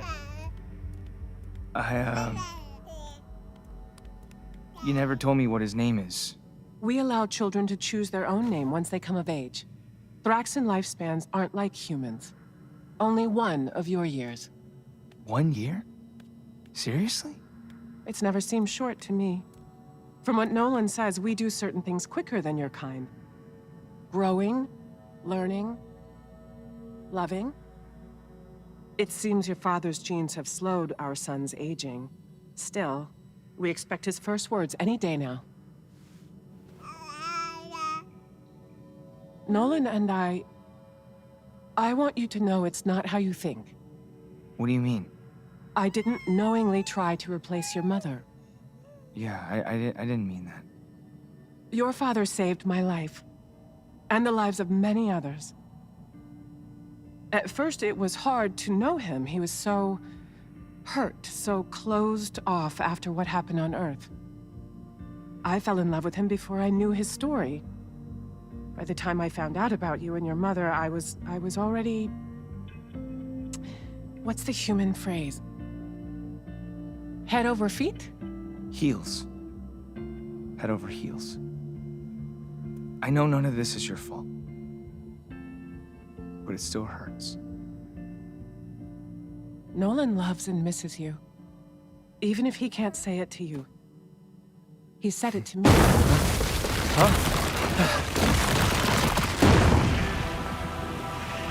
So it's true. The great Nolan fathered a child with an Earth woman. What do you want? You. If you fight well, we may allow you to join the Empire. If not, you'll die. Stay back. I'm warning you. Maybe I wasn't... Nolan made another child? With these disgusting creatures?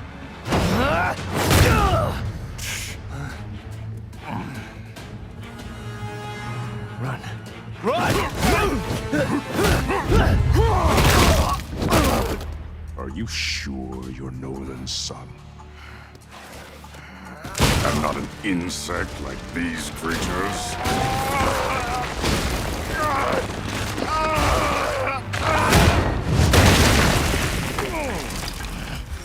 Stay away from my children, Lucan. You knew the consequences when you had them.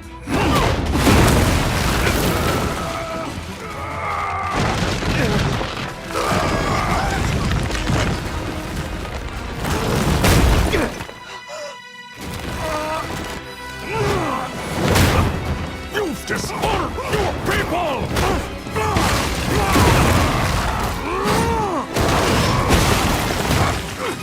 You deserve death!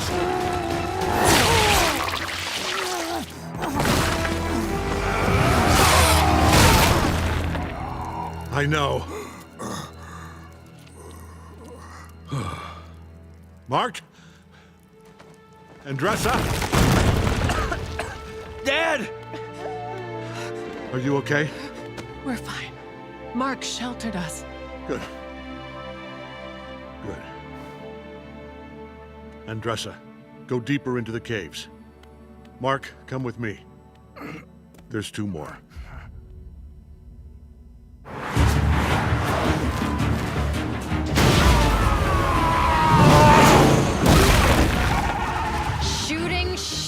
Shooting. I guess when your arm's a gun, you really only have one trick. It's a good trick! Not tonight, it isn't.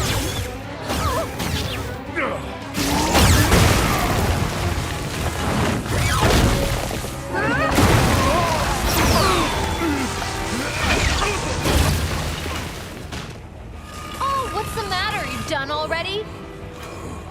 Get up. That's right. Come on! We're not done yet. Not by a long shot.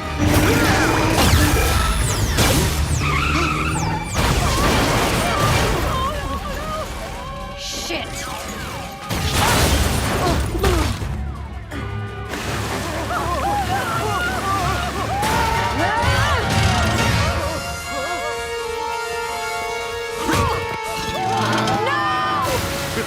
Yes!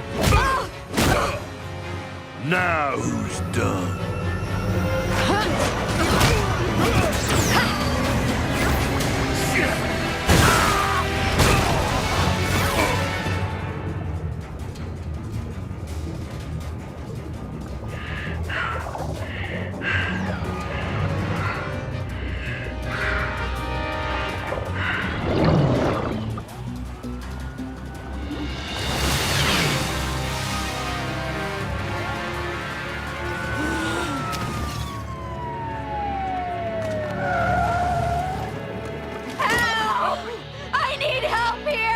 Check for breathing and pulse. Are they okay? Please, just help them.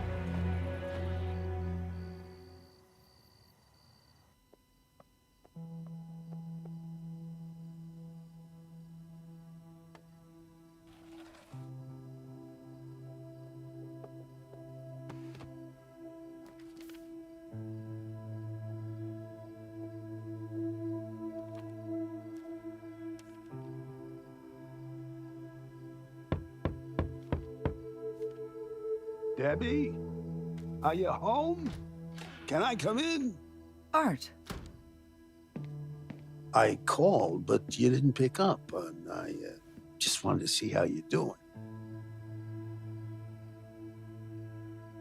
You okay? I'm fine. I just...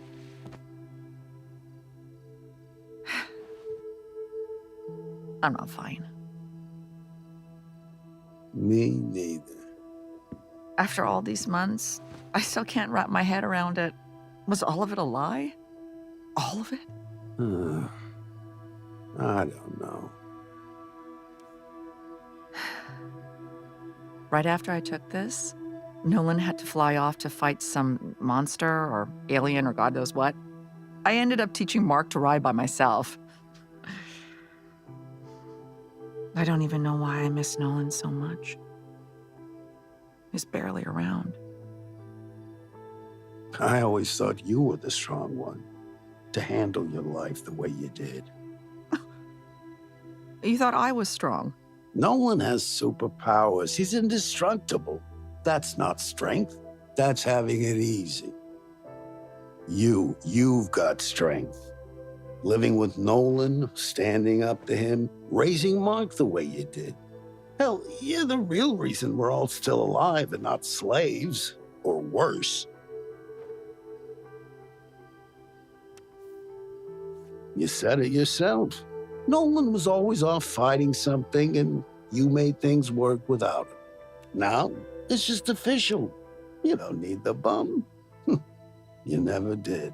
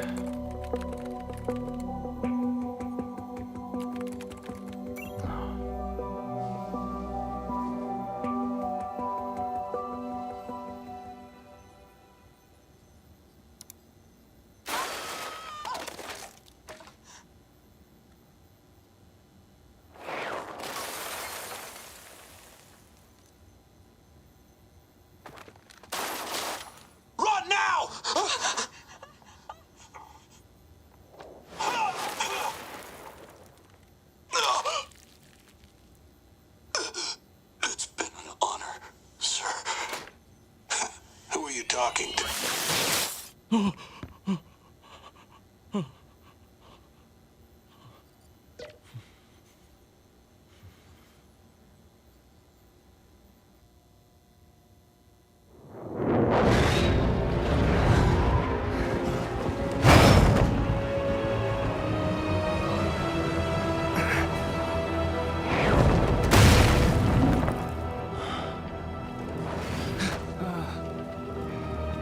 no.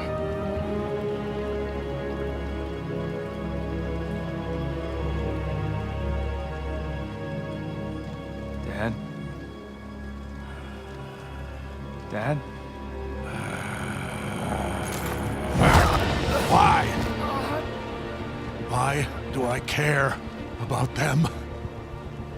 They were weak, short-lived, barely a species. They shouldn't matter to me. That doesn't mean they should die. You don't understand! I'm not supposed to feel this way! How is this better? This is how you should have felt on Earth.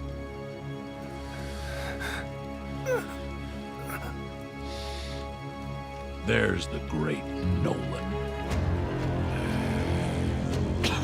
Lucan found you first, I see. Glad you haven't gone too soft.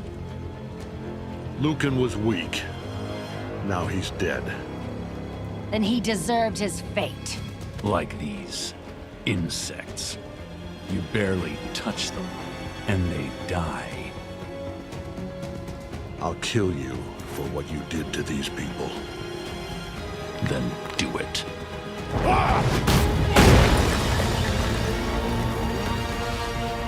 Wait, we don't have to... Because you're Nolan's son, I'll make this quick.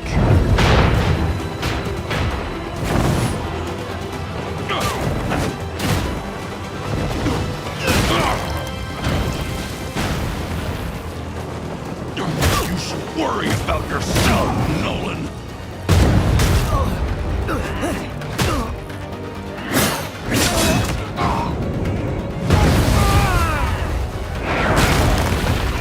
There!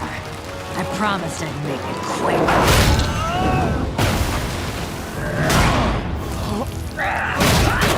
I never break my promises. Why so worried, Nolan? If your son dies, he never deserved to live. Talking won't keep you alive, Vigor.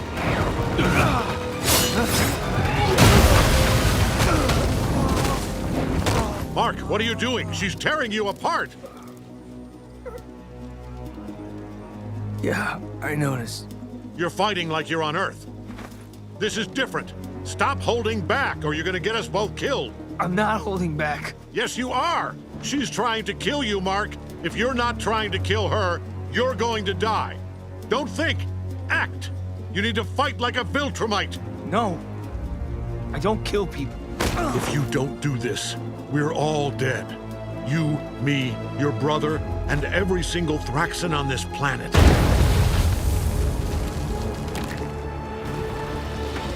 Remember what I told you.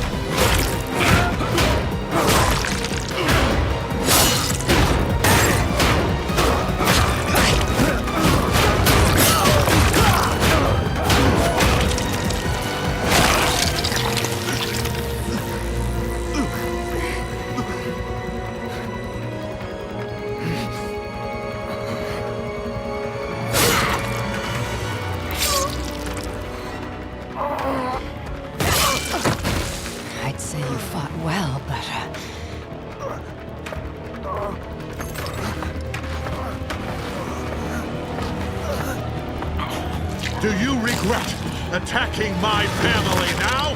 Do you? Dad!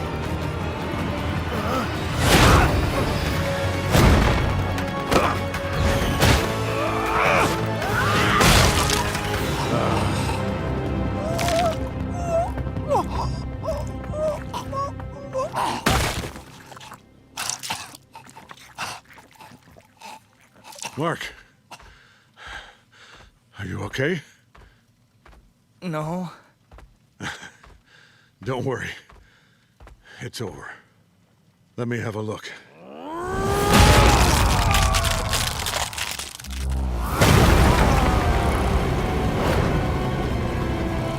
Dad!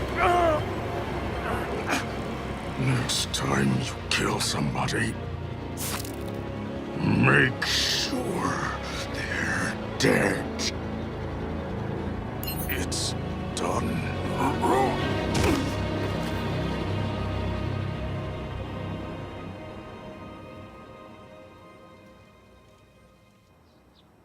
Debbie, think this over. I have thought it over. I've been thinking about it all night. I don't want Nolan's book money. Your money any longer. The survivors in Chicago need it more than I do. And if you can't find a way to get it to them, I will. Of course, I can find a way to get it to him. I just think that you're making a mistake. I'm thankful for what you did for Mark and me. We were struggling and you helped. But you don't get something for nothing in this world. And you especially don't get something for nothing from you. Debbie? You wouldn't be protesting half as much if the money wasn't a way to keep a hold on Mark. And on me. We take it, we feel we owe you. And I'm done feeling that way. If you change your mind... I won't.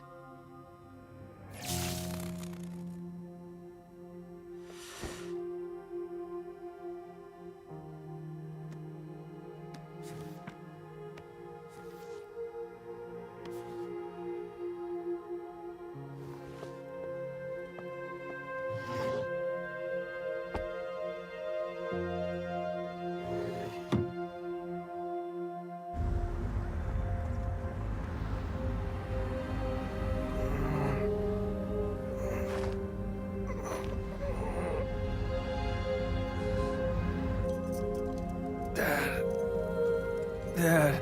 Mark, don't forget the good I did. My work, my deeds, my books. Read my books, Mark.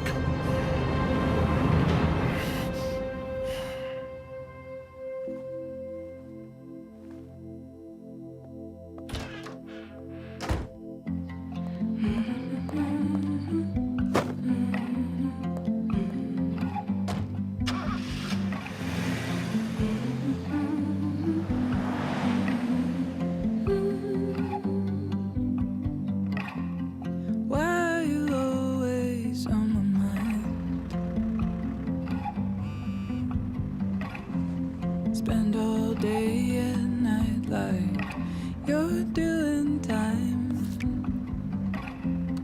You're saying I'm the one doing crime. Writing the worst thing I ever said in neon lights. Dragging my name through the mud. If I did something to offend, tell me what it was. Saw you walking tonight, street light on your face. Saw you walking with your head high, I could not look away. Saw you out with your new guy.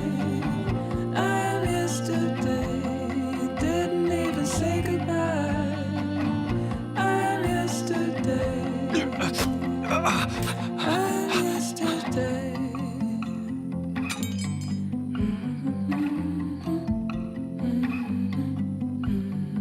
Thank God. Whatever you say is what they see.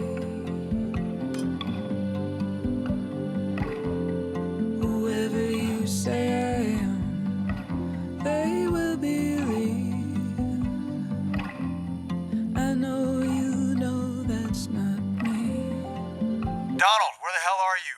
We've got a situation.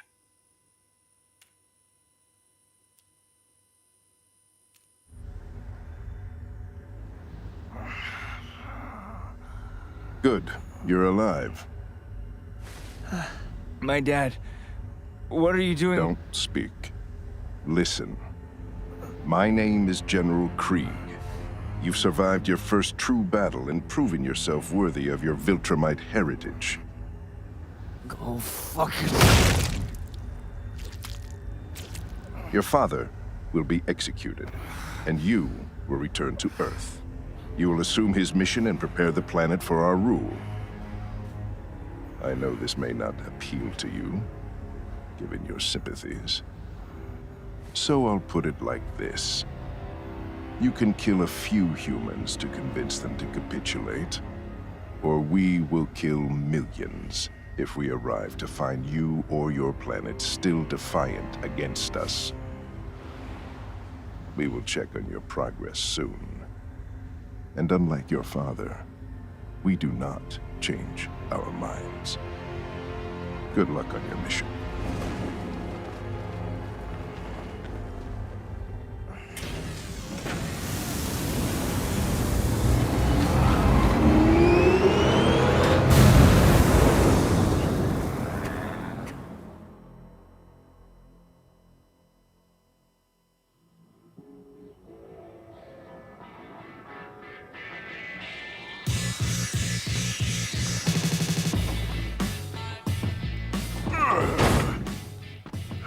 It's about time. Messy wiring, sloppy welding, obviously the work of a clone. But it'll do. Yes, King Mauler. I don't know why I didn't think of this sooner. Why stop at one idiot clone when I could have so many more?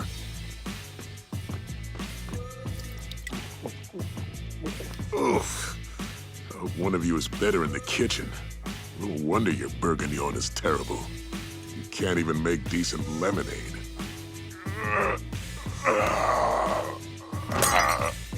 My bourguignon is exquisite, you jackass. And so is my lemonade. When it's not laced with a modified mycotoxin, that is.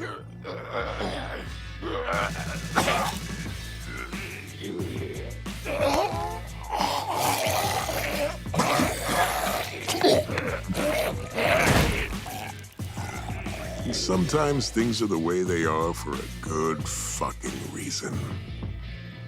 Born from the ether, I just appeared out of cloud of reaper screaming, fuck the world.